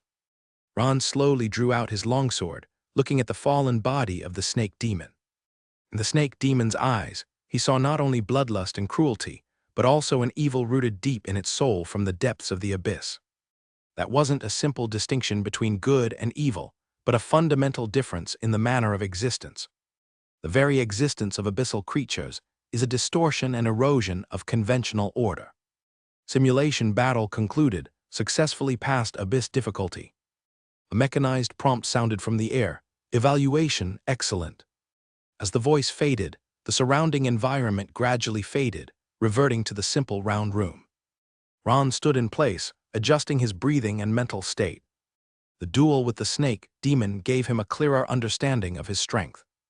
By combining various magic and augmentation skills, he already had the ability to battle opponents near the official wizard level without revealing his trump card. But at the same time, he deeply understood the terror of abyssal creatures. Their almost instinctual evil and powerful self-healing ability could make anyone who underestimated them pay a heavy price. As the iron door opened again, Grissom stood at the entrance, a look of surprise on his face. "Ron Apprentice, are you okay?" "I'm fine, Master Grissom," Ron calmly replied, showing no signs of exhaustion. "This is unbelievable." Grissom excitedly guided Ron out of the room as he spoke. Typically, apprentices who choose a half-blooded serpent demon as their opponent need countless attempts to win, yet you succeeded on your first try. Ron smiled lightly without saying much. "Also, I noticed your combat style is very unique." Grissom continued, eyes filled with admiration.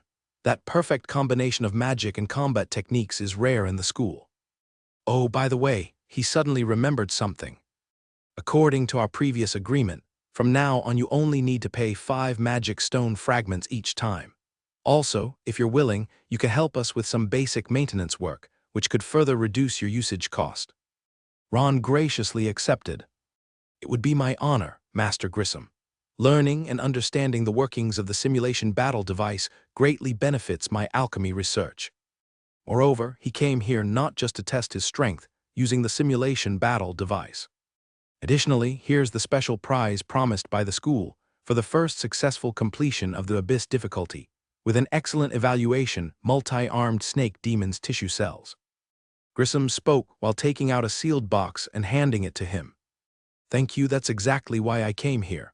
Ron smiled and thanked, then carefully stored the sealed box. Before the bloodline altar begins, perhaps his stand-in puppet can gain some combat strength enhancements. The workshop lights shone in the night like a bright star. Outside the window, the wind howled, typical weather of the black mist jungle, piercingly cold wind mixed with faint magical fluctuations. The strange wind made the skin of every creature passing by sting, as if being continually pierced by countless invisible needles. Ron was in the laboratory focused on a new alchemical experiment, concentrating on manipulating the amber liquid suspended before him. This was an improved version of the spiritual shield potion, and he was attempting to enhance its anti-pollution effect. The bloodline altar would open tomorrow, and he couldn't waste any time. If I add an extract of moon shadow grass, Ron carefully dripped in 3 drops of silver liquid. Theoretically, it could enhance resistance to pollution. The liquid reacted immediately, emitting a slight sizzle sound. The color gradually changed from amber to deep purple, then slowly reverted to a purer golden hue. Material refining, proficient experience points +1. Just as he was about to proceed with the next test, Alan's voice reached him through telepathy. "Master, Lord Andre is visiting and seems to be in a hurry.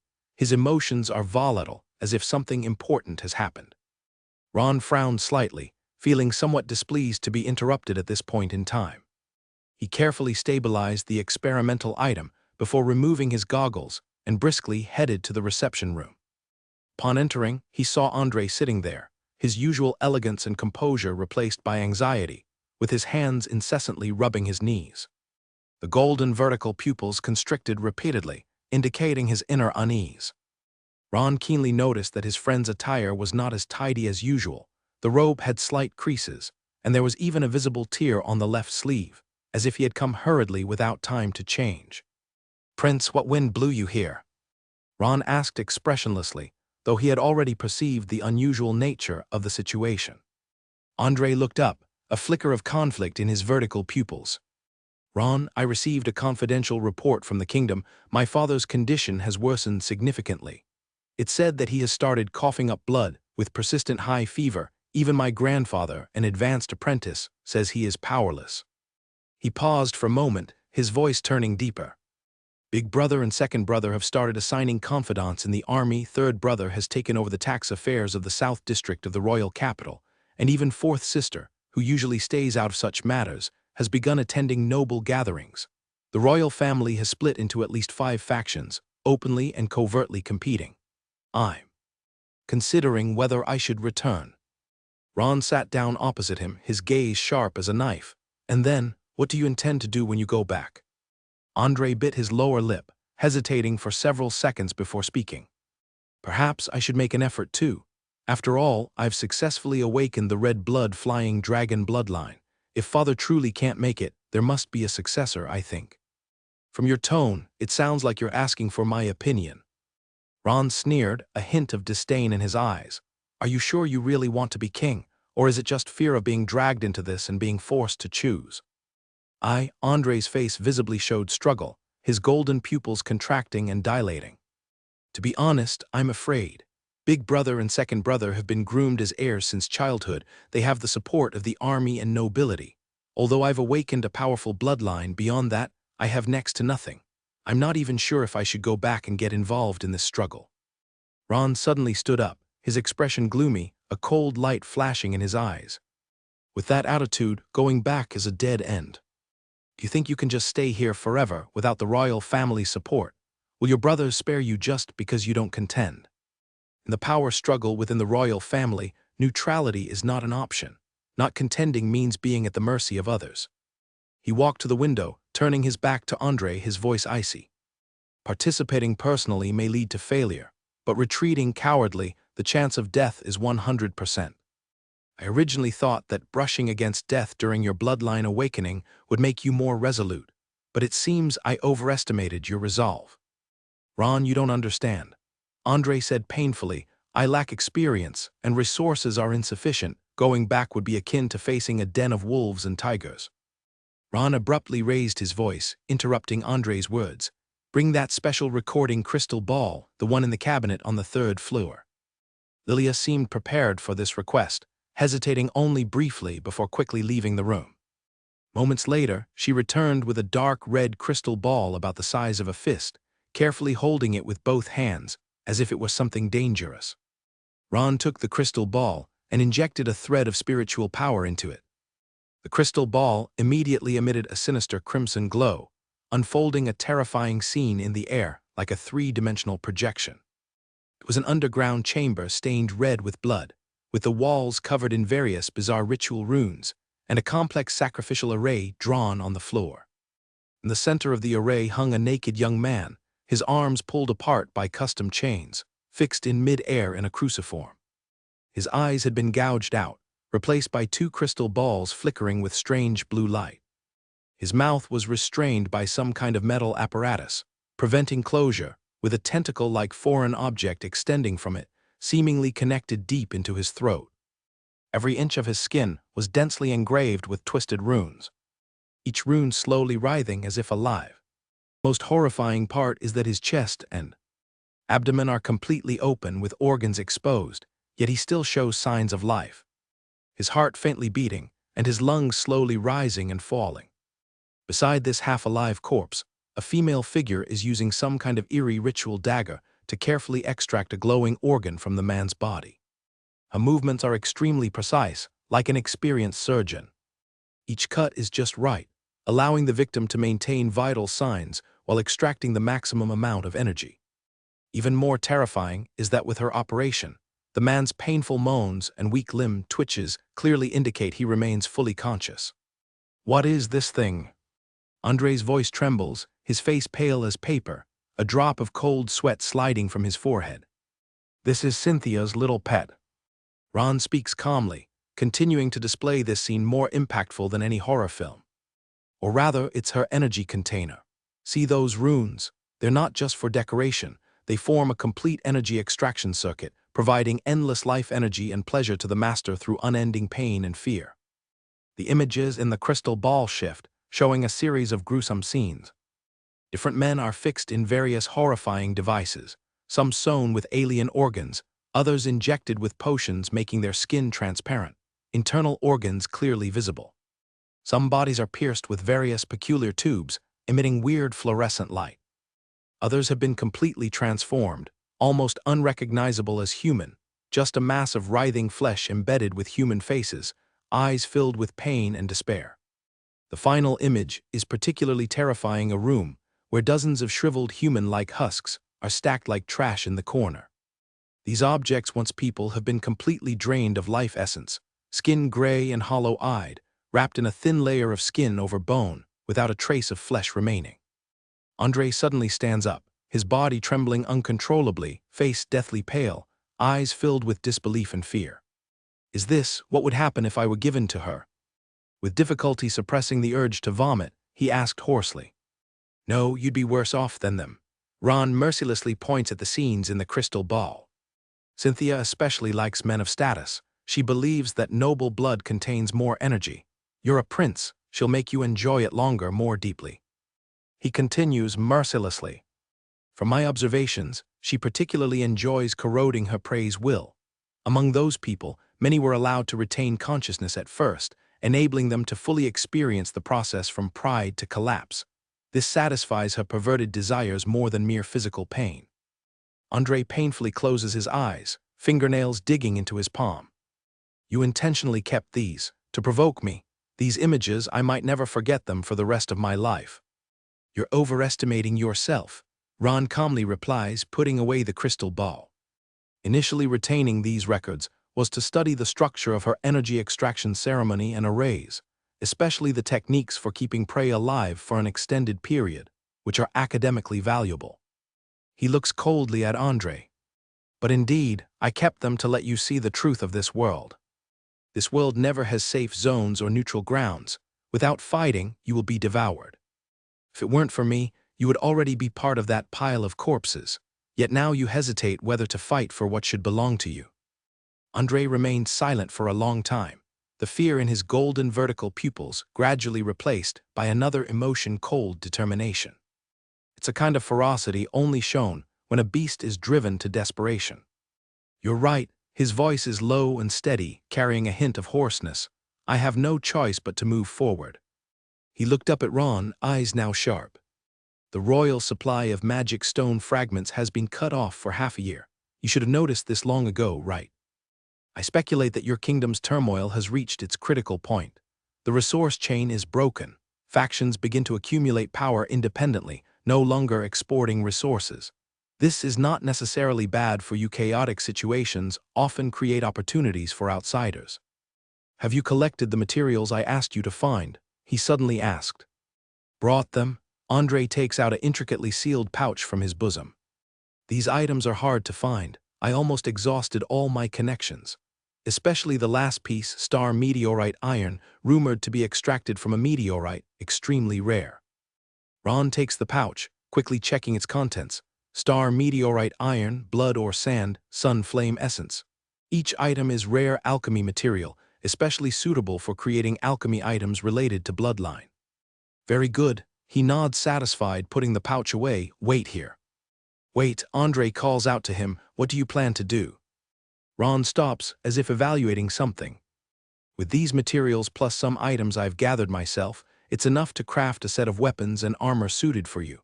Although time is tight, we can ensure basic functionality. He turns to enter the laboratory, leaving Andre and Lilia in the guest room.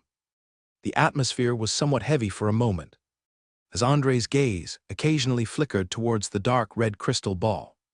Eyes filled with fear and disgust. Prince Andre, would you like some tea? Lilia asked softly, breaking the silence. It can help calm your nerves. Thank you. Andre forced a slight smile. I do need something to ease the images just now. Lilia poured a cup of peppermint tea and handed it to Andre. Teacher, was he always this, direct when you knew him before? Andre took the teacup, smiled bitterly and said, he wasn't like this before. When we first met, he was a spendthrift playboy, only thinking about enjoyment all day. No one would have thought he would become the calm to the point of cold person he is now. He took a sip of tea, his eyes filled with reminiscence. But I think this is the real him. When he no longer disguises, no longer hides, his essence is like this. The teacher is actually a very good person. Lilia suddenly spoke, firmly refuting. Because he values you greatly, he uses such a special way, even at the cost of shocking you with those terrifying images. Andre nodded. I know, that's why I must pull myself together. More than 2 hours later, Ron came out of the laboratory, obviously exhausted but with satisfaction in his eyes. In his hands were 2 items, a long sword shimmering with a dark red glow, and a silver-white chest armor. These are my farewell gifts for you. Ron handed them to Andre, weapons and armor. Andre carefully accepted them, immediately sensing the extraordinary energy emanating from the 2 items. The longsword felt warm to the touch, seemingly able to sense his bloodline fluctuations. The chest armor came with a reassuringly steady feel. These, Andre looked at the 2 items in amazement. How did you manage to complete them in such a short time? Star meteorite iron itself has a strong energy conductivity, and the other materials were just to enhance the resonance of the items with you. Ron explained briefly, as if it were no big deal. When refining the sword, I added some extracts from your blood, and it has already established a preliminary connection with your bloodline. During use, it will become more attuned and eventually amplify your power. The chest armor mainly serves a protective role, especially against magic attacks, granting you a chance to counterattack in emergencies. Andre gripped the longsword, feeling the warm energy flowing through it, like holding a tamed blaze. Ron, this is the last help I can give you, and I must set off to do my own things. Ron interrupted him, his voice weary. From now on, you have to rely on yourself. Once back in the kingdom, you can act under my name, ally of the 6th sequence, Ron Ralph. This can grant you some prestige, especially among those nobles knowledgeable about the wizard world. He looked directly into Andre's eyes. But remember, this is just an external halo. The real struggle depends on your own strength and strategy. No one will submit willingly just because you know an advanced apprentice. Everything has to be earned by you. Andre took a deep breath, straightened his back. I understand, Ron. Thank you for your constant help. I won't let you down. Go on, future king. Ron rarely showed an encouraging smile. Forge the crown with your own hands, don't let it fall onto someone else's head. Also, don't let all my investments go to waste, that would be a colossal loss.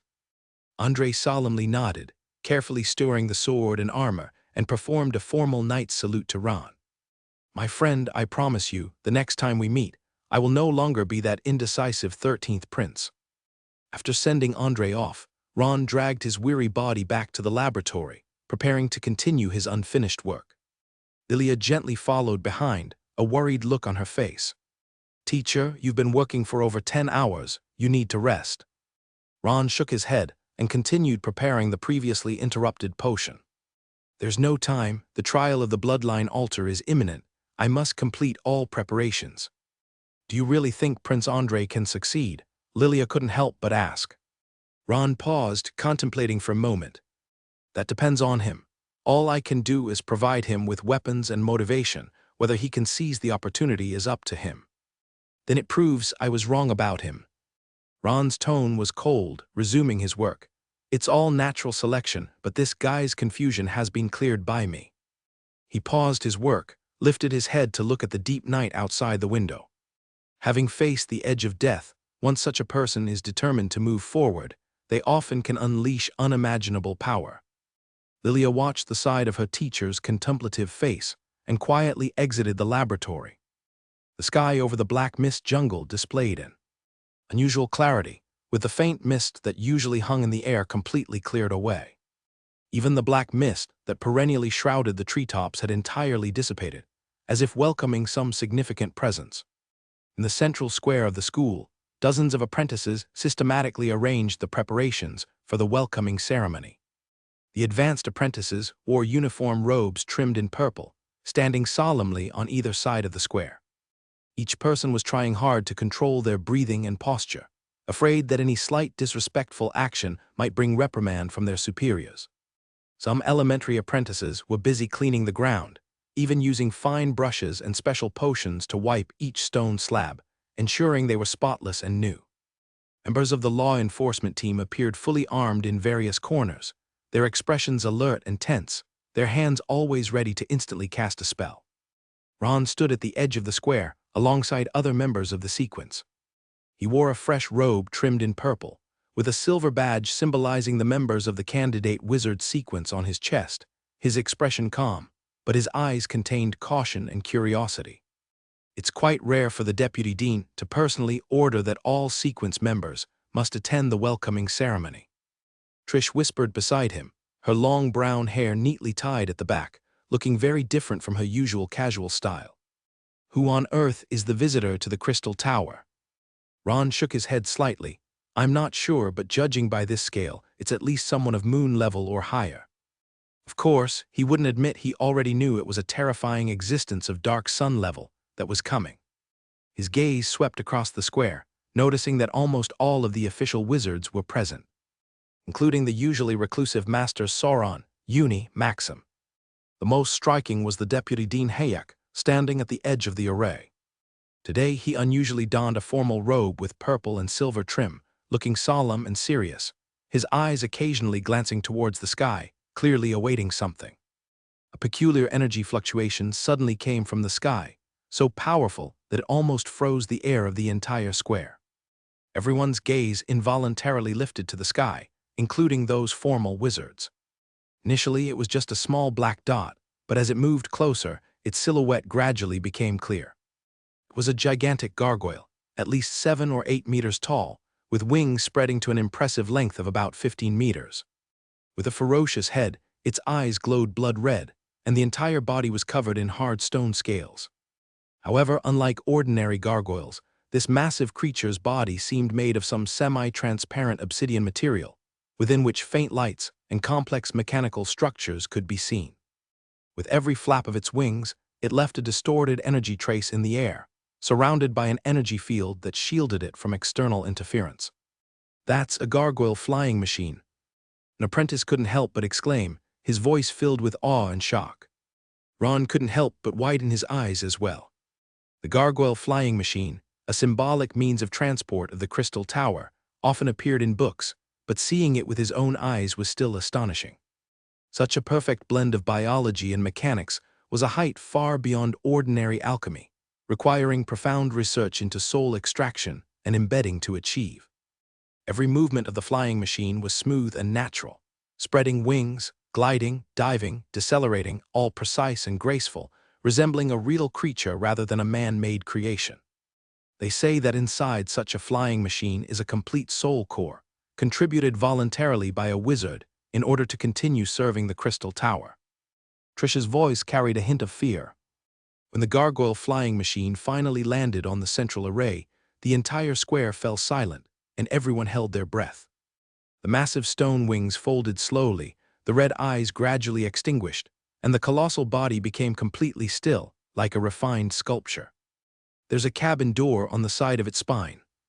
Ron keenly observed that it was indeed a cabin-like structure, hidden within the gargoyle's spine, with intricate rune seals along its edges. With a faint metallic sliding sound, the cabin door slowly opened, emitting a soft golden light from within. A figure emerged from inside. It was a man appearing to be around 50 years old, dressed in a simple and plain gray robe, absent of any flashy decorations or badges.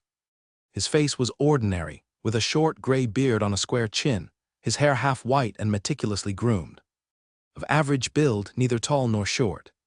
His demeanor was gentle and composed, much like an ordinary scholar.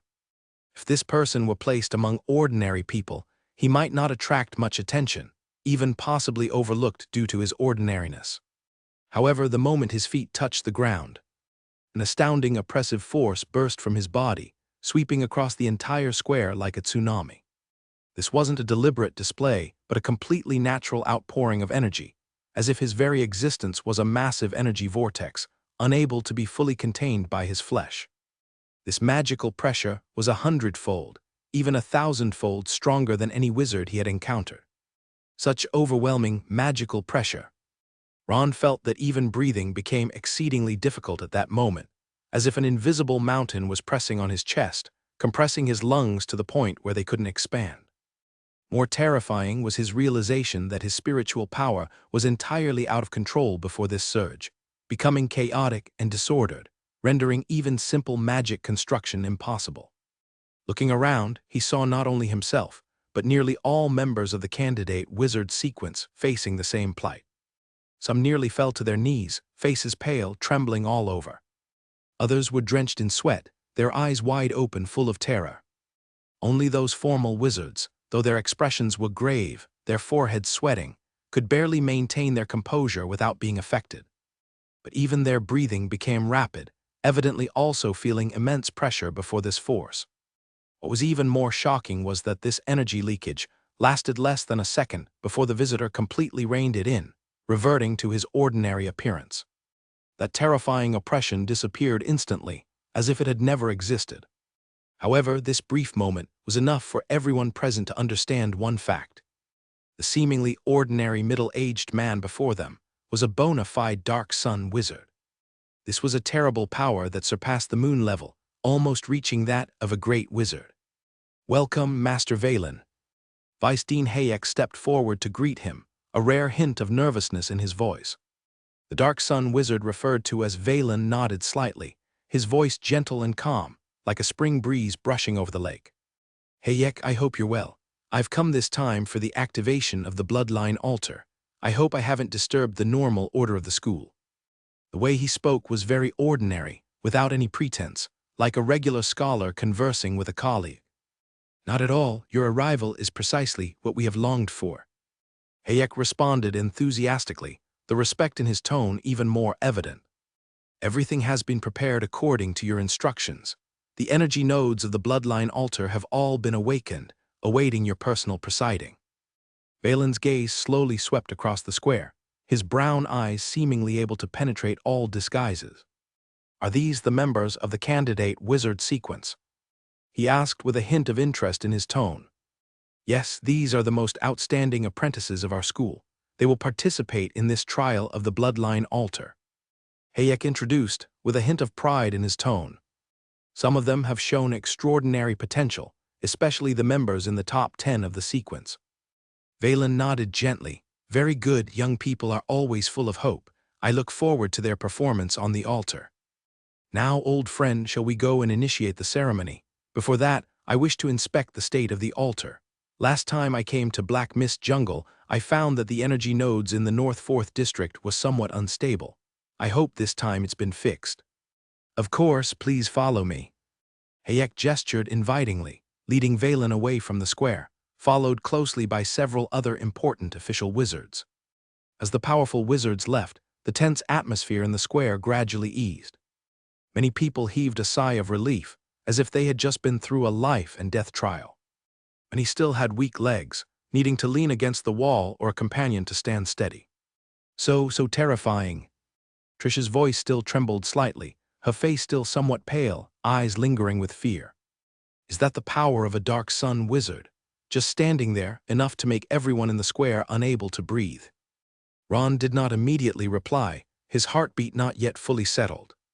He even felt that the path of his spiritual power was slightly disrupted due to the shock just now, requiring some time to return to normal. Is this the path I am heading towards? He asked himself inwardly, yearning within. Such terrifying power, just the slightest leak of breath is enough to make the lower ones collapse and die.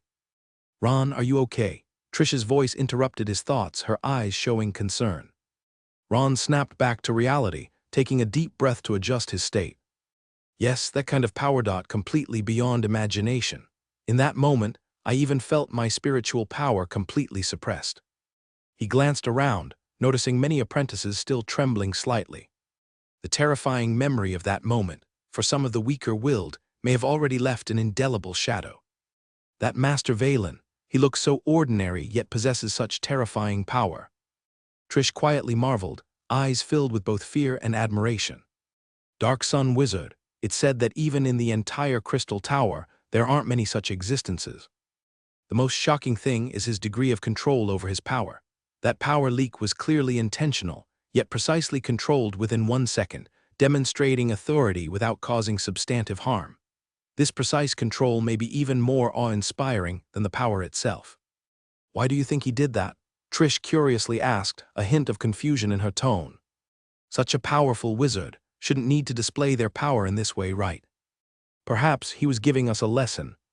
Ron mused. For true upper echelons, just a thought can shatter the body and mind of the weak. The apprentices in the square gradually dispersed, returning to their posts or accommodations. But Ron noticed that everyone's eyes had subtly changed, with some becoming more determined, their eyes ignited with the flame of pursuing strength. The arrival of the Dark Sun Wizard, in a way, changed these young apprentices' worldview. Ron, what are you thinking about? Trish watched his dazed expression and asked curiously. I was thinking. Ron's voice was deep, a rare eagerness flashing in his eyes. The Crystal Tower. What kind of place is it truly? The knowledge, resources, and opportunities there must far exceed what we can imagine to cultivate such existences. Trish nodded, a hint of yearning flashing in her eyes as well. The two walked in silence on the way back, each immersed in thoughts of their future paths. Occasionally, other apprentices would pass by, each casting envious glances towards them. The qualification to participate in the trial of the Bloodline Altar was an honor in itself. In a spacious conference room at the central tower of the Black Mist Jungle, 5 candidate wizard sequence members face Vice Dean Hayek and several masters, their expressions solemn. You 5 have been selected to participate in this Bloodline Altar trial. Hayek's voice was steady and authoritative. This is both an honor and a challenge.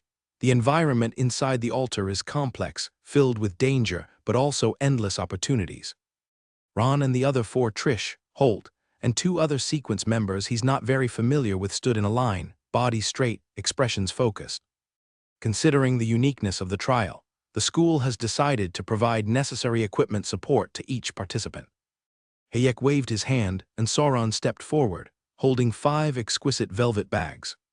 These are specially crafted spatial bags, Sauron explained as he distributed them. Each can accommodate about 5 cubic meters of items, much more than ordinary space equipment. Ron accepted the soft, deep blue bag, feeling the peculiar energy fluctuation emanating from it. The bag appeared ordinary, only palm-sized, yet it could hold so many items. It was indeed a rare strategic resource. Of course, this advanced equipment is the property of the school, Hayek added, his gaze sharp. After the trial, the school will take 30% of the value of any items withdrawn from inside as a usage fee. This is a fair exchange. Ron examined the spatial bag in his hand closely, already calculating in his mind. This equipment was indeed precious, but the 30% tax rate was not low either. There is another option, Sauron continued. You can also choose not to use the spatial bags provided by the school and prepare equipment entirely on your own.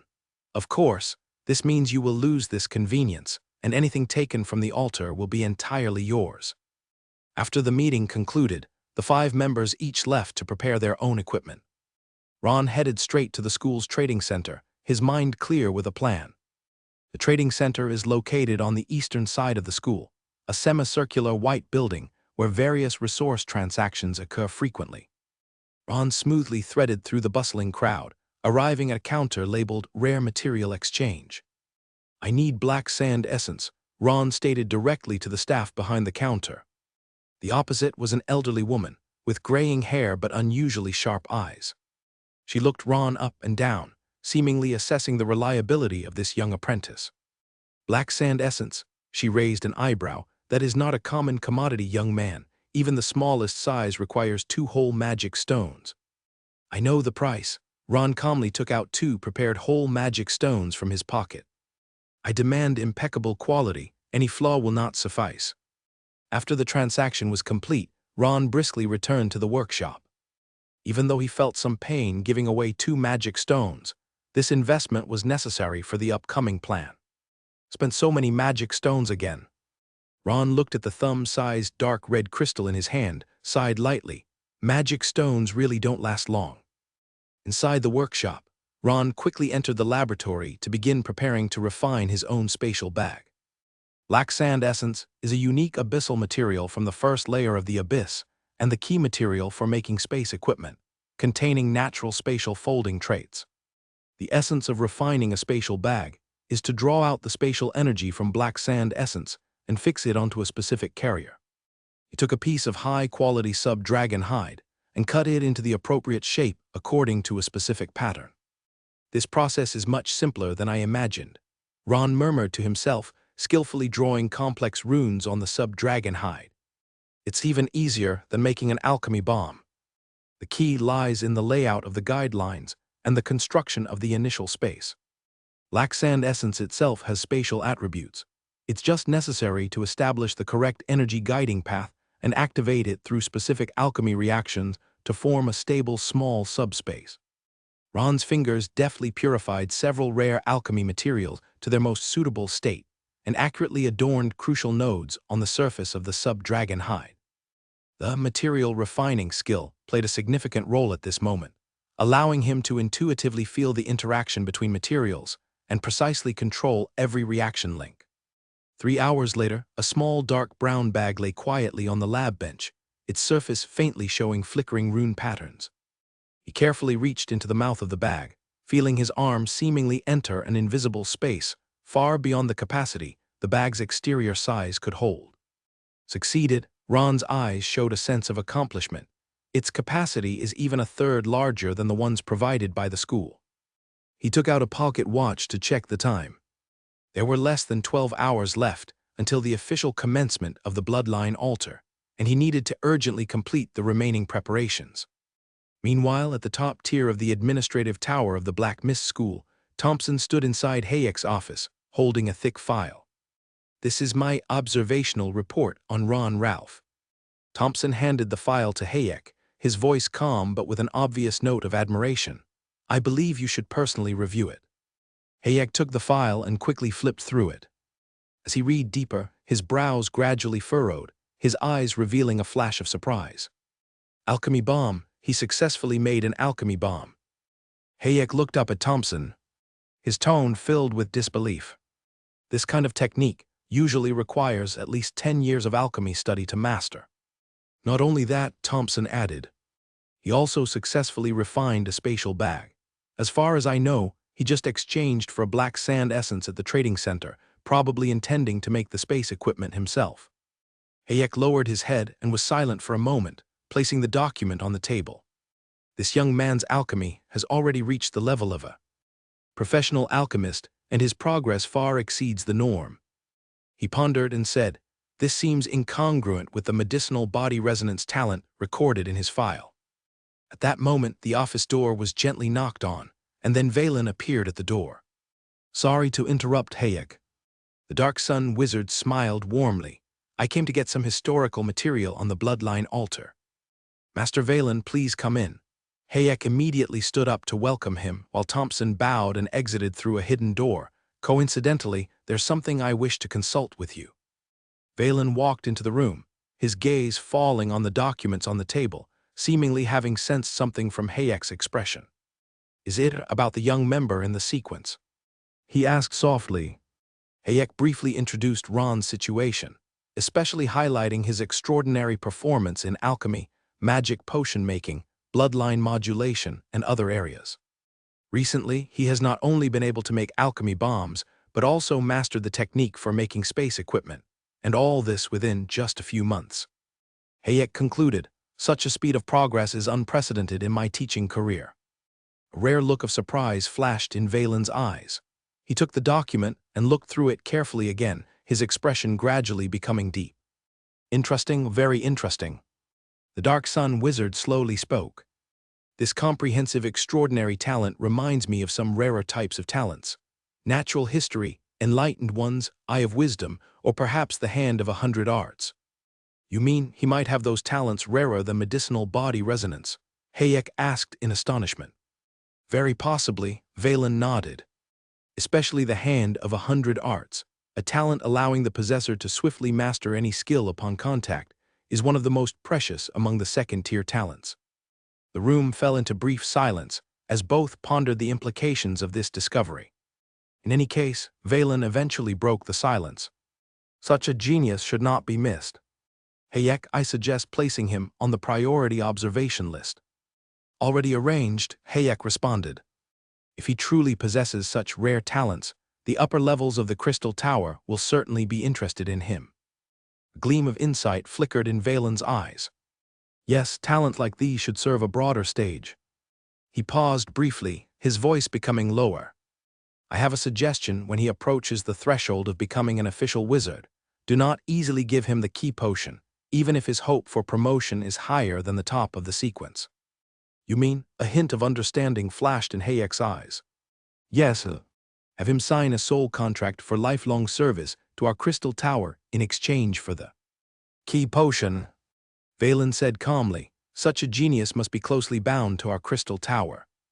Hayek pondered briefly and finally nodded in agreement. "I understand, Master Valen. I will closely monitor his development." The day when the bloodline altar is opened has finally arrived. On the great square in the central region of the school, an inconspicuous circular stone platform had now become the focal point of the ceremony. Around the stone platform, complex array patterns emitted a ghostly blue glow. The air was filled with an ancient and mysterious energy fluctuation. Valen stood in the center of the stone platform, accompanied by Hayek and several other wizards. Surrounded by dozens of apprentices, all here to witness the event. Ron and 4 other candidates stood at specific positions on the edge of the array, each having a small array node in front of them, connected to the central large array. The 10 apprentices from the Crystal Tower were also in position, their attire noticeably different from the Black Mist School's apprentices. Their more exquisite robes were embroidered with complex runes, adorned with various refined alchemy equipment. Among them, some had skin with a metallic sheen, eyes glittering with strange runes, and arms seemingly capable of extension and transformation. These were manifestations of bloodline mutation, indicating they had undergone various degrees of self-modification. Although these apprentices from the Central Lands behaved courteously, without demonstrating any disdain, Ron still sensed an intrinsic superiority in their conduct and speech, a confidence and composure deriving from a long-term presence in resource rich environments. "Don't be nervous," Trish's voice came from beside him. "We've all agreed to find each other and form a team once we're inside." Ron only nodded. "I am fully prepared." He lightly patted the spatial bag he made, which contained various magic potions, alchemy tools, and emergency supplies. Holt also approached with a solemn expression. I heard this trial is different from usual, possibly involving deeper abyss influences. Everyone must be cautious. Valen's voice suddenly rang out across the square, clear and powerful, without using any amplification magic, yet audible to everyone. The bloodline altar originates from a captured special space fragment. The Dark Sun Wizard's voice carried a calming power.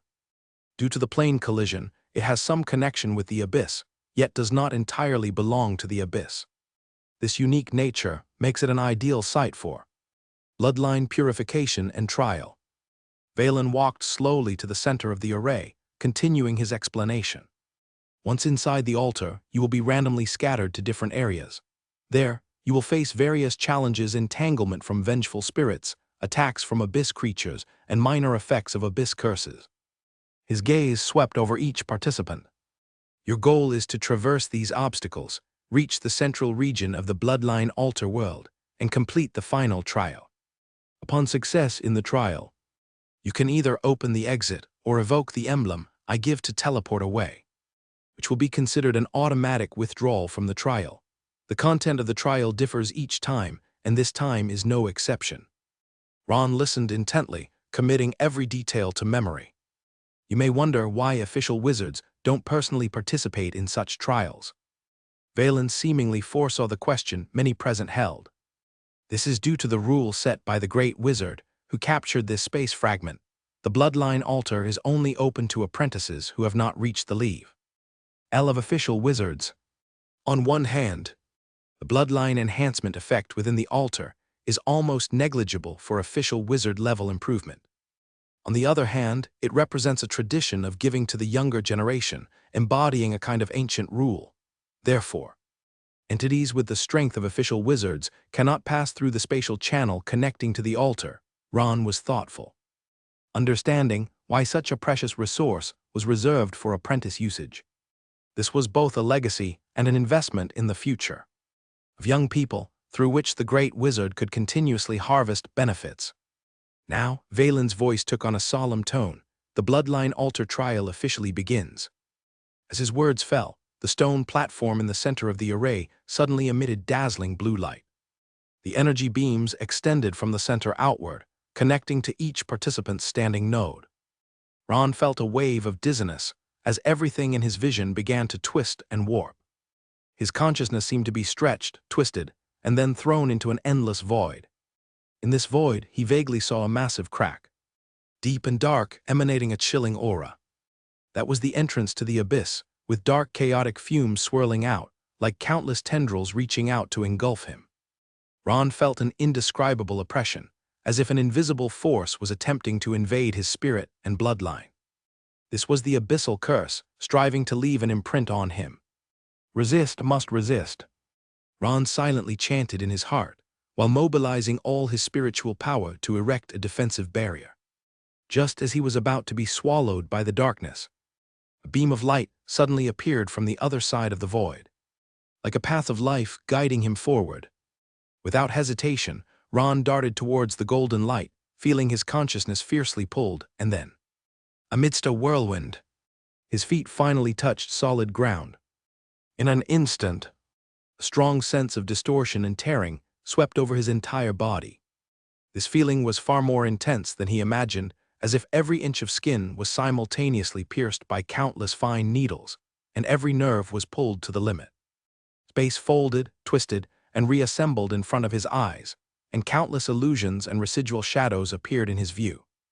In his daze, he seemed to see countless horrified faces wailing in the darkness, as if hearing the whispers and snickers of some ancient language.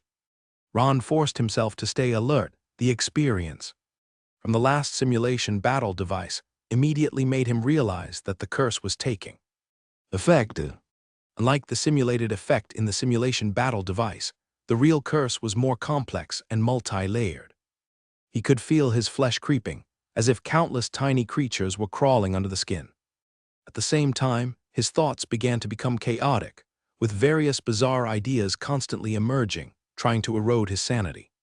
It was as if he was simultaneously afflicted by a dual curse of physical mutation and spiritual distortion. Ron immediately activated his bloodline power.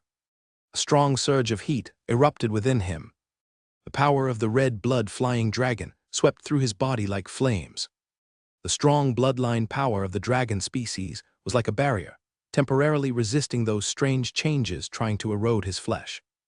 Meanwhile, he quickly entered a meditation state. Spiritual power circulated within him, forming a special mental defense. Zai Krulu Nayag. He also silently recited the syllables of the erosion chapter, using this mysterious power from the starry sky to counter the curse from the abyss. This method of fighting poison with poison was surprisingly effective. The twisting forces from two completely different sources counteracted each other within him, allowing him to remain clear-headed. The effect is better than expected. Ron relaxed slightly in his heart. Last time in the simulation battle device, it was the simulated curse of the third and fourth layers of the abyss. Now what he was facing, although it combined the dual effects of body and spirit, seemed to be much weaker, probably only equivalent to the first and second layers. As he pondered, the teleportation process finally ended. The distorted space around him gradually stabilized, and an unfamiliar world unfolded before his eyes. Ron stood on a bizarre plain. The ground was some semi-coagulated dark red substance, slightly elastic underfoot, like stepping on a thin meat carpet. The sky presented an unnatural purple-black color. No sun, no moon, only some oddly shaped dark clouds floating, occasionally flashed with faint red lightning. In the distance, some twisted and deformed mountain outlines loomed. Those peaks looked more like the curled backs of some giant creature. More unsettling was that the entire environment seemed to be alive. The ground faintly fluctuated with the breath. The air was filled with a fishy sweet smell, as if standing inside some gigantic creature. Is this inside the bloodline altar? Ron cautiously surveyed the surroundings, carefully using spiritual power to probe the energy fluctuations around him. After confirming the area was safe, he quickly opened the spatial bag. After a slight spatial fluctuation, the silver-haired little sea siren emerged from the spatial bag. As soon as she appeared, she noticeably felt uncomfortable. Her large violet-blue eyes immediately widened, and her slender body began to tremble violently. Master, Dale's voice was hoarse and painful. Here feels awful. Ron immediately supported the little sea siren, who almost collapsed. Endure it, Dale. This is the influence of the abyssal curse. Don't resist it, learn to adapt. Dale nodded, but her skin had already begun to show unnatural changes. Small patches appeared as grayish-white, as if rapidly dehydrating. Ron quickly retrieved a bottle of light blue potion from the storage bag, which he had prepared in advance. Drink this, it's the abyss adaptation agent. It can help reduce the effect of the curse. Dale tremblingly received the bottle and gulped the potion down her throat in one go. The effects were almost instantaneous. Her skin gradually returned to its normal color, and her breathing stabilized. Thank you, Master, Dale softly said, her voice much steadier than before, albeit still carrying fear. This place is even scarier than I imagined. This is just the beginning, Ron solemnly warned. The road ahead will only get harder. But don't be afraid, remember everything I've taught you. We can pass this trial. The little sea siren nodded resolutely, trying to stand straight. Master, this place feels like a battlefield. She looked around, puzzled. This indeed seemed like the remains of an ancient battlefield, but distorted by the power of the abyss. Numerous twisted and deformed metal fragments were scattered on the ground. Those which might have been shields, spears, or swords had now fused into the ground, morphing into malformed protrusions. Some giant bones protruded from the ground, but they clearly were not human bones, too massive and twisted. Their shapes too strange to recognize. Further away, remnants of banners half buried in the blood-colored soil swayed lightly in the wind. The insignia on them were blurred, but several different national or racial symbols could be faintly discerned. You're right, Dale. This should be an ancient battlefield eroded by abyssal power. Ron crouched down and lightly touched the ground with his sword tip. The layer that appeared to be soil cracked open a seam, revealing dark red muscle like fibers underneath. This soil should be said to be a kind of living tissue. The whole space has been transformed by abyssal power, becoming some kind of semi-living existence. Dale shivered slightly, instinctively drawing closer to Ron, speaking in a barely audible whisper. So we are now standing on the body of some gigantic creature. More like the entire battlefield has been imbued with some twisted life. The abyssal creature's atlas mentions similar phenomena. The abyss fourth layer can transform death zones into activated ruins, a form that condenses death and decay into a special energy shape. As they conversed, the distant ground suddenly began to heave violently, and a massive object emerged from the blood-red soil. It was a misshapen corpse, standing at least 2 meters tall, covered in rusted ancient armor, but the armor and the flesh have completely merged, indistinguishable. Its head showcased a bizarre hybrid form, the basic contour of a human skull, yet bearing 4 glowing eyes, with a jaw extending into a lizard-like shape, full of sharp teeth. Most terrifyingly, its chest had a huge opening, inside which squirmed countless tentacle-like organs, occasionally extending out as if sniffing the surrounding air. "Master, what is that?" Dale stared fearfully at the colossal being. "Forgotten warrior," Ron replied in a low voice, a hint of caution flashing in his eyes. But unlike the original low-level undead, this creature is a fusion of undead traits and multiple alien bloodlines, an abyssal mutant. He quickly drew his sword, simultaneously retrieving a potion from his waist, swiftly gulping it down to enhance his abnormal resistance. "Watch out for its tentacles, they might carry corrosive toxins." The Forgotten Warrior had evidently noticed their presence. Its 4 glowing eyes simultaneously turned towards them, emitting lights of various colors. It let out a deafening roar, a sound mixed with piercing noise and some deep resonance, like thousands of souls wailing in unison. "Master, let me handle this."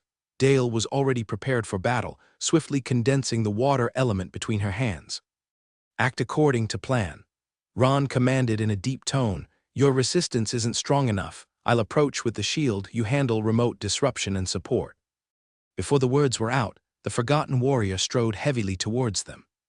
Each step left deep gouges on the blood-colored earth, the soil around it responding to its movement by writhing, as if echoing its existence. Ron did not retreat, instead he charged forward. Ring of brilliance. Golden red light flames burst from his body, forming a dazzling armor that clung invisibly around him. The Forgotten Warrior suddenly swung a massive arm. The deformed limb, fused with armor, was covered in sharp bone spikes, capable of piercing an ordinary person in one blow. Ron agilely sidestepped the attack, simultaneously slashing his sword in an arc, precisely targeting the opening in the Forgotten Warrior's chest. The cores of such monsters are often hidden within these special structures. As the longsword pierced in, the Forgotten Warrior let out a painful howl. The tentacle-like organs abruptly wrapped around, attempting to drag the weapon and its wielder into the chest cavity.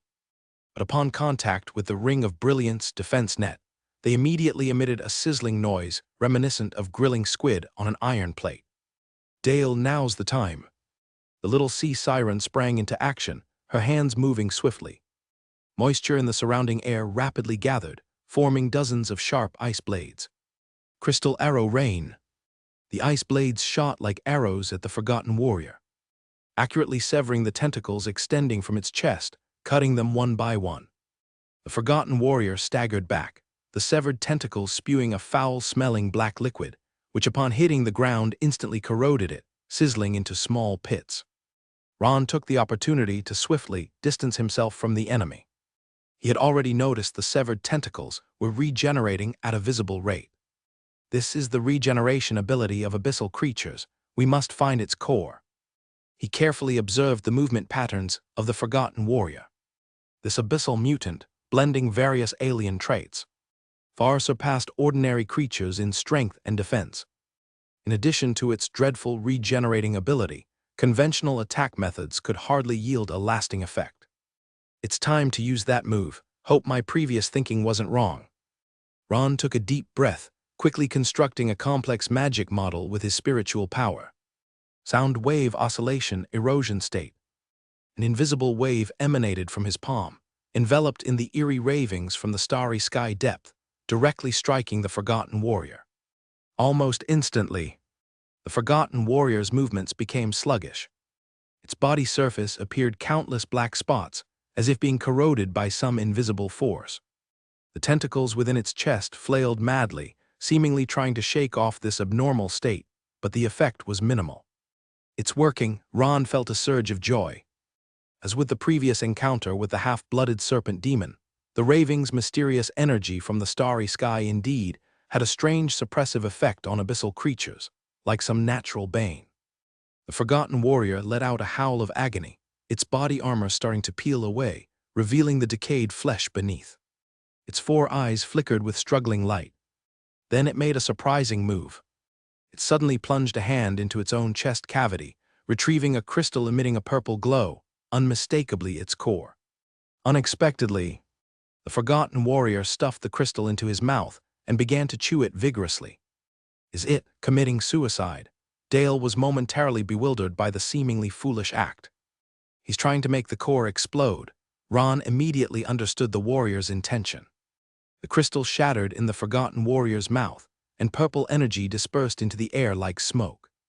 The next moment, the forgotten warrior's body began to swell dramatically, with countless cracks appearing on the surface of his skin, from which purple light shone through. Ron grabbed Dale, swiftly pulling away while constructing the sturdiest flowing shield wall. The forgotten warrior's body exploded in an instant, transforming into a purple-black energy cloud that spread in all directions. The flowing shield wall blocked most of the impact, but some energy penetrated the defense, forming a strange blood mist in the air. Just as Ron was about to check on the little sea siren in his arms, a peculiar movement caught his attention.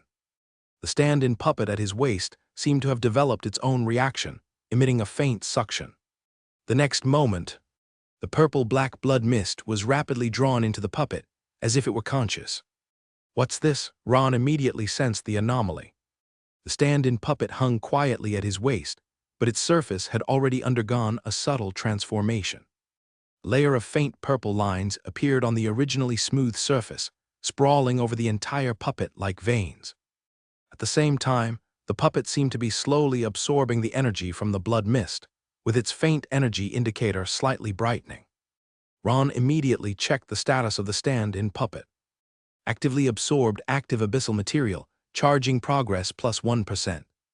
Current energy 3%/100%. It absorbed the abyssal energy and autonomously charged.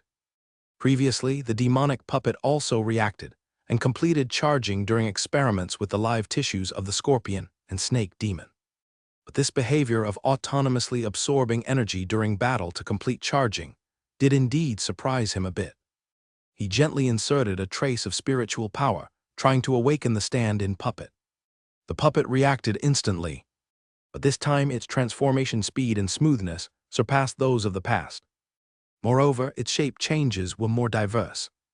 The previously fused traits of the snake demon and scorpion seemed to have been enhanced somehow. The energy of the abyssal creatures seems to have strengthened its ability to metamorphose. Ron mused. If the stand-in puppet could autonomously absorb and integrate the traits of abyssal creatures, then perhaps it could reach its charging goal more quickly. He carefully put away the stand-in puppet, feeling more hopeful about the journey ahead. "Master, are you okay?" Dale asked with concern. "I'm fine," Ron replied, snapping out of his earlier surprise. "But we need to be more cautious. The monsters here are clearly different from regular abyssal creatures. Their self-destructive behavior is very unusual." The little sea siren nodded firmly. "Don't worry, Master, I will be more careful." Ron carefully observed the surroundings, looking for possible clues or targets. On this distorted battlefield, there must be a core somewhere. Finding it and completing the trial is the purpose of this journey. But for now, understanding the rules of this environment is more urgent to better handle the challenges ahead. Meanwhile, Trish had also been teleported to another area of the bloodline altar. After a dizzying whirl, the brown-haired girl found herself in a strange, swampy area. Unlike the battlefield where Ron was, the ground here was covered with a thick, dark green liquid, emitting a pungent stench. The sky appeared a sickly yellow-green, with bizarre flying creatures occasionally swooping by, emitting screeching cries. Trish immediately felt the suffocating pressure, as if her muscles and bones were being slowly twisted by some force. But as Corina's student, she had long undergone special training to resist the influence of the abyss. A pale green energy barrier spread from her body, forming a translucent protective shield that temporarily resisted the erosion of the abyssal curse. Trish looked around and found a slightly luminous stone monument not far from the center of the swamp, with complex rune patterns carved on it. That stone monument might be related to whether I can reach the core area. The key to the passage to the core altar might be within it. But the problem was, between her location and the monument was a vast, bottomless swamp. Stepping in rashly was tantamount to suicide. She took a small bottle from her waist and drank the liquid inside. This was an adaptation potion specially prepared for her by Master Corina, allowing her to move freely in such environments temporarily. The effect of the potion was almost immediate. Faint green glow appeared on the surface of her skin, and the flow of blood in her body became more rapid and forceful.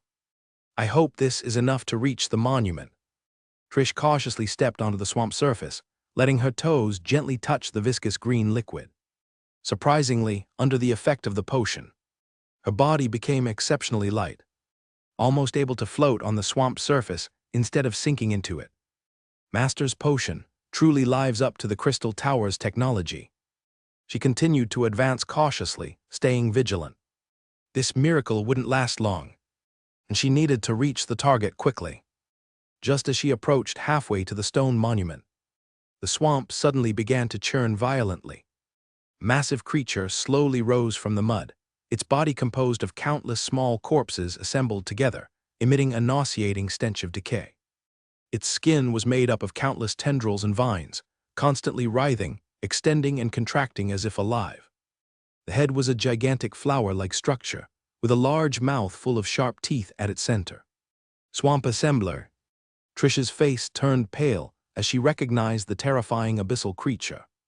Why would a creature from the abyss's second layer appear here? The Swamp Assembler had clearly noticed her. The flower turned in her direction, emitting a peculiar buzzing sound. Then its entire body began moving towards her. With every step, small parts of corpses fell off its body, only to be replaced by new tissue immediately. Trish knew she couldn't possibly face such a terrifying creature head-on. The only option was to reach the stone monument as quickly as possible, complete the task, and leave the area. Unlike Ron, she couldn't bring a combat partner into the altar. The strict rules of the Bloodline altar limited each participant to enter alone. Only Ron, with his champion privileges, was allowed to bring an assistant. Faced with the crisis, Trish could only rely on her own abilities. She swiftly awakened the dormant forest elf bloodline in her. A surge of green energy rushed out from within her, quickly spreading around. The energy seeped into the depths of the swamp, establishing connections with those mutated plant lives. Moments later, dozens of massive vines suddenly shot up from the swamp, each as thick as a child's arm. With sharp thorns covering their surface, under Trish's spiritual guidance, these vines whipped towards the Swamp Assembler like flexible whips, temporarily ensnaring. This should buy some time. Trish didn't stop but rather quicken her pace towards the stone monument, the Swamp Assembler. Let out an enraged roar, its immense strength causing the vines to start snapping one by one. But each vine that snapped was quickly replaced by two new ones sprouting from the swamp, continuing to entwine around its body. Seizing the opportunity, she traced a complex symbol with her hands over her chest, chanting a spell. Vines of the swamp, heed my call, become my shield and spear. Countless vines erupted from the swamp, twining around her like long green serpents. Meanwhile, Holt's situation wasn't any less grim. He had been transported to a canyon-like setting, with towering cliffs on either side, yet those rocks appeared more like some kind of fossilized gigantic bones. The sky was an unnatural orange-red, as if under the perpetual glow of sunset, although no sun was visible. The air was laden with a metallic taste, each breath seeming to inhale fine iron filings. The power of the curse is stronger than expected. Holt felt the abyss influencing him, the nausea and dizziness nearly causing him to collapse. But he quickly regained control over his state. As a member of the law enforcement team, he had undergone specialized anti-interference training, enabling him to remain calm in extreme environments. Earth Elemental Golem appear. Holt quickly retrieved a crystal stone from his storage bag and upon infusing it with spiritual power, a 5-meter-tall earth elemental golem rose from the ground. Its entire body was deep brown, covered with a tough stone-like armor. Holt's strength almost entirely depended on this earth elemental golem. As an earth element specialization expert, he dedicated all his research and resources to this field, making his golem far superior to other constructs of the same class in terms of strength, defense, and durability. Start the exploration. He commanded the golem to lead the way while he followed cautiously, vigilantly observing the surroundings. The canyon was deathly silent, the only sound being their footsteps echoing between the stone walls. Holt noticed some strange white crystals scattered across the ground. Upon closer inspection, he was surprised to find they seemed to be some kind of crystallized bone tissue. These should be crystallized bones, mentioned in the Abyssal Creatures Atlas. They typically appear in certain areas of the Abyss's third floor, known as the Field of Dead Bones. After repeatedly verifying that it was harmless through various tests, he cautiously collected the crystal into his storage bag, as it could be a valuable research material. Proceeding for about half an hour, the canyon gradually widened, eventually opening into a circular basin. In the center of the basin stood a stone structure, resembling an altar. Surrounding it was 7 tall stone pillars, each topped with a floating red crystal, emitting a faint glow. That's the control point. Holt was about to approach the altar when he suddenly felt a mild tremor under his feet. The trembling grew increasingly intense. Soon the entire basin was shaking violently, as if an earthquake had struck. The earth elemental golem immediately assumed a defensive stance, arms crossed in front of its chest, bracing for impact. The ground in the center of the basin suddenly split open, and a massive figure burst from underground. It was a gigantic worm-like creature, at least 20 meters long and over 3 meters in diameter. Its body surface was covered with thick bone-like armor, forming ring-shaped protective layers, appearing impregnable. The head had no eyes, only a circular mouth. Inside were rows of circular saw-like teeth, constantly rotating with a chilling grinding noise. Bone worm, Holt's voice trembled. One of the predators of the Abyss's third floor. The worm seemed to sense the presence of intruders. It swayed slightly before lunging towards Holt with astonishing speed. Ron and Dale cautiously moved through the twisted battlefield, constantly on guard for potential threats around them. "Master, look over there." Dale suddenly pointed into the distance, her voice tinged with excitement. Following her direction, Ron saw a massive building ruin. It was a structure that might have once been some kind of temple or fortress, but now it had been distorted beyond recognition by abyssal energy. The walls curved at impossible angles, and muscle-like tissue had grown between the stones, making it look like a skinned human organ. The most striking feature was a tower in the center of the ruins, its top flickering with a ghostly blue light, like a beacon guiding the way. "That must be it," Ron judged. "It's likely the control point we're looking for." They quickened their pace toward the ruins, but the closer they got, the more Ron felt a strange unease. The air was permeated by an unusual energy fluctuation, not the corrosive power of the abyss, but something older and purer. "Master, something is watching us," Dale suddenly whispered, her keen sea siren senses picking up the anomalies around them. Ron nodded. He too felt the sensation of being watched. It was as if countless eyes were hiding in every shadow of the ruins, coldly observing the two intruders. "Stay alert, don't stray too far from me," Ron cautioned, his hand already resting on the hilt of his sword. However, they reached the entrance to the ruins without encountering any attacks. The eerie silence only heightened their unease. The interior of the ruins presented a surreal scene. Walls and floors were covered with a layer of pulsating flesh, occasionally twitching irregularly, making noise. Sounds. Countless translucent sack-like structures hung from the ceiling, with vague humanoid outlines visible inside, but they were not entirely human. Instead, they was indescribable twisted beings. The air was filled with a humid and clawingly sweet smell, like the insides of some large creature. Ron carefully avoided the quivering flesh on the ground, searching for a path to the central tower. "Master, what are those?" Dale pointed to some strange symbols on the walls.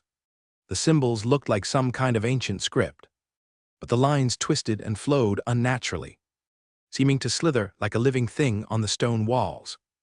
Ron approached to examine them, only to find that the symbols subtly changed under his gaze, becoming harder to decipher, as if willfully avoiding comprehension. They must be ancient writings twisted by abyssal power, possibly documenting the history or purpose of this place. Ron speculated, but knew that now wasn't the time to study ancient civilizations. They had to find the control point quickly. Passing through a series of warped corridors and rooms, they finally reached an open space at the center of the ruins. It seemed to have been a hall or a place of worship, now reduced to a ruin. But the central altar remained intact, surrounded by several half-collapsed stone pillars. On the altar stood the glowing tower, and they had to go through the altar to enter the tower. "We are here, but," Ron cautiously surveyed the surroundings. "It's too quiet, something's not right."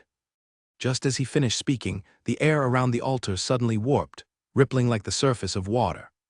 Several blurry figures emerged from the air, gradually taking solid form.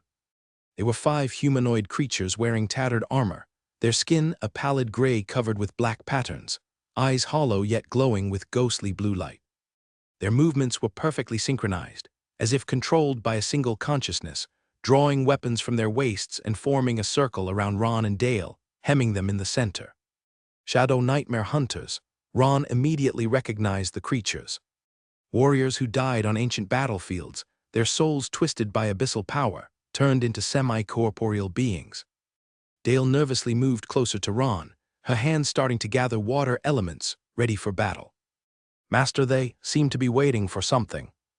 Indeed, the 5 Shadow Nightmare Hunters did not attack immediately, but remained on alert, as if awaiting a signal. Ron stepped forward experimentally, and the 5 hunters reacted instantly, pointing their weapons at him, yet still refraining from attacking. "They're guarding the altar." He quickly understood the situation.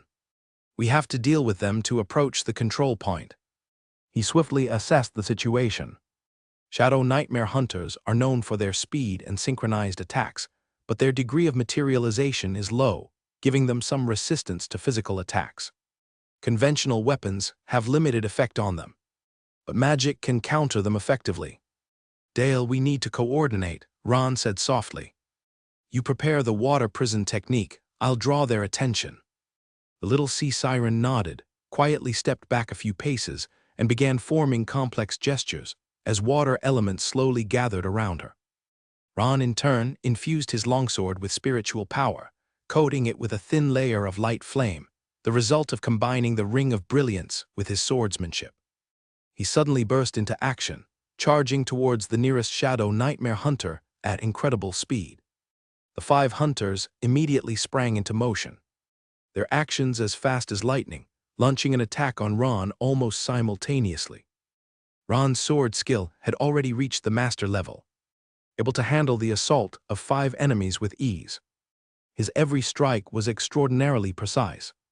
Everywhere the light flame sword blade swept, a faint crack would appear on the body of the Shadow Nightmare Hunter, emitting a painful screech. Ron suddenly retreated a step, creating space for the little sea siren's magic. "Water prison technique." Dale clapped her hands together fiercely, and the surrounding water element instantly coalesced, forming a massive water sphere, encasing all 5 Shadow Nightmare Hunters together. The semi-corporeal warriors struggled in the water, but their movements became unusually slow, as if trapped in a quagmire. Sound wave oscillation erosion state. Ron seized the opportunity, launching his strongest magical attack once again. Invisible ripples passed through the water sphere, directly affecting the bodies of the Shadow Nightmare Hunters. The effect was immediate. The 5 Shadow Nightmare Hunters let out a simultaneous shrill scream. Their bodies began to twist violently, as if torn by some invisible force. Black lines quickly spread, covering their entire bodies. Soon after, these lines started to collapse, transforming into countless black particles that scattered in the water. "We succeeded," Dale exclaimed joyfully as she watched the enemies within the water sphere gradually disintegrate. However, at that moment, the black particles suddenly began to gather, forming a vortex like black cloud. The vortex spun faster and faster, eventually condensing into a brand new figure. A huge semi-transparent humanoid form, entirely pitch black, with only its eyes and chest emitting a ghastly blue light. Fusion, Ron watched this scene in astonishment. The Shadow Nightmare Hunters can actually fuse into a stronger existence. This newborn monster waved a hand, and Dale's water prison technique was effortlessly shattered like paper, turning into splashes of water that scattered everywhere. Dale had just cried out when the black giant instantly teleported right in front of Ron. With a punch launch, the speed was so fast that its movement was almost invisible. Ron didn't panic, raising his sword to block. The flowing shield wall around his body began to function, providing him with a special defense against blunt force. The massive fist, accompanied by a heavy whooshing sound, slammed down, only causing the fluid protection to dent inward. Ron staggered back, his complexion looking slightly off. He brushed his waist, and a shadow rapidly expanded, rushing towards the giant's face. Meanwhile, in another section of the Bloodline altar, a group of young people dressed in special robes were gathering together. Their robes, although still gray, had crystal-like, shiny silver patterns trimming the collar and cuffs, starkly different from the apprentices of the Black Mist School. Embroidered on the back was a pattern of a crystal tower, clearly indicating their identity, the elite apprentices of the Crystal Spire. A young man standing in the center of the crowd asked, his voice carrying an indisputable authority. His most notable feature was an unusually large pair of ears, almost twice the size of a normal person's and much sharper, looking like two small fans from a distance. This was the leader of the Crystal Spire apprentice team, Elliot Oswalt, a genius apprentice known among his peers as the Wind Listener. "Everyone's here, Elliot," a female apprentice with light gray hair responded, her eyes an unnatural purple, with her hands wrapped in dense silver runes. "Jacqueline just reached this area through the link." Elliot nodded. This female apprentice also possessed a special talent, serving as the team's vice leader. Just then his large ears twitched slightly, as if catching some faint sound. Everyone held their breath, knowing Elliot was using his special talent, the Wind of Listening. This was an extremely rare special talent, considered powerful even in the second tier. Those with this talent could perceive energy fluctuations in the surrounding environment through their ears and translate them into information. Simply put, his ears could hear information undetectable to ordinary people, including energy flow, spatial fluctuations, and even certain conceptual existences. A moment later, Elliot opened his eyes, a trace of seriousness appearing on his face. "The situation is more complicated than we anticipated." He looked around, his voice low. "I've already heard some information about this altar's trial." The apprentices of the Crystal Spire immediately gathered around, their expressions turning solemn. "Firstly, this space is indeed deeply tainted by the abyss, but it seems that some force has limited the strength of the curse, allowing us to endure," Elliot explained, his large ears still twitching, seemingly continuing to receive information. "Secondly, I've heard a very important piece of information. The altar generated doppelgangers, significantly enhanced in bloodline traits, using us trialists as templates." "Doppelgangers?" a robust male apprentice asked in surprise. "Yes, Kaiser," Elliot confirmed. "Each participant in the trial has a corresponding doppelganger in the center of the altar. Defeating your own doppelganger can significantly enhance your bloodline. Defeating someone else's doppelganger allows you to gain part of their elemental affinity and some ability enhancements." This news sparked a buzz of whispers, a gly, a murmur of excitement and caution flashing in everyone's eyes. "What about those abyssal mutants on the periphery?" Jacqueline asked, "Do they have any value?" Elliot shook his head. "Almost none. Their organs can be extracted as experimental materials, but they are difficult to process and mostly consume our energy and resources. The real value lies in the clones at the center of the altar." He straightened his body, and his tone became more resolute. "So our strategy is clear: get through these peripheral areas as quickly as possible, head to the altar center, and kill our respective clones to gain bloodline enhancement. And then," he paused, a cold glint flashing in his eyes, "if given the opportunity, we can also kill the clones of the Black Mist School apprentices. Those clones can also provide us with enhancement at that time." "Every man for himself," Kaiser grinned, revealing a malicious expression. Elliot didn't directly respond, but his tacit approval was clear. Now we need to move forward. According to the energy fluctuations, the nearest teleportation gate is in that direction. He pointed to a distant hill covered in purple-black vines. Just as the Crystal Tower squad was about to set off, the surrounding environment suddenly changed. The ground began to rise, bulging like a living creature, forming undulating waves. The clouds in the sky thickened, forming a disquieting spiral pattern. The air was filled with a pungent sulfur smell, as if something was burning. "They are here," Elliot said calmly, his ears already catching the enemy's movements. As soon as the words fell, the ground around them burst open, and dozens of abyssal creatures poured out from the cracks. These creatures were of various shapes, but all bore significant abyssal characteristics. Some seemed like twisted humanoid forms, yet with too many limbs. Some resembled a hybrid of insect and reptilian features. There were some with no fixed shape at all, just a mass of continuously changing fleshy substances. "Prepare for battle," Elliot ordered as he drew a magic wand made of crystal from inside his robe. "First ring, atmospheric cutting." With his action, the wand glowed a faint green.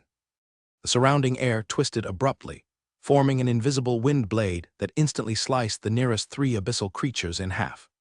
Other Crystal Tower apprentices immediately took action, displaying combat capabilities far beyond ordinary advanced apprentices.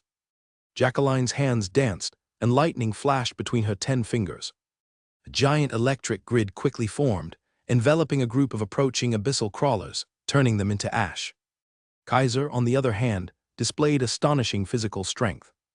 His arms swelled to double their size in an instant, covered in a layer of red scales, and he could punch large abyssal mutants flying several meters with ease. Another slim male apprentice, Norin, demonstrated precise elemental control abilities.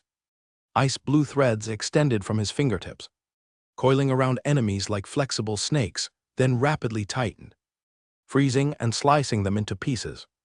Most impressive was a seemingly frail female apprentice, Lena. With her eyes closed, dozens of mini light spheres floated around her. Each one precisely shot at different enemies, penetrating their bodies, leaving smoking holes. "Coordinated formation," Elliot shouted, and everyone immediately moved to their predetermined positions, forming a perfect circular defensive formation. This formation allowed everyone to maximize their advantages while compensating for each other's weaknesses, showcasing extremely high combat efficiency. Despite the large number of abyssal creatures, they were quickly cleared away by the orderly attacks of the Crystal Tower elite squad, without causing any casualties. "Team cooperation ability perfect," Elliot commented, looking at the battlefield with satisfaction. "It seems the training was not in vain. The guys from the Black Mist School certainly don't have this kind of camaraderie, nor the spiritual link our Lena's talent provides." Kaiser scoffed. "I bet they're fighting individually right now in complete disarray. Never underestimate any opponent, especially that alchemist named Ron. It's said that he possesses the special talent of medicinal body resonance, progressing at an astonishing speed." Jacqueline mused. "I heard he's a half-muggle with an initial spiritual power of only a 6th-class star. Now he's an advanced apprentice and even ranks among the top candidates for the wizard lineup," Elliot reminded everyone. "Such rapid progress is truly extraordinary. I'm actually quite looking forward to meeting his clone." Kaiser grinned. A guy with an alchemist background, how much fighting power could he possibly have? The Black Giant's punch was as powerful as a mountain. An ordinary defense seemed like paper against such force. Fortunately, Ron's flowing shield wall was not a common defensive technique. Under the impact of the giant's punch, it formed a special buffer structure, dispersing most of the shock around. Even so, Ron felt a sharp pain in his chest, his whole body uncontrollably flying back several meters, nearly crashing into a stone pillar. However, this level of attack, though strong, was still within his expectations. Dale exclaimed in panic, water elements rapidly condensing at her fingertips, preparing to strike. Her large violet blue eyes were filled with worry and anger, her small body trembling slightly due to the imminent release of power. Ron's voice was surprisingly calm, his fingers stroking the stand-in puppet at his waist. "I still have my secret weapon to use." It's time to test your strength. A portion of consciousness was slowly infused into the stand-in puppet. With a massive influx of magic power, the inconspicuous little puppet immediately reacted. It quickly expanded, its size growing to that roughly equal to a human within seconds. Ron could feel part of his consciousness diverging into the puppet, forming a unique dual perception. He could sense his own condition while also perceiving the surrounding environment through the puppet. The black giant seemed to sense some kind of threat, its previously calm demeanor becoming wary, its dark blue eyes fixed intensely on the transforming puppet. Under Ron's mental control, the puppet's exterior began to change. Smooth surfaces revealed countless tiny scales, shimmering with a metallic sheen like snakeskin, integrating the snake demon traits. Its limbs grew robust and powerful, with clear muscular contours, showcasing the strength of the scorpion. A tail full of power grew from its back, the tip stinger radiating a faint purple glow. Ron could sense the innate memories of both the snake, demon, and scorpion circulating in the puppet's consciousness. All those combat techniques and bodily control experiences became resources he could call upon. But the puppet itself lacked independent will, merely acting as a highly sophisticated tool, completely under Ron's mental command. Ron instructed, simultaneously using the spiritual link to maneuver the stand-in puppet into a combat stance. The black giant hesitated not at all, raising its hand with a powerful straight punch aimed directly at the puppet's head. The punch was swift, the air was split, creating a piercing whooshing sound. Ron didn't instruct the puppet to dodge, but directed it to raise an arm to meet the giant's fist head-on. This choice stemmed from his precise calculation of the puppet's capabilities. From previous experiments, he had confirmed the puppet's special capacity to absorb abyssal material. The collision of forces produced a deafening, dull sound. A shockwave spread from both centers, lifting loose stones from the ground several inches. To Dale's astonishment, the stand-in puppet not only didn't get knocked back by the massive force, but the black giant's fist emitted a sizzling noise. At the moment of contact, the giant's fist seemed to hit some extremely unstable substance. After a strange ripple appeared, it began to crumble as though being corroded. Black material flaked from the giant's fist, dripping like ink. Yet these materials didn't scatter onto the ground, instead being directly absorbed by the puppet's skin. Just as I anticipated. Excitement flashed in Ron's eyes. This ability to absorb abyssal energy was indeed one of the most valuable traits of the stand-in puppet, and the effect was far more significant than he imagined. At the same time, through the link with the puppet, he felt a peculiar energy flow. The absorbed abyssal energy didn't entirely assimilate into the puppet, but underwent some special filtering, retaining only the useful parts. This process was so similar to what he once envisioned in the melting furnace concept. The black giant seemed to realize the crisis, instantly withdrawing its damaged right hand, while its left turned into a sharp blade to sweep toward the puppet's waist. Ron, through the spiritual link, commanded the puppet to dodge. The puppet's movements had the incredible flexibility of the snake demon and fused with the explosive power of the scorpion, easily evading the sweep. While dodging, it used the scorpion's tail to suddenly thrust forward, aimed straight at the giant's chest. The stinger pierced the black giant's chest and immediately triggered a series of energy reactions. The black giant's body rippled like a lake struck by a massive rock. Those originally stable black materials began to wobble and separate irregularly. With a thought, Ron commanded the stand-in puppet to launch a fierce, relentless assault. Under Ron's control, the puppet demonstrated astonishing combat skills. Right fist aimed straight at the giant's soft ribs, left leg sweeping a trip, scorpion tail shadowing the movements to target vulnerabilities. Each attack is incredibly precise, without any waste, perfectly combining the snake demon's precision strike and the scorpion's ferocious power. What satisfies Ron most is that whenever the puppet comes into contact with the black giant, a portion of black energy is absorbed.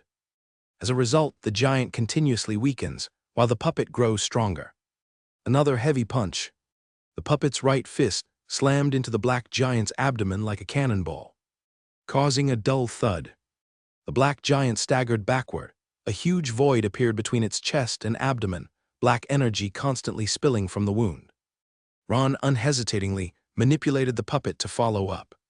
The left leg swept out horizontally, precisely kicking the black giant's knee. Although the body is composed of energy, it emitted a sound similar to bones fracturing. The black giant's right leg bent at an incredible angle. The entire body lost balance, leaning to one side.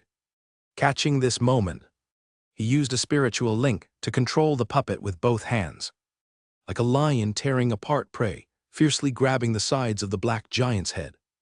The claws directly sank into the black giant's head, then fiercely pulled outward.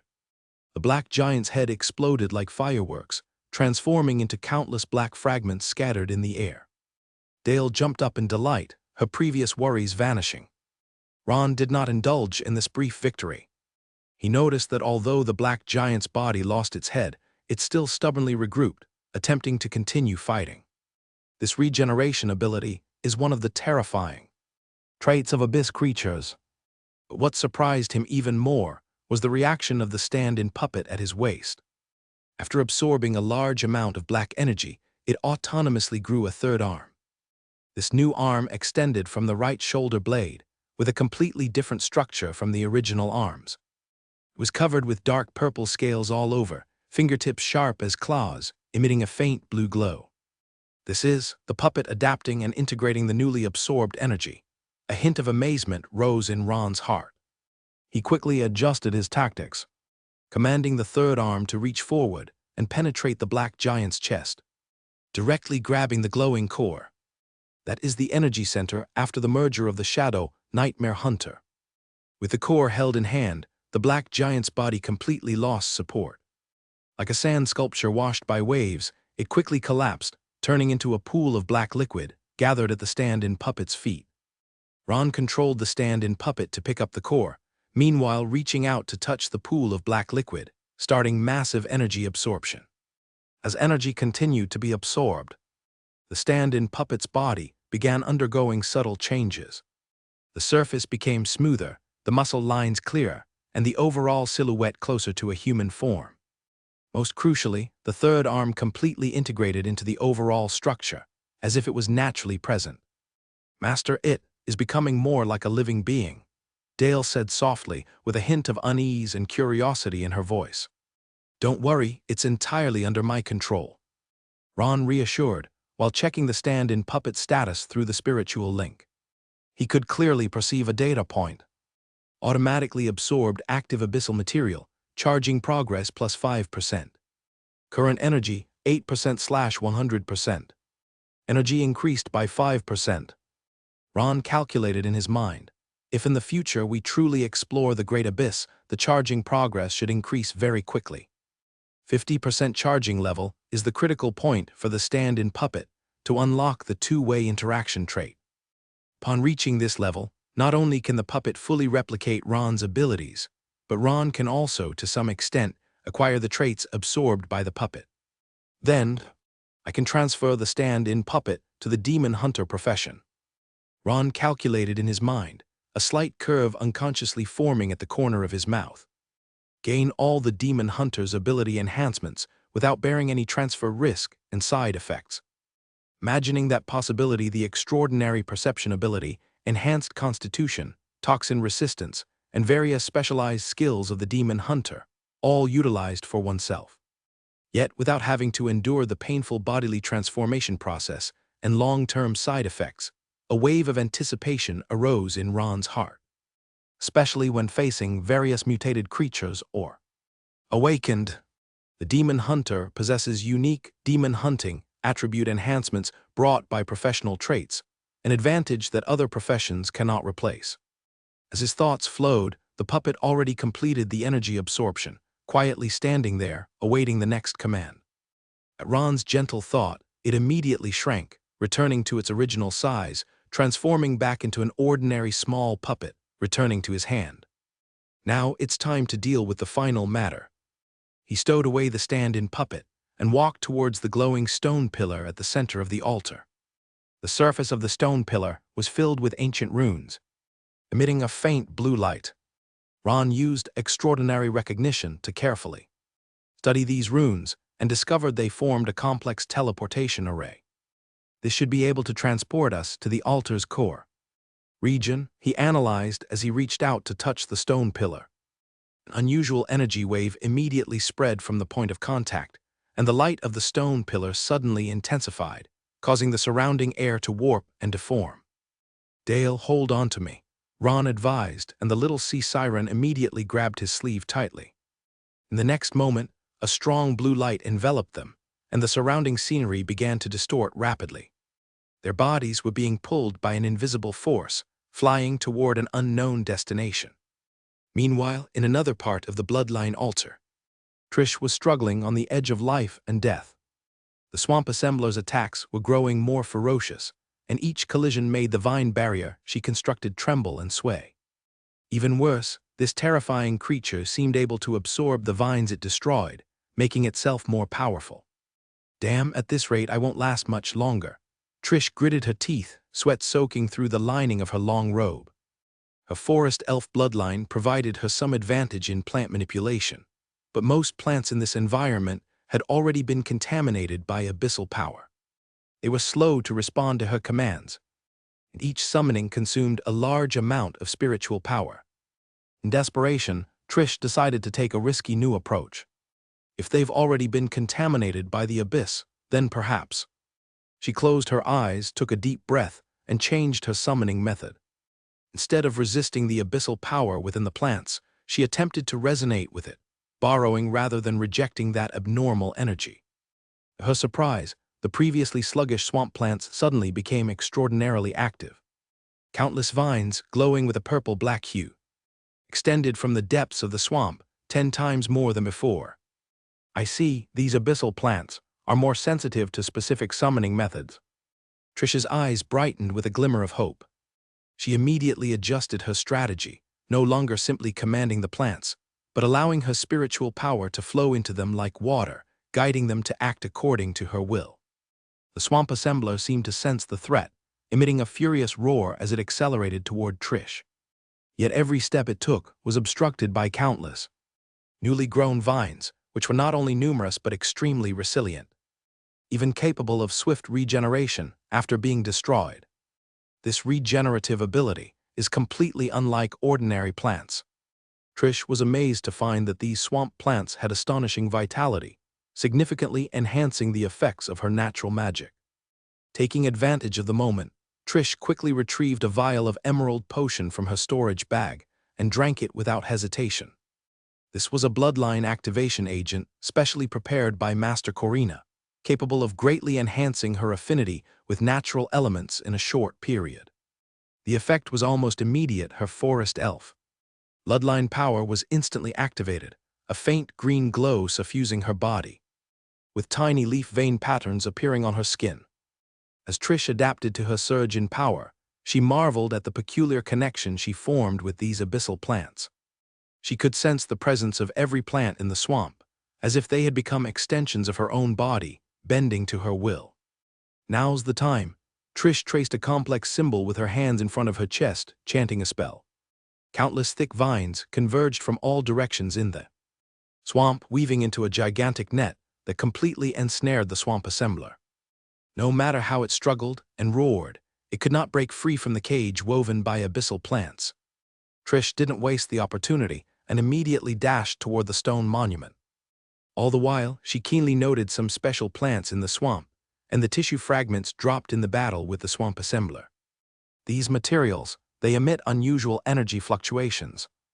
Trish stopped and quickly used isolating containers to collect several seeds from swamp plants, along with a small fragment of the swamp assembler's tissue. These seeds emitted a faint purple light in her hand, immediately responding when she infused a bit of spiritual power at her fingertips, forming a miniature energy circuit. As casting media, their effect should be quite extraordinary. Trish carefully secured these materials and continued her run toward the stone monument. When her hand finally touched the stone monument surface, an indescribable sense of relief surged in her heart.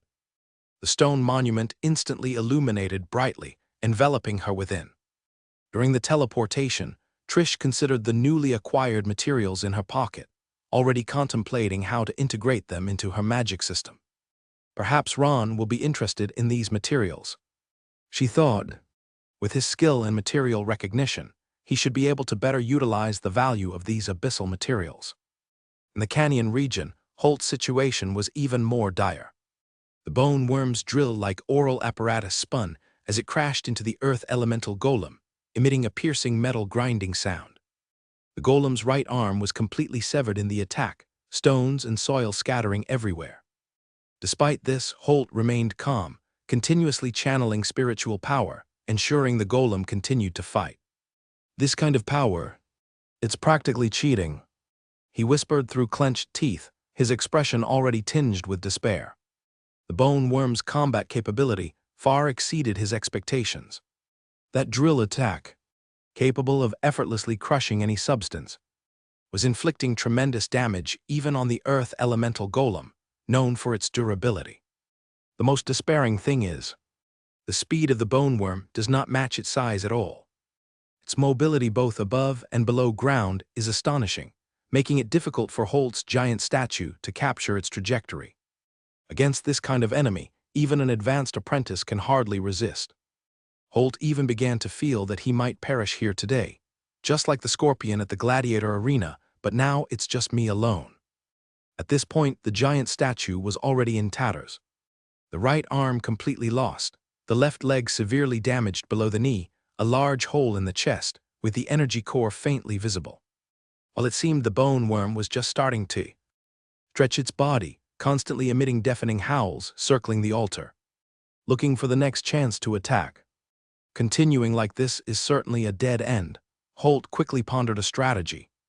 Going head-to-head with the bone worm is clearly unwise. He needs to take a different approach. Observing the environment around the altar carefully, Holt noticed that the 7 stone pillars seemed to form some kind of energy array. Each time the bone worm approached a stone pillar, the red crystal would glimmer slightly. These stone pillars might be some kind of defense mechanism. Holt had a flash of inspiration. He ordered the giant statue to grab a huge rock and throw it with all its might at the nearest stone pillar.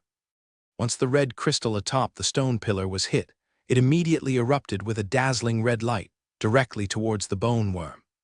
The bone worm let out a painful shriek, its body suddenly bounced up, clearly injured. Just as I thought, Holt's eyes lit up and he immediately changed his tactics. He no longer let the giant statue confront the bone worm directly, instead instructed it to attack the crystals atop the remaining 6 stone pillars. The bone worm seemed to sense Holt's intention, frantically charging towards the giant statue, trying to stop it. Race against time began. The giant statue, dragging its damaged body, dodged the bone worm's attacks while striving to activate the remaining pillars. While the bone worm pursued relentlessly, trying to completely destroy the giant statue before it completed its task. Holt was fully focused, constantly channeling spiritual power into the giant statue, even if it meant enduring immense mental strain. When the 6th stone pillar was activated, the bone worm was already within reach, its malicious giant maw almost devouring the head of the statue. At the critical moment, the statue used its last ounce of strength to lunge towards the final stone pillar. The statue and the bone worm collided with the pillar simultaneously, with the red crystal activating at the same time. The statue was completely destroyed, scattering into countless fragments. However, as the 7 pillars were all activated, the entire altar began to emit a dazzling red light. 7 beams converged at the center, forming a massive energy vortex. The bone worm was stunned by the sudden light, letting out painful shrieks, its body convulsing uncontrollably. Meanwhile, Holt took this opportunity to dash towards the altar's center, while quickly retrieving the giant statue's core. The statue's destruction would only consume a large amount of his magic power, as long as the energy core of the heart of the earth, the gladiator arena runner-up reward, wasn't damaged. He could have a chance to construct another statue. When Holt's feet touched the central platform, a powerful energy fluctuation immediately enveloped him. The surrounding scenery began to twist and distort.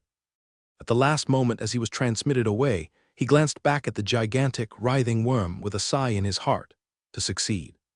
Truly it was fortunate. Among the Black Mist School, apart from Trish and me, others would hardly break through such a level of guardian alone. But then Holt recalled the alchemist who displayed astonishing power at the gladiator arena run. Perhaps Ron would find it much easier than I did. With this vague thought, Holt's figure completely disappeared into the dazzling light, heading towards the unknown altar core region. Trish was the first to arrive at the bloodline altar core area. When the dazzling light faded, what lay before her surprised her. It was entirely different from the peripheral areas. Gone was the suffocating swamp. The twisted and deformed creatures were absent, and even the oppressive feel characteristic of the abyss lightened significantly. Instead, there was a misty, open plain, the ground paved with rough gravel. The air carried a slight moisture, but lacked the nauseating stench. Here there are almost no traces of the abyss. Trish surveyed her surroundings, her brows slightly furrowed. Judging from the terrain, this area is circular, the ground gently inclined towards the center. The overall impression felt like a deliberately crafted arena, specifically prepared for some kind of duel or ritual. It's as if someone intentionally purified this region, creating a battlefield setting. She looked through the fog, trying to discern more details, but the thick mist obscured her sight, allowing her to see only a few dozen meters around. I have to ensure my safety first, then wait for the others to arrive. Trish took a deep breath and retrieved a small cloth bag from her storage bag, gently untying the knot. The bag contained a special spore plant, displaying a pale green, glowing faintly in her palm. This was one of the special plants she began cultivating after awakening her forest elf bloodline perception spores. They could spread with the wind and relay information about the surrounding environment to their master. "Go, my little scouts." Trish gently blew towards them, and the spores scattered like tiny snowflakes into the mist surrounding her. A moment later, she closed her eyes, connecting her spiritual power with the spores, and began to receive the information they transmitted back. Through this method, she could roughly see the terrain and objects within a radius of several hundred meters. Although not very clear, it was enough to provide a basic warning function. No signs of hostile creatures, at least for now. She let out a slight sigh of relief and then sank into thought. The experiences in the swamp area, those abyssal plants responded to me in an entirely different way. Recalling her encounters in the swamp, Trish still felt a trace of incredulity. When she changed her summoning method, no longer rejecting the abyssal energy in those plants, but instead trying to resonate with it, a miracle occurred. Those vines' vitality, it was incredible. They were not only numerous but also extremely tenacious and with a strong regeneration ability. This special connection allowed her to trap the swamp assembler, buying time to reach the control point. This might be related to my forest elf bloodline, perhaps. There's some connection between abyssal plant life and natural elements that we don't yet understand. This discovery thrilled Trish. This was also why she decided to take the risk of collecting those swamp plant seeds. They might contain secrets to further enhancing her natural magic. Just as she was lost in thoughts, a new piece of information sent back by the spores caught her attention. The girl immediately tensed up, her spiritual power quickly spreading out, attempting to confirm the newcomer's identity. A few seconds later, she relaxed. The familiar spiritual wave was indeed Ron. But caution made her not appear immediately. After all, in such a special environment, any carelessness could lead to fatal consequences. She stood behind a large rock to prevent being caught, off guard if the other party had any malicious intent. Ron had also identified her through spiritual power probing, but didn't approach rashly either. In this environment, anything could be an illusion or a trap. Trish obviously had the same concerns. She stood still, scrutinizing Ron and Dale, her gaze filled with examination. "Ron, is it really you?" Trish's voice carried a hint of hesitation and caution. Ron didn't answer immediately, but took out a special badge from his bosom. This was specially issued by the school before leaving, with an anti-counterfeit engraving jointly set by Hayek and Valen. Almost impossible to forge, or rather, the cost of forging far exceeded its value. Moreover, this badge could also teleport the user out of the bloodline altar, though using it meant automatically forfeiting the trial. "We agreed to meet here to form a team and face the challenges together," Ron calmly said, displaying the badge in his palm, the rune on it lighting up upon contact with his spiritual power, forming a unique energy ripple. Trish's expression relaxed as she took out a similar badge. from inside her robe. When the two badges sensed each other, they emitted a faint resonance glow. Trish finally confirmed Ron's identity, a relieved smile appearing on her face. "So it's really you, sorry. I had to be careful, this place is too eerie." "It's okay, I thought the same." Ron nodded, looking around. "Although it seems much normal here compared to the outer areas, the more it appears that way, the more cautious we must be." The little sea siren Dale, seeing it was an ally, also breathed a sigh of relief, the water element in her hand gradually dissipating. "Phew, scared me. I thought we'd have to fight again." Trish's gaze fell on Dale, with some curiosity. "It's said that only the champions of the bloody gladiatorial games are entitled to bring an assistant into the bloodline altar. Seems you've indeed used this privilege." "That's right." Ron nodded slightly. "With Dale here, handling some dangerous situations becomes much easier. How about on your side? What did you encounter?" Trish thought for a moment and briefly recounted her experiences in the swamp area. When she mentioned how those abyssal contaminated vines, under her guidance, counterattacked the swamp assembler, a trace of surprise flashed in Ron's eyes. "You mean the plants originally contaminated by the abyss, under your guidance, not only didn't reject you but became unusually obedient?" Ron asked thoughtfully. "Exactly," Trish nodded, her eyes shining with excitement. "At first I was also very surprised. Generally, creatures contaminated by the abyss reject normal elemental power, but when I tried not to resist, instead harmonizing with that power, the situation was completely different." She took out a small glass bottle from her storage bag, containing several seeds emitting a purple glow. "These are seeds collected from those vines. I believe they are valuable for studying the relationship between the abyss and natural elements." Ron's eyes were immediately drawn to those seeds. This special sample from the abyss undoubtedly held high value for his current research. He took out a few recovery potions and a bottle of spiritual shield, in exchange for several seeds from Trish and a piece of living tissue from the swamp assembler. "I also encountered some interesting situations on my end." Ron briefly described his experiences in the activated ruins and twisted battlefield, particularly mentioning the giant black formed by many shadow mares merging. Yet he only briefly mentioned the battle details, saying that he and Dale held it down and then quickly entered the control point. While the two exchanged information, Trish's spores relayed new information again. "Someone else is coming." She immediately grew vigilant but then relaxed. "It's Holt." Before long, Holt appeared through the mist. His already thin frame looked even more fatigued, but his eyes remained vigilant. Seeing Ron and Trish, and after mutual identity verification, he visibly relaxed. "Finally found you guys." Holt approached with a trace of exhaustion in his voice. "This area is so bizarre, I thought I was lost at one point." The three exchanged their information briefly. Holt detailed his fierce battle with bone worms in the canyon, and how he cleverly used the energy arrays formed by the stone pillars to repel the enemies. "These are the crystallized bones and worm sheddings I collected there." Holt took out 2 sealed containers. "Unfortunately, my earth elemental golem was severely damaged in the battle, and I only managed to save the core." Ron took the containers, examined them for a moment, then his eyes lit up.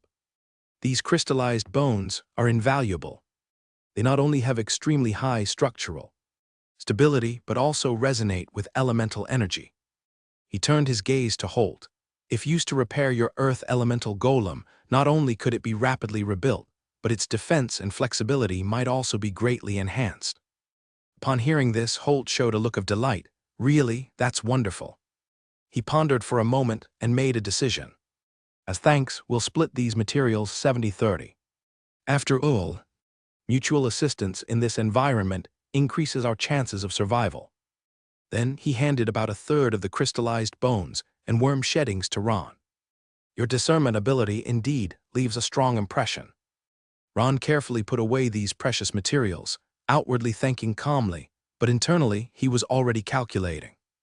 These abyssal creature components, if absorbed by the stand-in puppet, perhaps it could further enhance its abilities. His gaze swept over his 2 companions, suddenly realizing a problem. "We're all here, what about the other 2 sequence members?" Holt shook his head. "Haven't seen them, perhaps they chose another path or..." failed to break through the blockade of the outer areas. Trish's expression turned serious. Maybe we should wait for a while. After all, more people mean more strength. We can't wait any longer. Ron pointed to the mist in the distance. Look over there, the mist is changing. Indeed, the mist in the distance was slowly receding, revealing the faint outline of a huge structure. That should be the core of the bloodline altar. Ron speculated. Since the mist has begun to recede, it means the trial has entered the next stage. We must move forward. The three exchanged glances, nodded in understanding, and proceeded towards that vaguely visible structure. As they got closer, the mist became even thinner, and the outline of the building grew clearer. It was a massive arena-shaped enclosure, completely composed of a semi-transparent, dark red crystal. The dark red crystal pillars around the platform emitted irregular light, providing the dual arena with an eerie yet ample illumination. "Jacqueline, watch your left." Elliot shouted a warning, while his fingertips traced an arc through the air. Sharp wind blade formed instantly, slicing precisely toward a replicate attempting to ambush a companion. This was already the third wave of replicates they had encountered after entering the core region. The first two waves appeared individually, making them relatively easy to deal with. But this time, they faced a mixed team of 3 to 4 replicates, dramatically increasing the difficulty of the battle. These replicates seemed to be consciously cooperating with each other. Lena, maintaining the spiritual link, controlled the floating light spheres around her to execute precise strikes, while being surprised to find that the replicates could always cover or dodge at the last moment. "Stay calm." Elliot's voice was steady and powerful. His unusually large ears quivered slightly, capturing every faint sound and energy fluctuation on the battlefield. "Stick to the original plan, cover your assigned area, and don't be distracted by the chaotic situation." The battle on the field was at a stalemate. Although the apprentices from the Crystal Tower had strong individual skills and a high level of teamwork, the replicates seemed to inherit some traits from abyss creatures. Not only did they have a super strong regeneration ability, but their combat style was bizarre and unpredictable. Just as the situation was deadlocked, Kaiser suddenly spotted an opportunity. A replicate in a black robe exposed a flaw amidst the brawl, clearly one of the newer apprentices from the Black Mist School that had just entered the core region. Not Ron, Holt, or Trish, but one of the other sequence members. "Watch me." A glint of excitement flashed in Kaiser's eyes. His right arm swelled to more than twice its size in an instant, covered with a layer of fine red scales, resembling the skin of a legendary dragon. Like a cannonball, he charged at the replicate, even smashing a massive rock trying to block him along the way. The rock exploded into countless fragments under his fist, like a tiny explosion. Flame giant dragon's claw. With a low growl, Kaiser's right fist, carrying a terrifying force, slammed heavily into the replicate's chest. The replicate clearly did not expect to be ambushed so fiercely, and could only hastily raise an energy shield. But in the face of Kaiser's fist, comparable to a small siege hammer, the shield shattered like thin paper in an instant. With a dull thud, the replicate's chest caved in immediately, its body flying backward like a puppet with cut strings, finally hitting a crystal pillar, falling silent. A few seconds later, the replicate's body began to disintegrate, dissipating into countless light dots in the air. These dots did not scatter, but seemed to be drawn by some gravity toward Kaiser.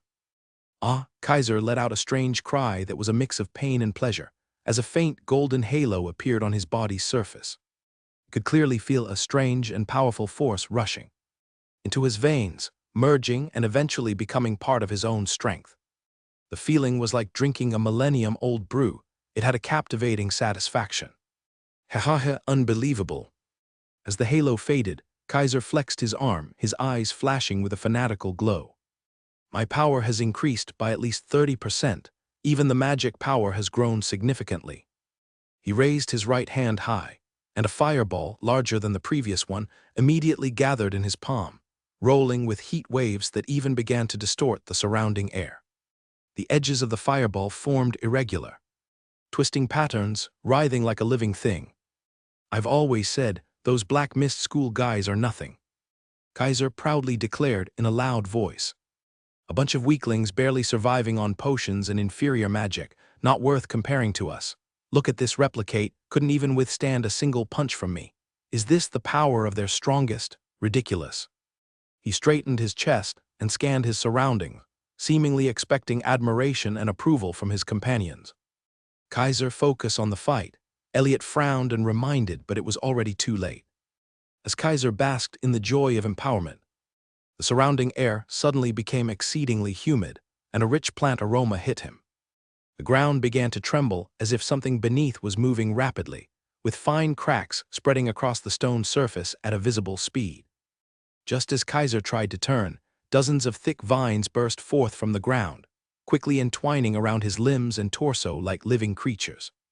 The growth rate of these vines was astonishing, wrapping him into a tightly sealed green cocoon in an instant. The vine surface was covered with dense thorns, each flickering with a peculiar purple glow, evidently carrying some kind of toxin. At the same moment, on the other side of the platform, a towering earth elemental golem suddenly appeared, rushing toward the immobilized Kaiser. Each step of the golem shook the ground, and its rocky fists looked capable of easily smashing through a wall. It was inlaid with numerous crystallized bone fragments, causing its entire body to shimmer with an ominous blue light, making it appear more eerie and powerful than ordinary earth elemental golems. This presence, it's probably the replicates of Trish and Holt from the Black Mist School, Jacqueline exclaimed, but they were all held back by their respective opponents, unable to immediately provide support. Norin laughed, rocking back and forth. Weren't you just boasting about how weak the apprentices of the Black Mist School were? Now their clones have cleaned you up. Kaiser, where's your face now? Kaiser struggled desperately within the vines, cursing continuously.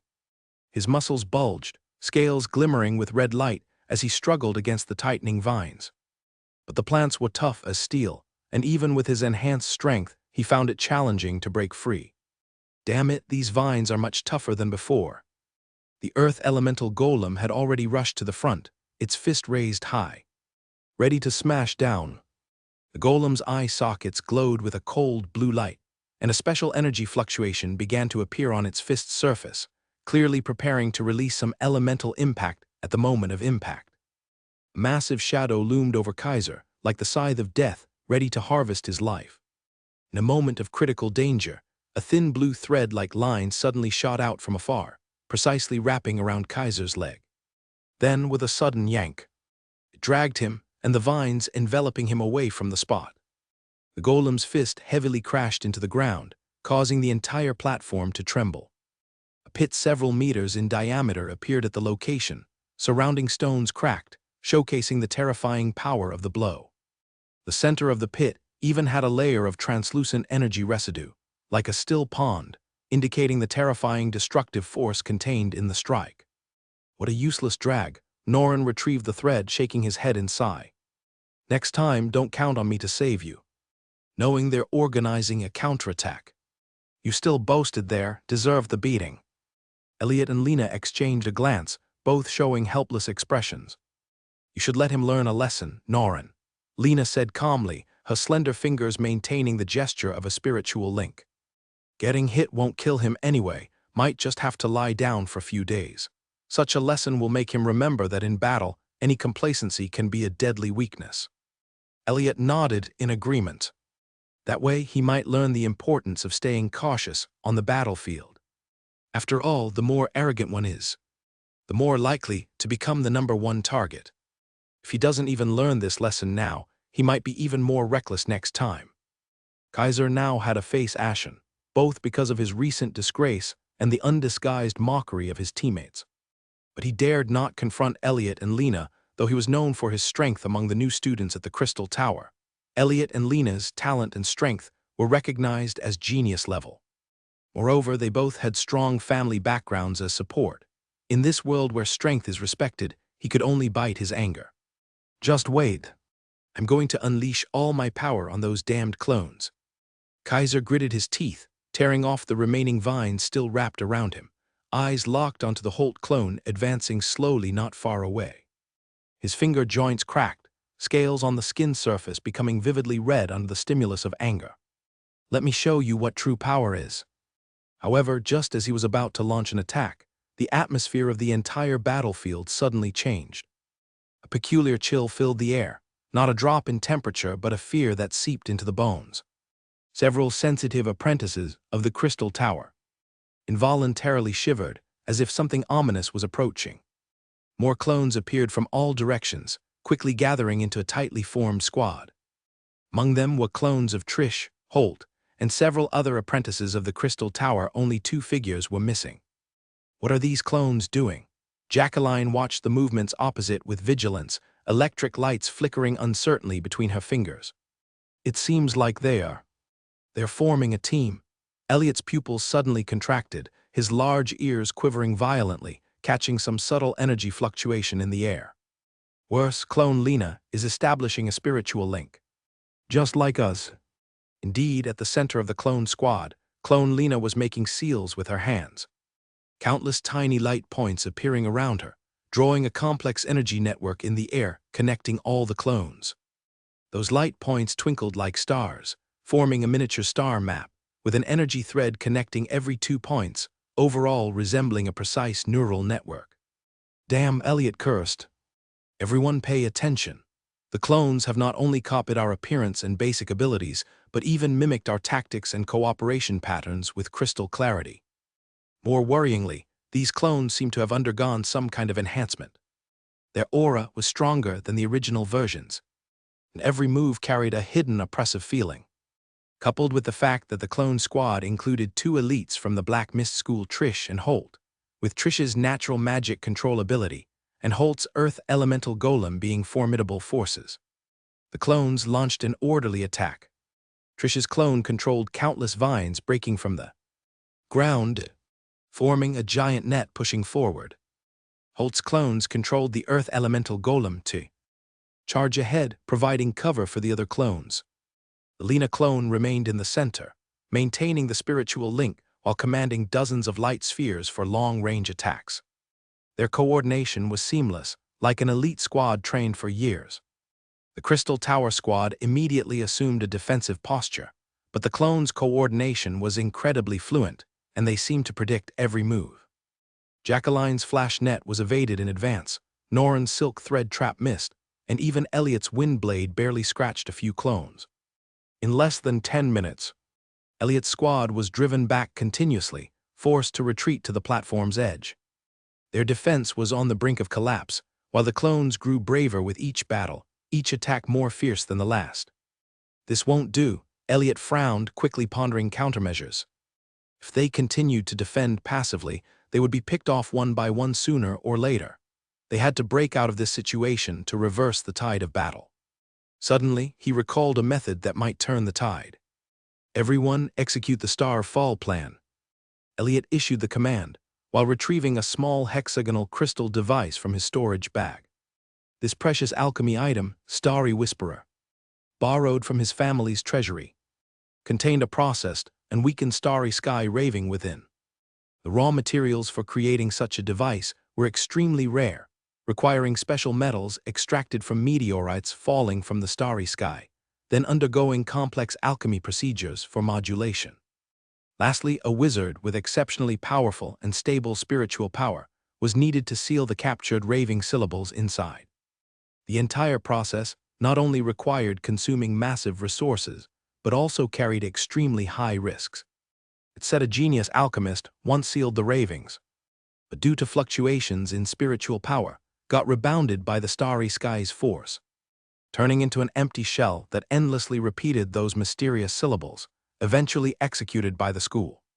Because of this, there were less than 20 of such devices in the entire Crystal Tower, each worth a fortune, truly a strategic resource. Normally, this device was used against certain abyssal entities, as the starry sky ravings naturally suppressed abyssal power. But through his research, he found it effective against any entity or being with abyssal traits. Unless absolutely necessary, Elliot wouldn't easily use this precious item. After all, using it once would deplete much of its energy, requiring a long time to recharge. Based on his judgment, these clones evidently bore certain features of abyssal entities and should be equally affected. Elliot swiftly explained his plan to everyone. If everything goes as I suspect, These clones under the link will fall into mental chaos in a short time, and that's our best chance for counterattack. Lena nodded in understanding, her fingers slightly moving to strengthen the spiritual link among the squad members. Her eyes closed and opened. A faint purple light flashed in her pupils, marking her full exertion of her talent ability. Elliot took a deep breath, cradling the crystal device, injecting a trace of spiritual power. The hexagonal crystal began to vibrate slightly, the runes on its surface gradually lighting up, forming a complex energy circuit. Starry Whisperer, activate. The red crystal core at the center of the device emitted a blinding light, resonating with an eerie low hum. This sound seemed not to come from the physical world, but impacted directly on the deepest part of the soul. Each tone seemed to contain incomprehensible messages, making one feel awe involuntarily. Elliot could sense an unfamiliar, ancient power releasing from the device, aimed directly at the clone Lena. Although this raving was weakened, it still bore a chilling oppression. Like ancient murmurs from the depths of the distant starry sky, each syllable seemed to contain the possibility of distorting reality. The effect was almost instantaneous. The clone Lena suddenly showed a look of agony, clutching her head, her body shaking violently. At the same time, the surrounding clones exhibited similar symptoms, evidently affected through the spiritual link. Their movements became sluggish and uncoordinated, attacks losing their prior accuracy. So it is, Elliot displayed a confirming expression as expected. The clone Lena's inspiration is similar to our Lena's, particularly adept at perceiving various information, but this also makes her more sensitive to the starry sky ravings. He turned to his teammates. Now's the time.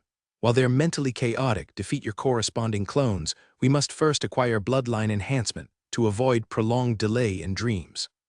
Just as Elliot was about to lead the squad into a counterattack, his acute large ears suddenly began to tremble violently. The frequency was so high that the edge of his ears turned blurry. A bone-chilling fear instantly pierced his entire body, like an invisible ice spike, directly stabbing his heart. That feeling wasn't ordinary terror, but a profound fear from life's deepest instincts, like a mouse in despair facing a python. Something's off, I must sever the spiritual link. Elliot's voice brimmed with unprecedented urgency, while instinctively severing his spiritual link with Lena. His wind listener ability was passively activated, indicating an impending threat even beyond his estimated range. It was a soul-deep warning, alerting him of a mortal danger approaching. Before the other team members could react, a shadow at the far end of the platform slowly walked out. It was a delicate-looking youth, seemingly plain and somewhat frail, hard to notice among a crowd. For a moment, he removed his hood. Everyone involuntarily gasped. The eyes of the boy, no, those could no longer be called eyes. Two masses of flowing crimson gold flames burned within his eye sockets, illuminating his softly contoured face, yet making him look eerie and terrifying, like a demon emerged from the abyss. Those eyes were filled with a haunting strangeness. It was as if something otherworldly was staring at everyone through them. Clone Ron's aura contrasted starkly with his handsome appearance, an almost tangible pressure that made the surrounding air grow heavy. It was like a predator on the hunt, ready to pounce on its prey at any moment. Everyone be careful, Elliot growled in a low voice. This is not an ordinary clone. HMPH, it's just an alchemist's clone. I want to see how strong it is. Disregarding Elliot's warning, Kaiser charged at Clone Ron, his right arm swelling again, covered with thicker red scales. Kaiser, stop, Elliot shouted, but it was too late. Kaiser's fist, full of frenzied momentum, struck towards Clone Ron's head from the side. This blow, if hit, would be enough to shatter the head of an ordinary opponent. However, Clone Ron didn't even turn to look at him. He merely sidestepped slightly and casually. Lifted his left hand.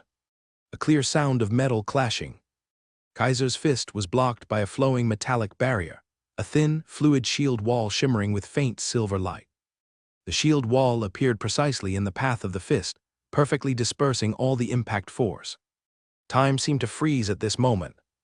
Kaiser's fist hung in mid-air, his triumphant smile frozen, turning into incredulous astonishment. Clone Ron traced a strange rune with his right hand in front of his chest and gently pushed it towards Kaiser. Sound wave oscillation, erosion state. Invisible ripples spread from his palm, accompanied by a chilling murmur, directly striking the target. Kaiser had no time to dodge. His whole body struck as if by lightning. Instantly, numerous black spots surfaced on his body, as if being eroded by some invisible force. He let out a miserable scream, his body uncontrollably thrown back over 10 meters, crashing heavily to the ground, convulsing, black foam oozing from his mouth. Kaiser, Norin exclaimed, threads flying out trying to pull the comrade back to the safe zone. Don't go, Elliot shouted sharply. That power is not an ordinary magic attack. It carries some bizarre erosive nature. Just then, Clone Ron casually raised his hand again. But this time, his palm was aimed not at any of the Crystal Tower apprentices. Rather, it locked onto Lena within the defense circle, the core maintaining the Crystal Tower squad's spiritual link. Invisible ripples spread from his palm, accompanied by chilling whispers, directly striking Lena. The vaguely audible words seemed to come from some distant starry sky, each syllable as if it could tear the soul apart. Compared to Elliot's starry whisperer, this directly cast raving was evidently much stronger. Like the difference between a candle and the sun. It was an unweakened primal force, directly from the deepest darkness of the universe. Lena had no time to react, her whole body as if plunged into acid, instantly covered with countless black spots, black liquid oozing from her eyes, ears, and mouth. Her mouth opened, trying to scream, but she could only make weak whimpering sounds, filled with pain and fear. Even more terrifying, through the spiritual link, this erosion effect instantly spread to all her connected teammates. Kaiser, Jacqueline, Norin, and others without exception fell to the ground rolling, wailing in pain. Their bodies showing similar black spots as Lena. Their bodies uncontrollably convulsed, black tears streaming from their eyes, the same colored foam spilling from their mouths. The most terrifying was Kaiser, doubly eroded, his whole body dissolving like black water. In such a state where both soul and body are completely corroded, not even Valen could save him. In an instant, the entire platform was filled with cries of agony and groans. The elite team of the Crystal Tower, under Clone Ron's single attack, was nearly entirely wiped out. The geniuses who had fought so fiercely now lay on the ground like broken dolls, with no power to resist.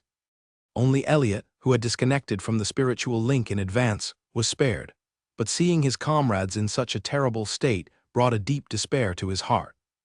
He couldn't believe a single magic could cause such devastation. The blond young man wanted to go forward to help Lena, but his legs instinctively retreated. The oppressiveness was like a mountain pressing on his chest, nearly suffocating him.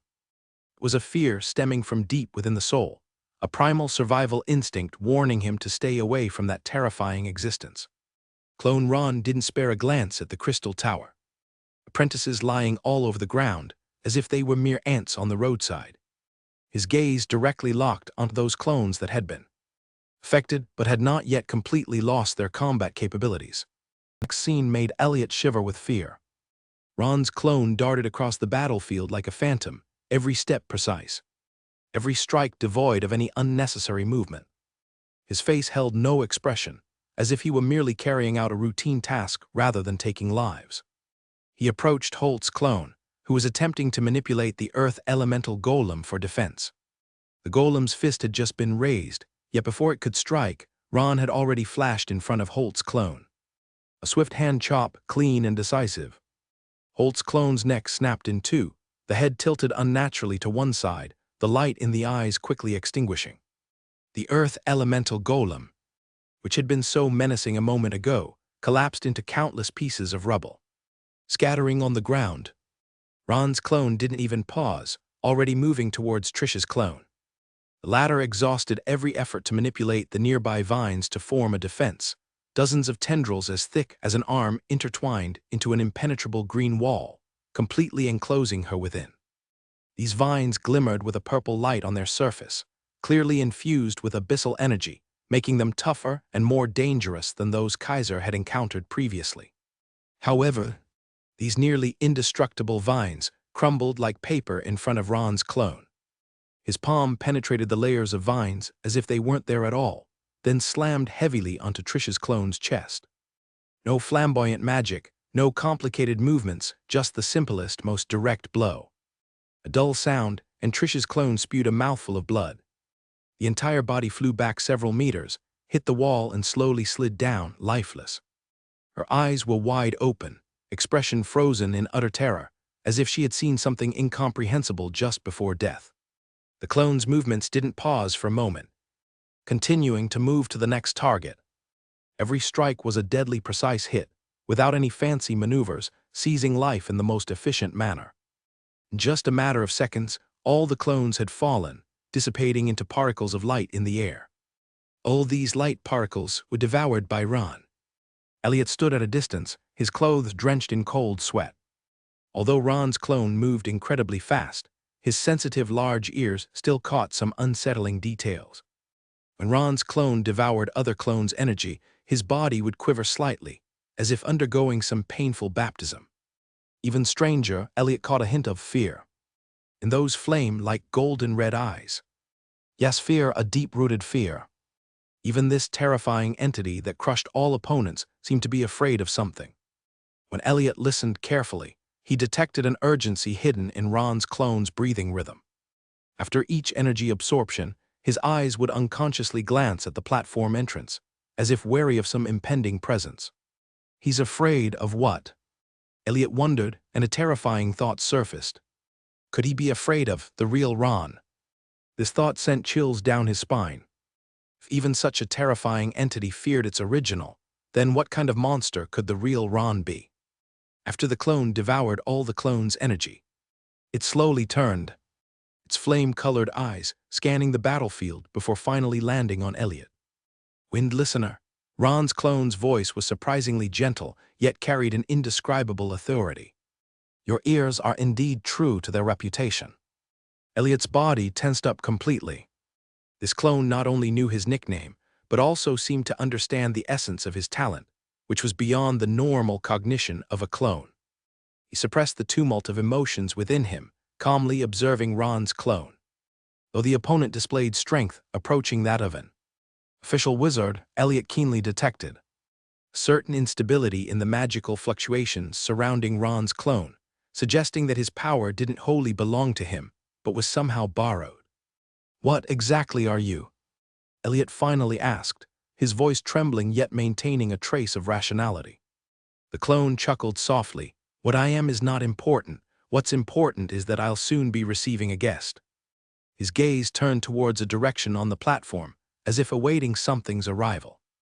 The fear and extreme tension once again surged on him, more intensely than before. Meanwhile, in an open space outside the bloodline altar, two figures faced each other. One was Valen, clad in the iconic robe of the Crystal Tower, the oppressive aura of a dark sun-level wizard silently spreading, making the air around him heavy. The other was a woman, so stunningly beautiful she seemed nearly unreal, her pink hair cascading like a waterfall to her waist, eyes of emerald green gleaming with resolve. She seemed barely over 20, exuding vibrant life force, making it hard to believe this was Lady Allen, who typically appeared aged and frail. How many years has it been, Allen? 80 years. 100. Valen's voice was calm, but his eyes held a complex emotion. The last time I saw you like this was during the final promotion battle at the Crystal Tower. 117 years and 4 months. Lady Allen replied coldly. Ever since you took away the Dark Sun promotion that was rightfully mine. Valen shook his head. You know it wasn't theft, it was the result of fair competition. Fair? Lady Allen let out a cold laugh. If I were willing to sign that soul contract like you, binding my life to the chariot of the Crystal Tower, do you think I would have lost to you?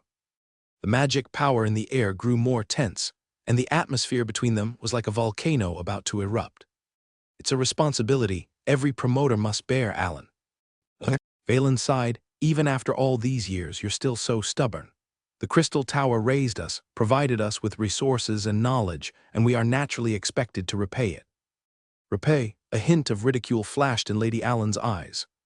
Or become puppets? We both know that the old ones behind those families are becoming increasingly demanding of newcomers. It's not just the soul contract anymore, but also forced marriages, bloodline propagation duties, even memory imprints. This isn't repayment, it's enslavement. Valen was silent for a moment, clearly unable to refute this point. Regardless, you shouldn't have left the herb store on your own. He finally spoke. You know the regulation, without upper-level permission, you're not allowed to leave the designated area. I am merely fulfilling my primary duty as an instructor to help my students, Lady Allen said without backing down. Don't play dumb, Allen. Valen frowned. You're not thinking of sneaking away during the chaos of the bloodline altar opening, are you? Lady Allen was momentarily stunned, seemingly not expecting Valen to think she intended to escape. Then she rolled her eyes and retorted. If you were imprisoned for over 100 years, do you think you wouldn't try every means of escape? This isn't imprisonment, it's for your own good, Valen said helplessly.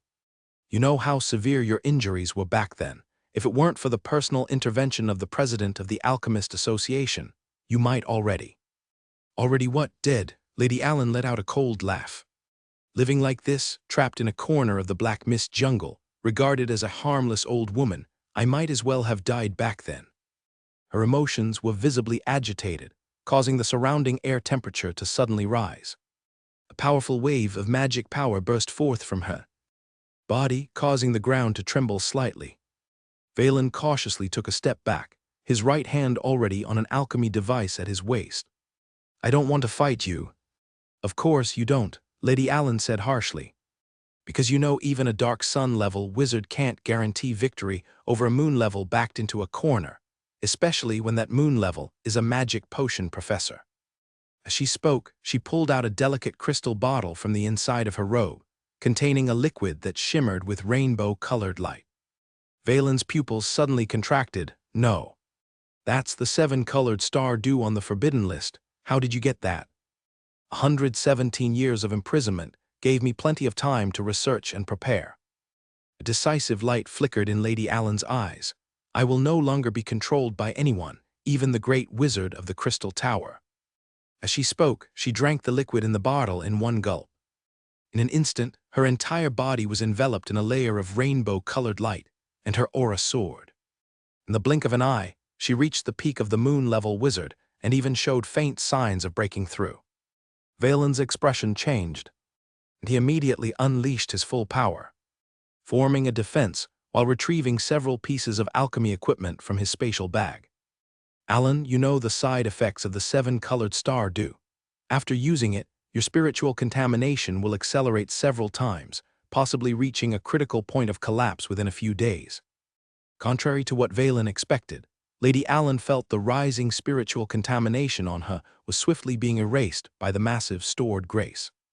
The corners of Lady Allen's mouth began to bloom with a triumphant smile as the rainbow light around her grew even stronger.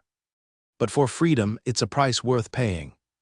The two terrifying forces confronted each other in the open space, the air twisting and deforming from the dense energy, and the surrounding trees couldn't bear the burden, collapsing or catching fire. The Crystal Tower is no longer the cradle of countless talents it once was, Valen. Lady Allen's voice carried a note of empathetic sorrow. It has been hollowed out by those so-called wizard clans, who only care about maintaining their privileges, monopolizing knowledge and resources, and bringing every emerging wild talent under their control. Valen remained silent, clearly aware of this fact. They even began forcing those talents to marry family members, purifying the bloodline as if we were livestock. Lady Allen continued, her voice filled with a calm fury. This practice completely contradicts the original ideals of the ancestor that everyone is equal before knowledge, and those with talent have the right to freely develop. Valen finally spoke. I can't deny what you're saying, but it's the trend of the time, Allen. It's not something I can change alone. Indeed, because you're now a beneficiary too, Lady Allen continued with sarcasm. You married the master's grandniece, and now you're completely tied to that family's chariot. You're benefiting from what they give you, so naturally. You don't want to change a thing. Valen's expression grew increasingly complex. Allen, things aren't that simple. Lady Allen interrupted him, continuing to probe with words while quickly adapting to the powerful magic power that had surged to the Dark Sun level. If I hadn't refused to sign that servitude contract, how could the promotion have fallen to you? In what way are you stronger than me? Talent, strength, research accomplishments, which aspect can you even come a little close to matching me? Valen was speechless because all of what Alan said were facts. Alan back then was a recognized genius, a rare prodigy in the Crystal Tower, once in several hundred years. Valen, as the second seat, could at best be considered ordinarily excellent among the many apprentices of the Crystal Tower, with Alan, the chief of the sequence, leaving a chasm-like gap between them. If Alan hadn't refused to sign the soul contract, causing her promotion eligibility to be revoked, Valen wouldn't have had a chance at all. Just as the two were at daggers drawn, ready for a showdown, Valen suddenly frowned, taking out a small leather-bound book from his spatial bag. The cover of the book was engraved with the emblem of the Crystal Tower. Each page had tiny flame icons, representing the life energy of each Crystal Tower apprentice. At this moment, 3 of the flames had already extinguished, turning gray. The remaining flames flickered unsteadily, as if they might extinguish at any moment. Only the flame representing Elliot remained relatively stable, though dimmer than before. Something happened. Valen's expression grew grave. Damn, usually the most casualties are 2. I must go see. Looks like your precious apprentices have encountered trouble. Lady Allen said coldly, but a hint of concern flickered in her eyes. What's going on? I don't know. Valen frowned and stared at the life book. In theory, although there's some danger with the bloodline altar, it shouldn't lead to death so quickly, and so many in critical condition at the same time. Unless Ron, Trish, and Holt formed a temporary squad. They moved through the dissipating mist, heading towards the semi-transparent dark red crystal enclosure. As they got closer, the crystal structure became increasingly clear. The surface of those crystal pillars was etched with strange patterns, like veins, with some energy seemingly flowing slowly inside, emitting a faint, pulsating crimson glow. This is the core of the bloodline altar, Ron whispered, his eyes vigilantly scanning the surroundings. According to the Abyssal Creatures Atlas, though the trial formats differ, altar trials generally consist of 3 stages: retracing, resonance, and transformation. We're probably nearing the final transformation stage. Now, I've read about some of these stages too, Holt nodded, his slender fingers lightly brushing the storage bag at his waist, ensuring the Earth Elemental Golem core was safe. But the specifics have always been a school secret. Seeing it firsthand is truly overwhelming. Trish's gaze fixed on the crystal structure. Her brown hair appeared especially dark under the crimson light. These crystals, they seem like some sort of living tissue that's been solidified. I can sense a faint life pulsation within, like the heartbeat of an ancient tree, but more twisted. The 3 of them advanced cautiously, each step taken with care, fearing to trigger some unknown trap. A peculiar scent permeated the air, cold like metal, yet possessing some indescribable warmth, as if they were within some massive creature's body. Ron suddenly raised his hand to stop the 2, his gaze sharp as an eagle's. Stop. As soon as he spoke, all 3 felt a faint ripple coming from ahead. It was a very subtle sound, like a small creature swimming in water, accompanied by gentle splashes. In a shadowed corner of the crystal platform, a small figure moved lightly, making tiny splashing sounds.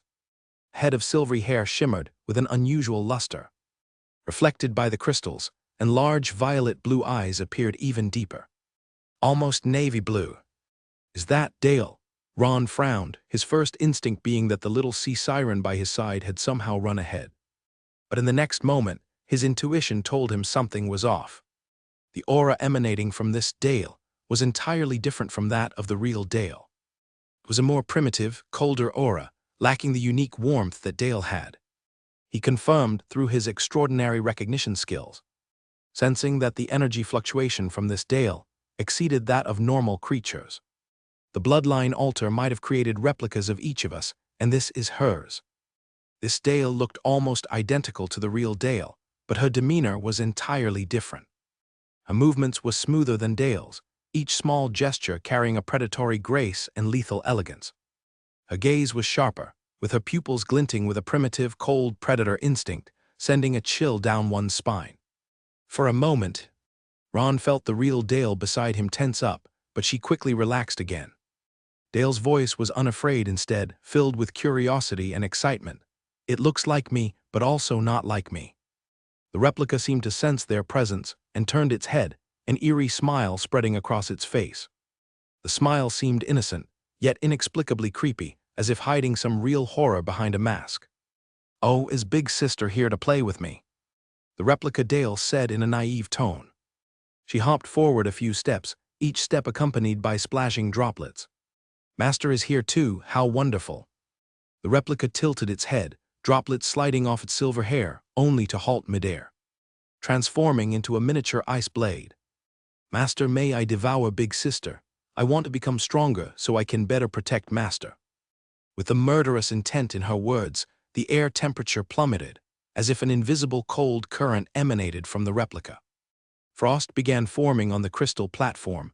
White mist lightly exhaled from her mouth and nose, condensing into translucent ice crystals, gently falling in the air.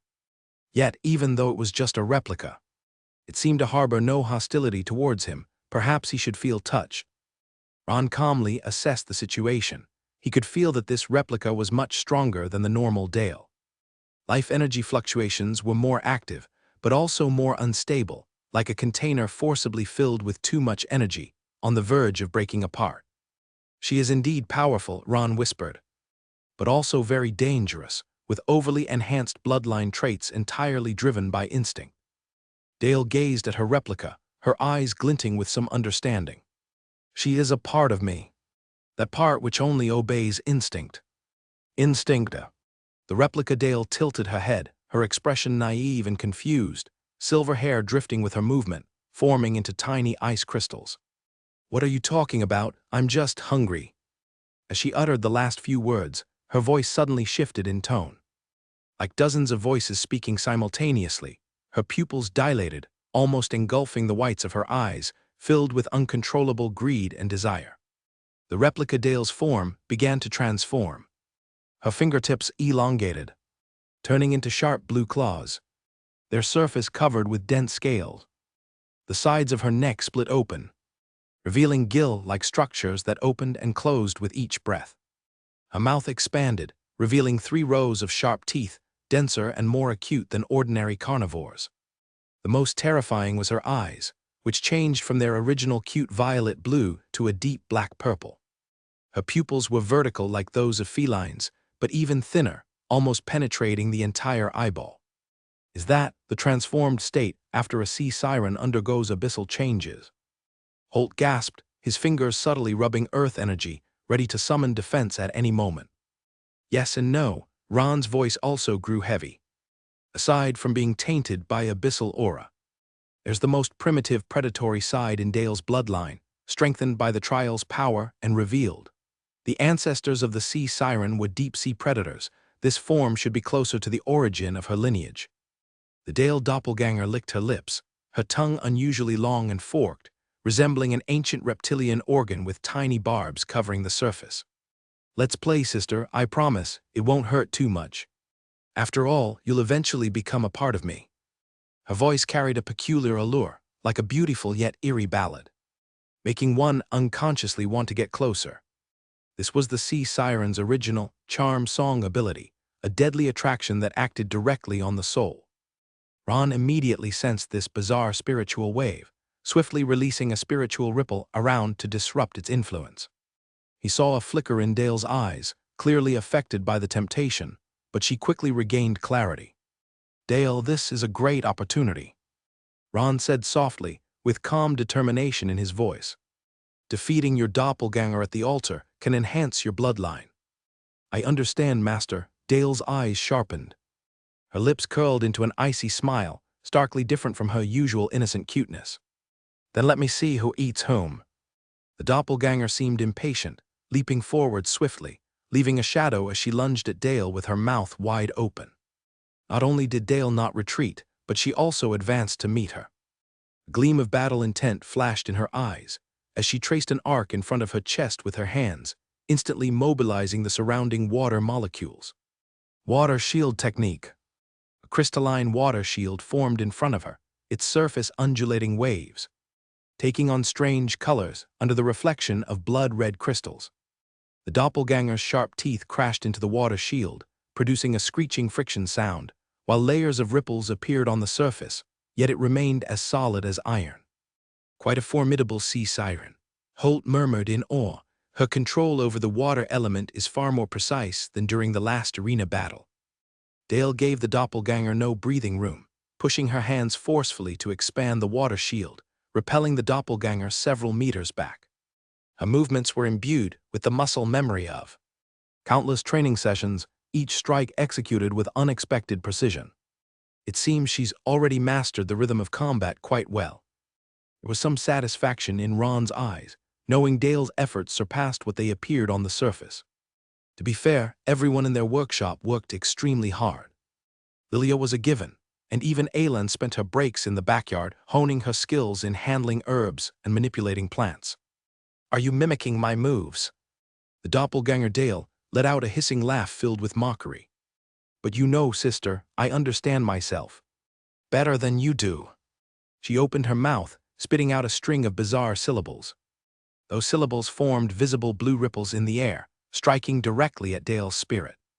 This was a more potent charm song technique, no longer mere allure but direct spiritual attack. Dale was caught off guard by this sudden assault, and countless hallucinations appeared before her eyes. The call of the deep sea, bloody revelry, endless darkness. These were the most primal memories in the sea siren's bloodline, forcibly awakened to almost engulf her sanity. Concern flickered in Ron's eyes, but he didn't intervene. Dale's body wobbled slightly but quickly steadied. The confusion in her eyes replaced by determination. "Those aren't me." She took a deep breath, lips moving slightly, uttering a completely different string of syllables. These syllables were crisp and pleasant, like a mountain spring flowing over pebbles, conveying a pure kind of energy. "You want to use charm song against me?" Dale's voice carried a hint of coldness. "Then let's see whose song is stronger." The two types of charm song met in the air, forming strange energy ripples that vibrated among the surrounding crystals, creating a clear resonance. The doppelganger's charm song was filled with chaos and greed, while Dale's encompassed restraint and order. The two negated each other, eventually exploding into countless tiny energy fragments in the air. The doppelganger Dale clearly didn't expect her strongest technique to be neutralized, her eyes flashing with rage. She abandoned the charm song, instead charging directly at the real Dale, claws slicing through the air, aiming for the throat. Dale no longer relied on talent abilities, but unleashed a more primitive combat instinct. Her fingers similarly transformed into claws, meeting the doppelganger's assault. The two figures moved swiftly on the crystal platform, leaving only afterimages in their wake. Despite the wildness, each of Dale's attacks had a clear target and path, far from blind release. She gradually gained the upper hand, as the duplicate began to show signs of fatigue. Both were covered in blood, but the fighting spirit in their eyes remained undiminished. The duplicate's movements became erratic, clearly due to excessive energy consumption leading to a loss of control. "It's now," Ron thought silently, but did not voice out to disrupt Dale's fighting rhythm. Seemingly sensing her master's intent, Dale suddenly leaped back, creating distance. Her hands were raised high, and all the surrounding water molecules were instantly mobilized, forming a lifelike water dragon in the air. The water dragon roared and dove downwards, directly crashing into the exhausted duplicate. The immense impact sent the duplicate flying, crashing heavily against a crystal pillar with a muffled thud. The surface of the crystal pillar displayed a spiderweb-like crack, from which red energy seeped out. The duplicate struggled to stand, but Dale was already in front of her, eyes shining with the light of victory. "You said you wanted to devour me." Dale's voice was low, carrying a coldness beyond her years. "But on the contrary, what's to be devoured is you." She bent down, opened her mouth, revealing a row of sharp teeth. At that moment, her expression mirrored what the duplicate had shown earlier. Innocence mixed with extreme cruelty, only her eyes retained a clear rationality. What happened next was shocking, even to Ron.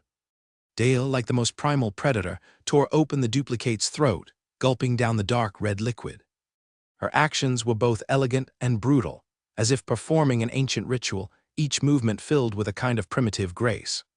The duplicate struggled, eyes filled with disbelief, as if unable to comprehend being conquered in such a manner. Her body gradually became transparent, eventually turning into countless specks of light, disappearing into the air. Instead of dispersing, these specks of light were all absorbed by Dale, merging into her being. "I can feel it," Dale murmured, her eyes slightly dazed. "Her power, her memory, they're all mine now." Her body began to glow, as if infused with some mysterious energy. Complex golden patterns surfaced on her skin, resembling scales, covering her entire body, forming a peculiar decoration. The way the patterns flowed was like hidden currents in the sea, carrying a certain ancient and mysterious rhythm. Dale's body floated upwards, enveloped by a light of golden blue. Her silver hair grew more lustrous, as if imbued with the essence of moonlight. Tiny scale patterns appeared on the surface of her skin, each shimmering with a pearly sheen. Her eyes turned completely pure gold, with star-like specks within the pupils. As the light faded, Dale slowly descended, her entire aura transformed. The conflicting sense of innocence and cruelty was gone, replaced by a harmony and balance. "Master," Dale opened her eyes, her golden pupils reflecting Ron's figure, her voice filled with incredulous joy. "I feel so wonderful. It's like I truly understand who I am for the first time. It's as if all the water in the world is singing to me." Ron stepped forward, gently stroking her hair with a satisfied smile on his face. "Congratulations, Dale. You have evolved into a pure-blooded sea siren, a nobler, purer existence." Dale looked at her own hands in amazement. With just a thought, water gathered at her fingertips, forming exquisite shapes: a bird, a flower, a fish. These water shapes were precise to every detail, like masterpieces crafted by a sculptor, several times more accurate than before. "I can feel my control over water has become much stronger and—" She blinked her large golden eyes and said excitedly, "My charm song has changed too. It's no longer just an enticing lure for hunting, there's so much it can do." Dale tried humming a few notes, and the surrounding crystals immediately resonated, producing harmonious melodies. Some damaged crystal pillars even began to repair themselves, the cracks slowly closing. Ron smiled, patting the little sea siren's head, and continued forward with Trish and Holt. As they left, he habitually patted his waist. "It should be almost time to harvest that one." Elliot stood in the distance, his clothes soaked with cold sweat, quietly watching the terrifying being who defeated all opponents effortlessly. His large ears were still trembling slightly, capturing every energy fluctuation, every minute sound. This innate sensitivity had become a torment at this moment. He could hear the painful moans of his companions clearly, the horror of the process of being eroded and tainted. Kaiser, Jacqueline, Norin, Lena, the most outstanding apprentices of the Crystal Tower, were thus utterly defeated by the duplicate Ron's strike, like leaves swept away by a gale. Especially Kaiser, the always arrogant talent of strength, now reduced to a black paste, emitting a nauseating odor. Elliot's mind raced, trying to comprehend everything happening before him. Normal trial duplicate could not possess such immense power, nor could it have such a clear sense of self-awareness and capability. This defied all the rules he had known. "Why not kill me?" he asked somewhat nervously, while his mind rapidly sought an escape plan. His fingers discreetly reached towards his waist. The duplicate Ron extended a finger, gently shaking it, like an adult scolding a naughty child. "Because you're useful, wind listener. Your talent can help me find certain, hidden things." Elliot's heartbeat skipped a beat. He understood the duplicate's intent. The other party wanted to use his wind listener special talent to find something. A peculiar feeling surged within him, causing him to feel vulnerable for the first time because of his talent. "So you just need a living navigator." Elliot tried to maintain a calm tone, while quietly reaching for the emblem at his waist, hoping to activate it to escape at a critical moment. The duplicate nodded in approval, the fiery eyes showing a hint of admiration. "But I won't give you too much time to think. Now get to work." Elliot could catch the slight change in energy fluctuation from the duplicate, signaling that if he didn't cooperate, he would immediately suffer a fatal blow. Although confident in a safe escape, he decided to first listen to what the other had planned. "I need to know what you're looking for. My talent requires a clear target to work." The duplicate Ron took a moment to ponder, seemingly contemplating how much information to reveal. He surveyed the surroundings, ensuring no threats were overlooked, then spoke and awakened. He's infiltrated this trial space and is undergoing transformation somewhere. Elliot's large ears instinctively perked up, beginning to capture the surrounding energy fluctuations. This was the natural activation of his talent, needing no deliberate control. He closed his eyes, allowing his senses to open completely, letting various information wash over like a tide. To ordinary people, the world was composed of light and shadow, color and shape. But to Elliot's perception, everything turned into various frequencies and fluctuations. Every material, every energy, every life form had its unique sound. He carefully discerned these sounds, isolating the unusual frequencies mismatched with the spatial background. Soon, he captured an extremely distorted energy fluctuation, the sound harsh and chaotic, like multiple disharmonious instruments playing at once. Interesting, I indeed heard some abnormal fluctuations, Elliot said cautiously, not wanting to disclose too much prematurely. But it doesn't belong to this space's native energy pattern, more like something forced in. The duplicate Ron's eyes lit up, the fiery gold flashing intensely. Direction. Elliot pointed towards a shadowed area in the northwest corner of the platform. That way. But I warn you, that energy fluctuation is very chaotic, like a fusion of various forces. I have never heard such a twisted frequency. The duplicate said no more, gesturing for Elliot to lead the way.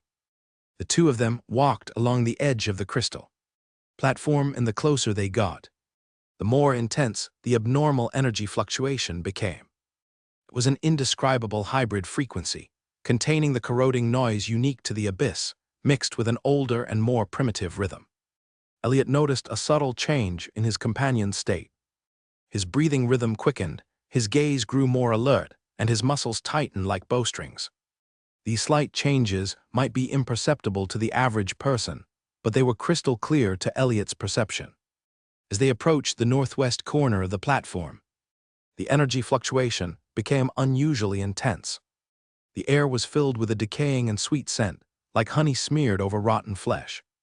This corner of the platform was surrounded by several colossal crystal pillars, forming a semi-enclosed space.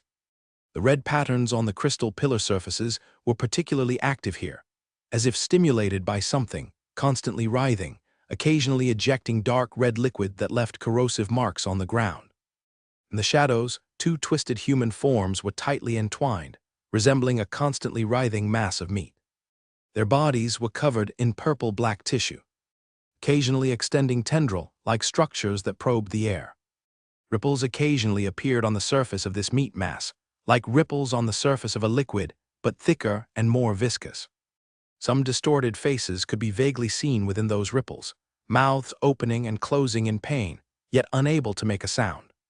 "Found it," the copy of Ron murmured, his voice trembling almost imperceptibly. At that moment, the mass of meat abruptly stopped writhing, slowly turning towards their direction. As it turned, Elliot finally saw the true nature of that mass, a symbiotic entity formed by the upper bodies of two humans connected by some kind of purple-black organic matter. A male head and upper body extended from the left side, handsome yet with a sickly pallor. The other was a female head and upper body extending from the right side, alluring in appearance but with a non-human cruelty in her gaze. Their bodies beneath the chest merged into a continuously writhing mass of flesh, covered in tendrils and suction cup-like organs. "It's them, Oliver and Cynthia," Elliot exclaimed in shock, voice trembling with surprise as he recognized those two faces. These two wanted fugitives was similarly documented in the Crystal Tower. Just as recorded in the bounty information, they had completely transformed into some kind of terrifying anomaly. The human traits were merely a thin facade, beneath which lay pure abyssal essence. "Interesting," the copy of Ron said calmly, his hands casually hanging at his sides, but Elliot could sense the energy gathering inside him. "So this is the handiwork of the Eye of the Abyss, allowing the Awaken to infiltrate the bloodline altar, hoping to complete the final transformation. It seems they exploited some spatial vulnerability to find a way to infiltrate." The two faces within the mass of flesh simultaneously turned towards the sound source, 4 eyes simultaneously fixed on the copy of Ron. The two mouths spoke in unison, creating a chilling harmony. "You interrupted our transformation." Confusion appeared on Oliver's face, his brows furrowed. "No, that's not right, you're not Ron." His eyes glinted with a black light, as if utilizing some special perception ability. "You're just a copy." "But how could this be?" The copy chuckled lightly, voice laced with a kind of arrogant superiority. "I'm just his projection in this trial, a copy." "Copy?" Cynthia sneered, her alluring face twisted into an unnatural angle. "Then why can you have consciousness? Why can you act independently? What exactly are you?" Her voice held suspicion and alertness, clearly aware that the presence before her was far more than an ordinary copy.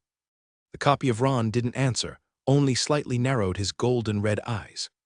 "Did you interrupt your transformation process to question me? Aren't you afraid of failing at the final stage?" Oliver said, almost gritting his teeth. We sensed an unusually strong hostility, had no choice but to interrupt the transformation process. We thought Ron himself had come, only to find it's just a copy. His voice trembled with anger, and the mass's surface black liquid also violently pulsated, creating waves. The copy nodded, a barely perceptible smile hanging on his face. After all, the awakened during transformation are the most vulnerable. Just like a snake shedding its skin. The old defense discarded, new protection not yet formed. During this time, the awakened are as fragile as newly hatched chicks. Elliot stood aside, cold sweat pouring. He could feel the nearly tangible hostility in the air, knowing that a fierce battle was about to erupt. His ears kept twitching, capturing the energy fluctuations from all three sides, analyzing the possible future battle trajectory. We thought the real deal had come. Cynthia's voice rang out, carrying a hint of mockery amidst allure. "Didn't expect just a copy. Since that's the case, using you as a practice target is not bad." A hint of frenzy flashed in her eyes, like a drug addict finally getting their long-awaited fix. "Anyway, we've been forced to interrupt the transformation. Why not devour you and start over?" The mass of flesh suddenly surged, like boiling magma, with large bubbles swelling on its surface. In the next moment, countless tentacles extended, carrying purple-black slime directly attacking the clone Ron. Those tentacles were not only astonishingly fast, but also highly versatile in form. Some transformed into sharp bone spurs at the tip, some became small mouths that sprayed acid, and others displayed eye-like structures, evidently possessing some perception ability. The clone seemed to have anticipated this, nimbly dodging away. At the same time, with a wave of his hand, a flowing metal barrier formed in the air, blocking another wave of attacking tentacles. The layer of flowing shield wall was smooth as a mirror, yet as resilient as steel, automatically adjusting its structure with every impact, perfectly dispersing the force. The tentacles collided with the barrier, making a sizzling corrosion sound, but were unable to penetrate the seemingly thin yet tough shield wall. Flowing shield wall. Hayek taught that spell to the kid as well. Oliver cursed, evidently familiar with this defense method. The holy disk was right, this kid really is troublesome. A trace of malice flashed in his eyes, yet his voice was peculiarly calm. "Cynthia, don't waste your strength. This clone clearly inherited the original's traits and requires more direct means." The clone, Ron, did not respond, but suddenly accelerated, passing through the gaps between the tentacles like a phantom, aiming straight for the core of the flesh mass. His movements were so fast they almost left afterimages, each step landing precisely, avoiding all possible attack paths. Sound wave oscillation erosion state. Invisible ripples spread from his palm, carrying eerie whispers, striking the mass of flesh directly. The syllables belonged to no language Elliot recognized, yet they held some ancient and formidable power, as if from the depths of the universe. The surface of the flesh mass immediately sprouted countless black spots, as if corroded by venom, with purple-black liquid seeping from the cracks. Oliver and Cynthia both issued cries of pain, their voices mixed with anger and disbelief.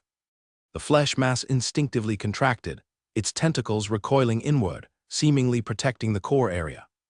"You think you're the only one who can use those ancient languages?" Oliver's voice suddenly changed, becoming older and more bizarre, like some non-human creature imitating human speech. "We have our own means too." His eyes turned completely black, like two bottomless abysses, his lips parted and closed, uttering a sequence of dizzying syllables. It was another kind of sound wave attack, but unlike the starry sky ravings used by the clone, Ron, this sound wave bore some continuous echo. Every frequency left dark red afterimages in the air, like some kind of congealed toxic gas. The clone, Ron, was visibly slowed, a trace of pain flashing in his golden red eyes. Abyssal echo, he grinned, revealing overly sharp teeth, interesting but not enough. In the next instant, the silhouette of the clone, Ron, shot forward like lightning, his right hand forming a claw aimed directly at Oliver's eyes. The claws underwent some transformation in motion, the tips becoming exceptionally sharp, the surface covered with a metallic sheen. Cynthia screamed. A wall of purple light formed between the two, attempting to block this lethal strike. The light wall contained a mix of multiple elements, with the heat of fire, the flow of water, the resilience of earth, and the sharpness of wind. The light wall tore like paper under the claws of the clone, Ron, but this brief obstruction granted Oliver enough time to react. His facial muscles suddenly twisted and deformed, rearranging like a liquid. His eye sockets suddenly expanded, eyes bulging as if to pop out, staring straight at the clone. Curse triggered. Elliot felt his vision blur. The clone, Ron's form suddenly frozen mid-air, as if bound by invisible chains. First ring, death gaze. Oliver's voice carried a hint of triumph. This requires the combined magic power of Cynthia and me to unleash, even a monster like you cannot break free. Cynthia also wore a victorious smile, her charming face carrying a certain pathological excitement. Now let's see what you really are. Her fingers turned into sharp blades, slowly approaching the frozen face of the clone, Ron. I will tear you apart and see if, like ordinary clones, you're hollow and void inside. But just as her fleshy blade was about to touch the clone, Elliot sharply heard a peculiar energy fluctuation. It was a pure vibration, like the sound of a crystal being gently tapped. The next moment, countless tiny golden patterns surfaced on the clone, Ron's body surface, swiftly expanding to form a complete energy field. Fear flickered in Oliver's eyes. Impossible, no one at the same stage can break the death gaze. The clone, Ron, slowly raised his head, his golden red eyes seemingly burning with stars. You think your curse works on me? While speaking, his body had completely broken free from the curse's bonds, regaining his mobility. Oliver and Cynthia simultaneously retreated, their expressions shifting from triumph to terror. He muttered to himself, disbelief filling his voice. You're not just a simple clone, what are you really? The clone, Ron, didn't answer, instead launching another attack. In an instant, the energy in the air coalesced into a light flame longsword. Ring of brilliant sword form. The clone swung the light flame, longsword directly at the fusion of Oliver and Cynthia. Wherever the sword blade passed, the air emitted a shrill whistle, as if even the airflow was being sliced open. The fusion released its full power for defense. Countless tendrils intertwined into an impenetrable net, while a layer of purple-black energy shield shimmered on the surface. But it was all in vain. The light flame longsword effortlessly cut through all defenses, deeply piercing the core region of the fusion. A piercing scream echoed across the platform, as the fusion convulsed violently, black liquid gushing from its surface like a ruptured water bag. The clone, Ron, withdrew the sword, its blade stained with purple-black liquid, but those liquids were quickly evaporated by the flames on the sword. The fusion of Oliver and Cynthia had lost most of its combat capability, curling into a corner. A large amount of black liquid flowed from the wound, forming a strange pool on the ground. Truly disappointing. The clone, Ron, said softly, his voice devoid of any emotion. I thought you were some promising awaken, but it turns out to be just like this. It seems the Eye of the Abyss's plan has failed once again. Oliver lifted his head, despair and unwillingness filling his eyes. You, what exactly are you? I told you long ago. The clone smiled, a cold and ruthless smile. I'm just a clone of Ron from the bloodline altar. Lies, Oliver gritted his teeth, his voice twisted with pain. No clone could possess such immense power and clear self-awareness. Nor could any clone withstand the death stare. Perhaps I'm just stronger than you imagined. The clone chuckled lightly, stepping forward to deliver the final blow. Or maybe you all are just too weak. This statement cut into Oliver's pride like a sharp knife. His face grew paler, and the light in his eyes gradually dimmed. No, impossible, we've awakened. We've absorbed so much power. According to Mr. Holy Disk, we should have. Mr. Holy Disk, a hint of curiosity flashed in the clone's eyes. Who is he? Oliver was silent for a moment, seemingly contemplating whether to answer this question. It doesn't matter anymore. Cynthia suddenly interjected, her voice exceptionally calm, in stark contrast to their current situation. After all, we're all going to die, aren't we? A near-released expression appeared on her face. We always knew the risks of this path, Oliver. We chose to pursue power, and we must be prepared to bear all the consequences. But we could have. Oliver's voice filled with pain and struggle, if only Ron hadn't appeared. No, it wasn't that kid's fault, Cynthia said softly. We chose this path ourselves. I don't regret it truly. I've experienced enough pleasure. Felt power beyond my limits, and that's enough. Gentleness appeared in her eyes as she turned to the closely bound Oliver. At least in the end, we are one, isn't that wonderful? Looking at Cynthia, the anger in Oliver's eyes gradually faded, replaced by complete acceptance. You've always been like this, Cynthia. No matter when, you only ever think about those things. He gave a bitter smile, with a touch of helplessness in his voice.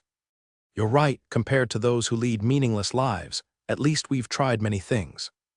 When a person is about to die, their words are kind. The clone watched this scene silently, a barely perceptible disturbance flashing in his eyes. But that disturbance quickly vanished, replaced by endless coldness. Let's end this early then. Elliot quietly observed from the side, naturally feeling no sympathy for Oliver and Cynthia. Seeing the clone Ron prepare to act, he nearly applauded. Just as the clone prepared to deliver the final blow, Oliver suddenly raised his head, a strange light flashing in his eyes. Wait, before you act, I want to tell you something about Mr. Holy Disk. The clone paused. Somewhat curious, what is it? I suspect he's my master. The master of the curse element. Oliver's voice had grown weak, yet remained clear. He's always had a special interest in Ron, saying that Ron possesses some kind of trait. I believe, with Ron's development, he will inevitably catch his attention. The clone frowned. I'm not Ron, what use is it to tell me this? Oliver sneered, a playful glint in his eyes. I guess you'll eventually be defeated by Ron himself and become part of him. So telling you is like telling him, isn't it? This statement seemed to touch a sensitive nerve in the clone, and his expression instantly turned grim. Aren't you overestimating him? Am I? For a moment, Oliver found that his own defeat didn't seem so hard to accept. Why then can I sense your fear of him? Like a prey fearing a predator. Anger flashed in the clone's eyes, and he drove the light flame longsword fiercely into Oliver's throat, cutting off his words. Oliver's eyes widened, but a sneer appeared at the corner of his mouth, as if saying, I was right, wasn't I? The next moment, the fusion began to disintegrate, like a sand sculpture being washed away by waves, layer by layer eroding away. The light of the crystal pillars became increasingly clear, illuminating the faces of the trio, casting shifting red shadows. The red crystals on the ground also became clearer as they approached, resembling some kind of translucent flesh paving the ground. As they got closer to the core area, Ron fell into deep thought, recalling his experiences at the control point. He vaguely sensed that the transmission process was far from simple. When his palm touched the surface of the control point's stone pillar, a peculiar energy fluctuation spread from the contact point, swiftly extending along his arm and permeating his entire body. The sensation was both unfamiliar and unsettling. It was as if countless invisible hands were traversing his body, inside and out, touching every inch of his skin, every nerve, and even every corner deep within his soul. Through the special perspective of extraordinary recognition, he saw information flows imperceptible to the ordinary eye. Countless tiny energy threads extended from the control point, entwining his body, constructing a complete blueprint of his life structure. These energy threads not only scanned his surface, but penetrated deep into his flesh, even infiltrating the spiritual level. An astonishing revelation formed in his mind. The control point was not just a transmission tool, but a complex life-scanning device. Read everything about him: bloodline traits, ability structure, thinking patterns, and even the hidden desires and fears deep in his subconscious. What are you thinking, Ron? Did you discover something? Trish turned her head, asking with some inquiry. Her brown eyes reflected an unusual glow under the light of the blood-red crystals, exceptionally captivating. Holt also stopped, casting a probing gaze. Unknowingly, Ron had become the backbone of this trio. "I'm thinking about the mechanism of the control point." Ron replied softly, his gaze still warily scanning the surroundings. "Have you noticed that when we touch those stone pillars at the control point, it feels like we're being read?" Holt furrowed his brow slightly. "There's indeed a strange feeling, like someone is rummaging through my memory." "It's not just memory." Ron shook his head, his voice growing even lower. "I discovered that the control point is actually scanning our entire life structure, bloodlines, abilities, even the subconscious." What he didn't tell his companions was that, at that moment, he felt a subtle reaction from the stand-in puppet at his waist.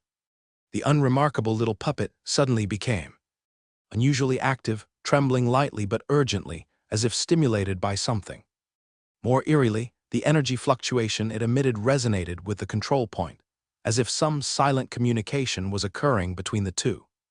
The stand-in puppet also comes from Abyss' fourth layer.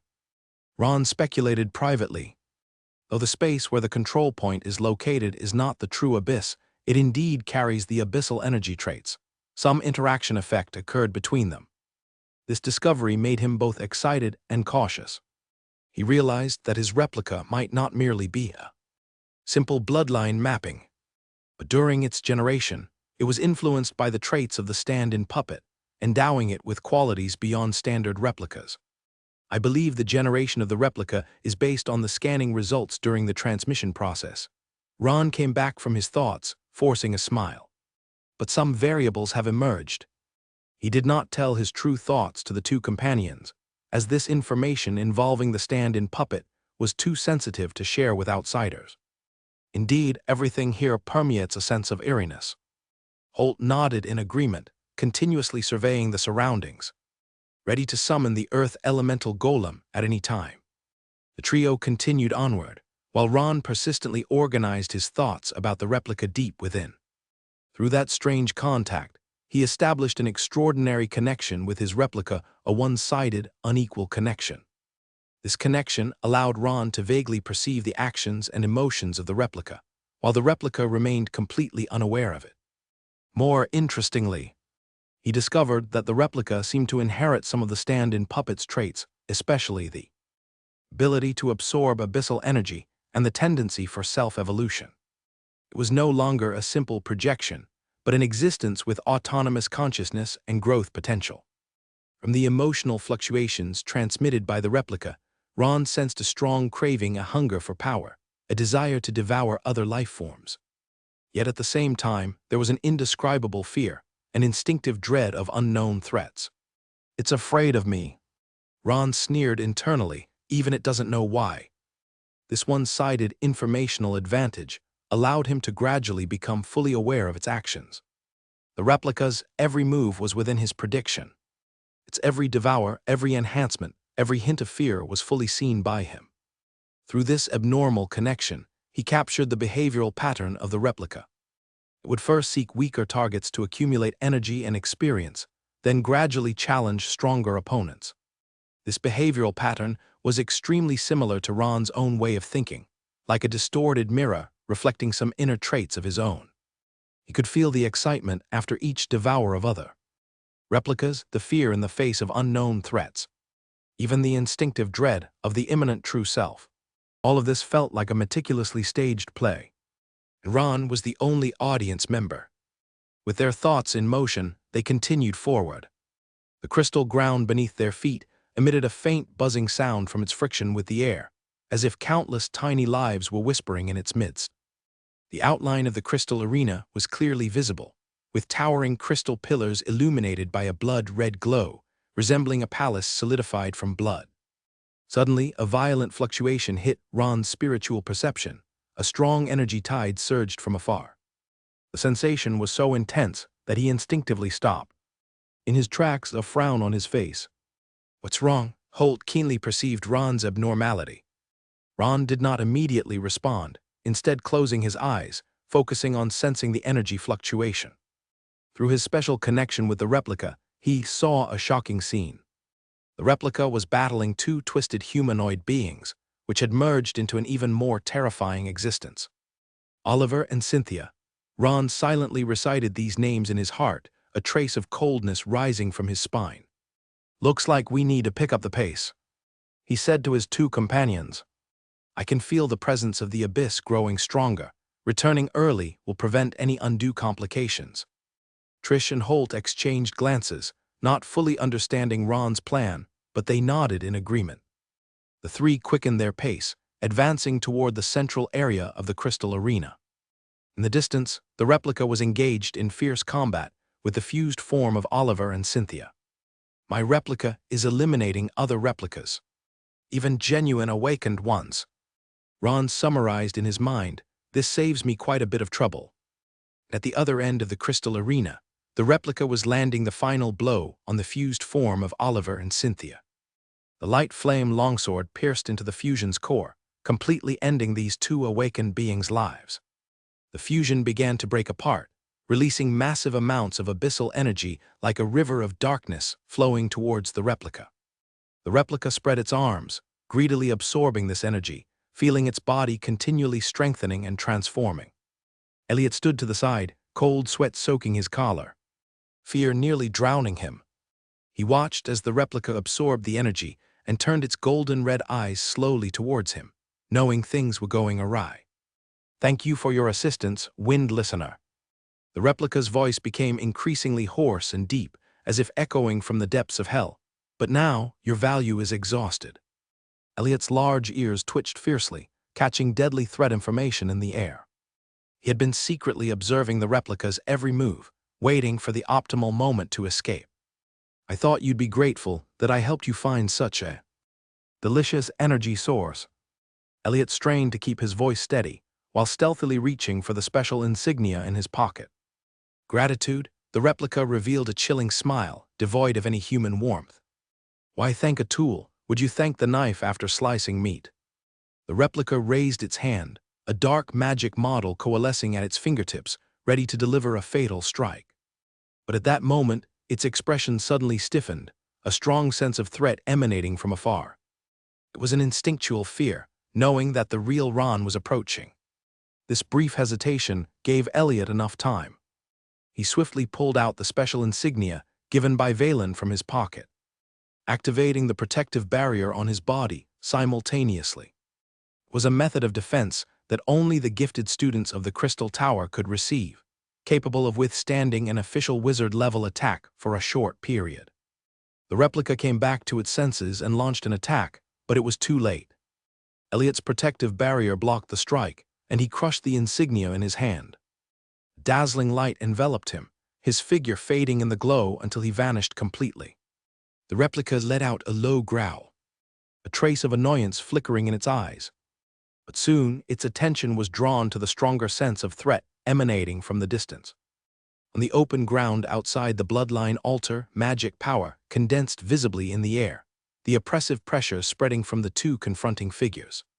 Valen stood in the center of the open space, his posture upright like a pine tree. The full might of a dark sun-level wizard was released without reservation, pressing the surrounding air into a distorted form. His robe billowed without wind, silver-gray lines flowing across its surface, outlining the unique mystical symbols of the Crystal Tower. Lady Allen appeared much more at ease, a hint of a mocking smile on her seemingly youthful face. After consuming the 7-colored stardew, her aura had completely transformed. No longer the elderly mistress of an old pharmacy, she now radiated the imposing presence of a powerful wizard. Rainbow-like magic circled around her. That power fluctuation did not originate from a single element, but was a perfect fusion of 7 basic elements, forming a higher, purer energy form. The confrontation between the two powerhouses had lasted. For some time, fine cracks had appeared on the ground around them, the air thick with a scorching tension, as if an imminent battle would erupt to obliterate this area. As a dark sun-level wizard of the Crystal Tower, Valen's mission in this trip was to oversee the opening process of the bloodline altar, and to ensure the safety of the Crystal Tower apprentices, as they participated in the trials and obtained bloodline enhancement. Yet the current situation far exceeds what he had anticipated. On one hand, there's the unexpected variable brought by Lady Allen's sudden appearance, and on the other, the potential anomaly within the bloodline altar. The situation is terrible. Valen looked at the lifebook in his hand, his expression growing increasingly grim. The flames on the lifebook represent the life statuses of the Crystal Tower apprentices. Flames that should have been bright and stable are now mostly flickering unsteadily. 5 pages have already gone completely dark, indicating that half of the apprentices have already perished. This even includes the one whose importance is second only to Elliot, the one with the special talent, Lena. Alan, I don't have time to continue wasting with you. Valen's voice was calm, but a flash of worry crossed his eyes. The Crystal Tower squad has already suffered heavy losses. I must immediately confirm the situation inside the altar. Lady Allen sneered, the rainbow glow around her growing more radiant. What's there to confirm? A bunch of so-called elite filled with a sense of superiority by you are nothing but chickens and dogs when faced with true geniuses. This is the result of the Crystal Tower's cultivation. Disappointing. Valen's brow furrowed, his fingers trembling slightly, clearly suppressing anger. Alan, I know you have many grievances with the Crystal Tower, but now is not the time to pursue them. The situation inside the altar is out of control. We must take action. Take action, Lady Allen scoffed. You and I both know the rules of the bloodline altar. Once inside, no mid-intervention is possible. We must wait for the results. This was said as ironclad when the altar was designed. Even a dark sun wizard cannot change it. Her gaze suddenly became sharp. What you really worry about is not the safety of those apprentices, but that Ron, who has shown astonishing talent, am I right? You're afraid that he might achieve an unexpected advancement inside the altar and pose a threat to the interests of the Crystal Tower upon his return. Valen was silent for a moment before ultimately admitting. Yes, Ron is indeed a variable. According to Hayek's description, his potential far surpasses that of ordinary geniuses. Such a talent ought to receive the best cultivation and guidance, and the Crystal Tower happens to provide these. Cultivation, guidance. Lady Allen's voice was filled with sarcasm. Don't use those dignified words to cover the truth. What the Crystal Tower wants is to completely bind him with a soul contract, turning him into a tool and puppet for you. Valen didn't respond immediately but looked deeply at Alan, his eyes full of complex emotions. At this moment, the spatial passage of the bloodline altar flickered. A dazzling light exploded on the clearing. Once the light dissipated, Elliot appeared between the two. His face pale, clothes torn, but fortunately unscathed. Following closely, several more lights flashed, and a few Crystal Tower apprentices appeared one after another. These apprentices were in much worse condition than Elliot. Some were covered in black spots, others' skin was dissolving, and some had black liquid flowing from their eyes, having completely lost consciousness. Master Valen, Elliot saw Valen, a glimmer of hope in his eyes. Elliot, Valen's attention was immediately diverted, quickly stepping forward to kneel down and carefully examine the apprentice's conditions. This level of contamination has already exceeded the normal trials of the bloodline. Altar. He placed his palm on the forehead of an apprentice, closing his eyes slightly. Spiritual power seeped like fine threads into the apprentice's deep consciousness, attempting to sense the source and degree of contamination.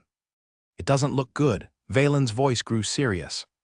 This contamination has penetrated the soul level. Conventional purification methods are likely to have limited effect. They must be immediately sent back to the Crystal Tower for professional treatment. Lady Allen also stepped closer, the mockery on her face diminished slightly. She crouched down, her fingers lightly touching an apprentice's pulse, feeling the faint life waves within. A hybrid of erosion and spiritual contamination, she quickly concluded. This damage originates from the ravings in the depths of the starry sky, but it also incorporates abyssal corrosion properties, a very rare combination. Valen looked up at Elliot. Describe what happened inside the altar in detail. Elliot took a deep breath, trying to concisely yet comprehensively describe the ordeals inside the bloodline altar. From encountering their respective copies, to the overwhelming battle, to the scene of the copy Ron killing the Awakens Oliver and Cynthia. Impossible. Valen's voice was filled with shock. How can a copy have such powerful strength and clear self-awareness? This completely exceeds the design scope of the bloodline altar. He turned to Lady Allen. Allen, your student Ron, what exactly is his background? Lady Allen smiled faintly, her smile carrying a hint of mystery. He's just a gifted young man, nothing more. No, there must be another reason. Valen's gaze turned sharp. An ordinary genius could not produce such a copy. Unless... He suddenly stopped, a flash of realization in his eyes. Unless he possesses a special talent or item that can influence the altar's operational mechanism.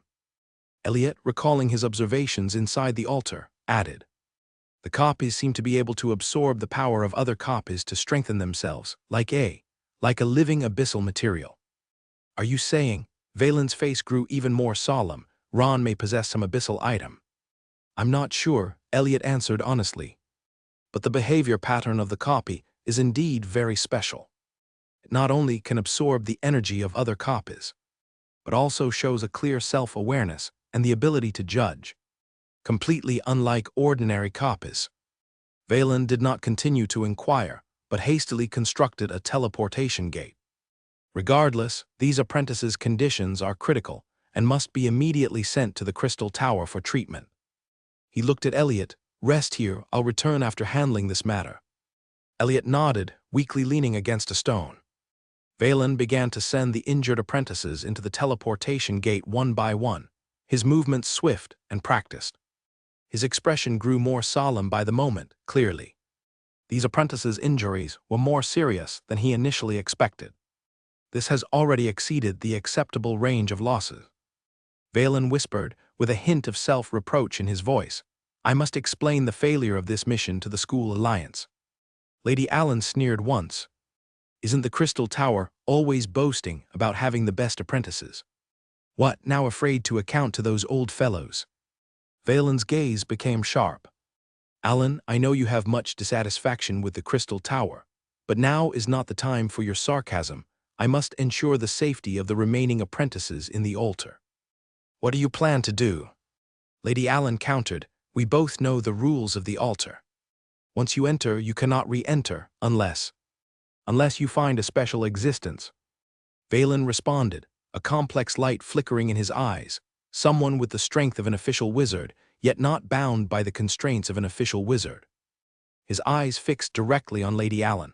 For example, someone whose strength is usually below that of an official wizard due to special reasons. Lady Allen's smile froze on her face. You want me to go in? Yes, Valen nodded, a certain plea in his voice. You have the strength of an official wizard. But in terms of the rules, you are not truly an official wizard. Though the bloodline altar's restrictions should not apply to you. You're quite the strategist, Lady Allen sneered. You want me to risk entering a potentially unstable alternate space. Why should I? Valen took a deep breath, as if suppressing some emotion. Allen, this involves more than just the interest of the Crystal Tower. If that duplicate is as strong as Elliot claims, once it fully develops, the consequences will be unimaginable. You still haven't answered my question. Lady Allen's gaze turned sharp. Why should I help you guys? Valen remained silent for a moment, finally sighing, for Ron. If the duplicate goes out of control, Ron himself is likely to get hurt. The reason for the possible issue this time is far beyond the simple matter of Ron's abyssal items. Are you saying someone's causing trouble? Lady Allen stepped closer. Magical energy fluctuations, still strong from the potion effect, had a touch of concern in her tone. Someone tampered with the bloodline altar. This possibility cannot be ruled out, Valen pondered. Since the last time the Eye of the Abyss activity was discovered within the school, we've strengthened defenses across various aspects, but the bloodline altar, due to its special spatial attributes, has always been a challenging area to fully control. Let's not talk about these things too much for now. Lady Allen waved her hand, her emerald eyes showing a hint of urgency. But you're right, the primary task now is to ensure the safety of the personnel inside the altar. I will go in, but on one condition. If it's within my capacity, I will agree. Valen frowned, reluctantly responding. Ron Ralph is my student. Lady Allen's gaze turned sharp. I want your assurance that you won't force him to sign a soul contract with the Crystal Tower. Valen's expression turned complex. As a member of the Crystal Tower, he had the duty to discover and recruit all kinds of talents. And according to Elliot's description, Ron's potential clearly surpasses that of a regular apprentice. Even among the Crystal Tower's elite, he might stand out. Such a genius must, by tradition, be bound to the Crystal Tower through a soul contract. But on the other hand, he and Alan are old acquaintances. He knew clearly that if he didn't agree to this condition, Alan would not easily compromise. Moreover, if Ron is indeed as formidable as Elliot described, forcing the binding of such a potentially dangerous factor to the Crystal Tower may not be a good thing. I can promise not to forcibly bind him through a contract using a word bind instead. Valen cautiously responded, but if he chooses willingly, that's his decision, I won't interfere. Dark Sun-level wizard, although controlled by soul contract and clan binding, without the Great Wizard, he possesses the top-tier combat power naturally granting sufficient authority. Lady Allen fixed her gaze on Valen, hearing the mention of word bind. Her magical energy shimmered for confirmation. After confirming, she nodded slightly. Acceptable, since a word bind has been set, if you break the promise. I know the consequences, Valen interrupted her. Even if imprisoned for over 100 years, you still possess peak moon-level strength, plus the amplification of 7-colored Stardew, enough to threaten me. Moreover, when wizards of the same level make mutual promises, if one violates the word bind, there are too many means to target them. Lady Allen revealed a cold smile. Glad you remember that, if you break the promise, I won't miss the opportunity. Valen watched the pink-haired witch's silhouette disappear into the teleportation gate, a trace of worry in his eyes. The losses of the Crystal Tower squad have surpassed acceptable limits. If another accident occurs, he would be hard-pressed to explain to the Crystal Tower's upper echelons. But simultaneously, the astonishing potential Ron demonstrated showed him an opportunity.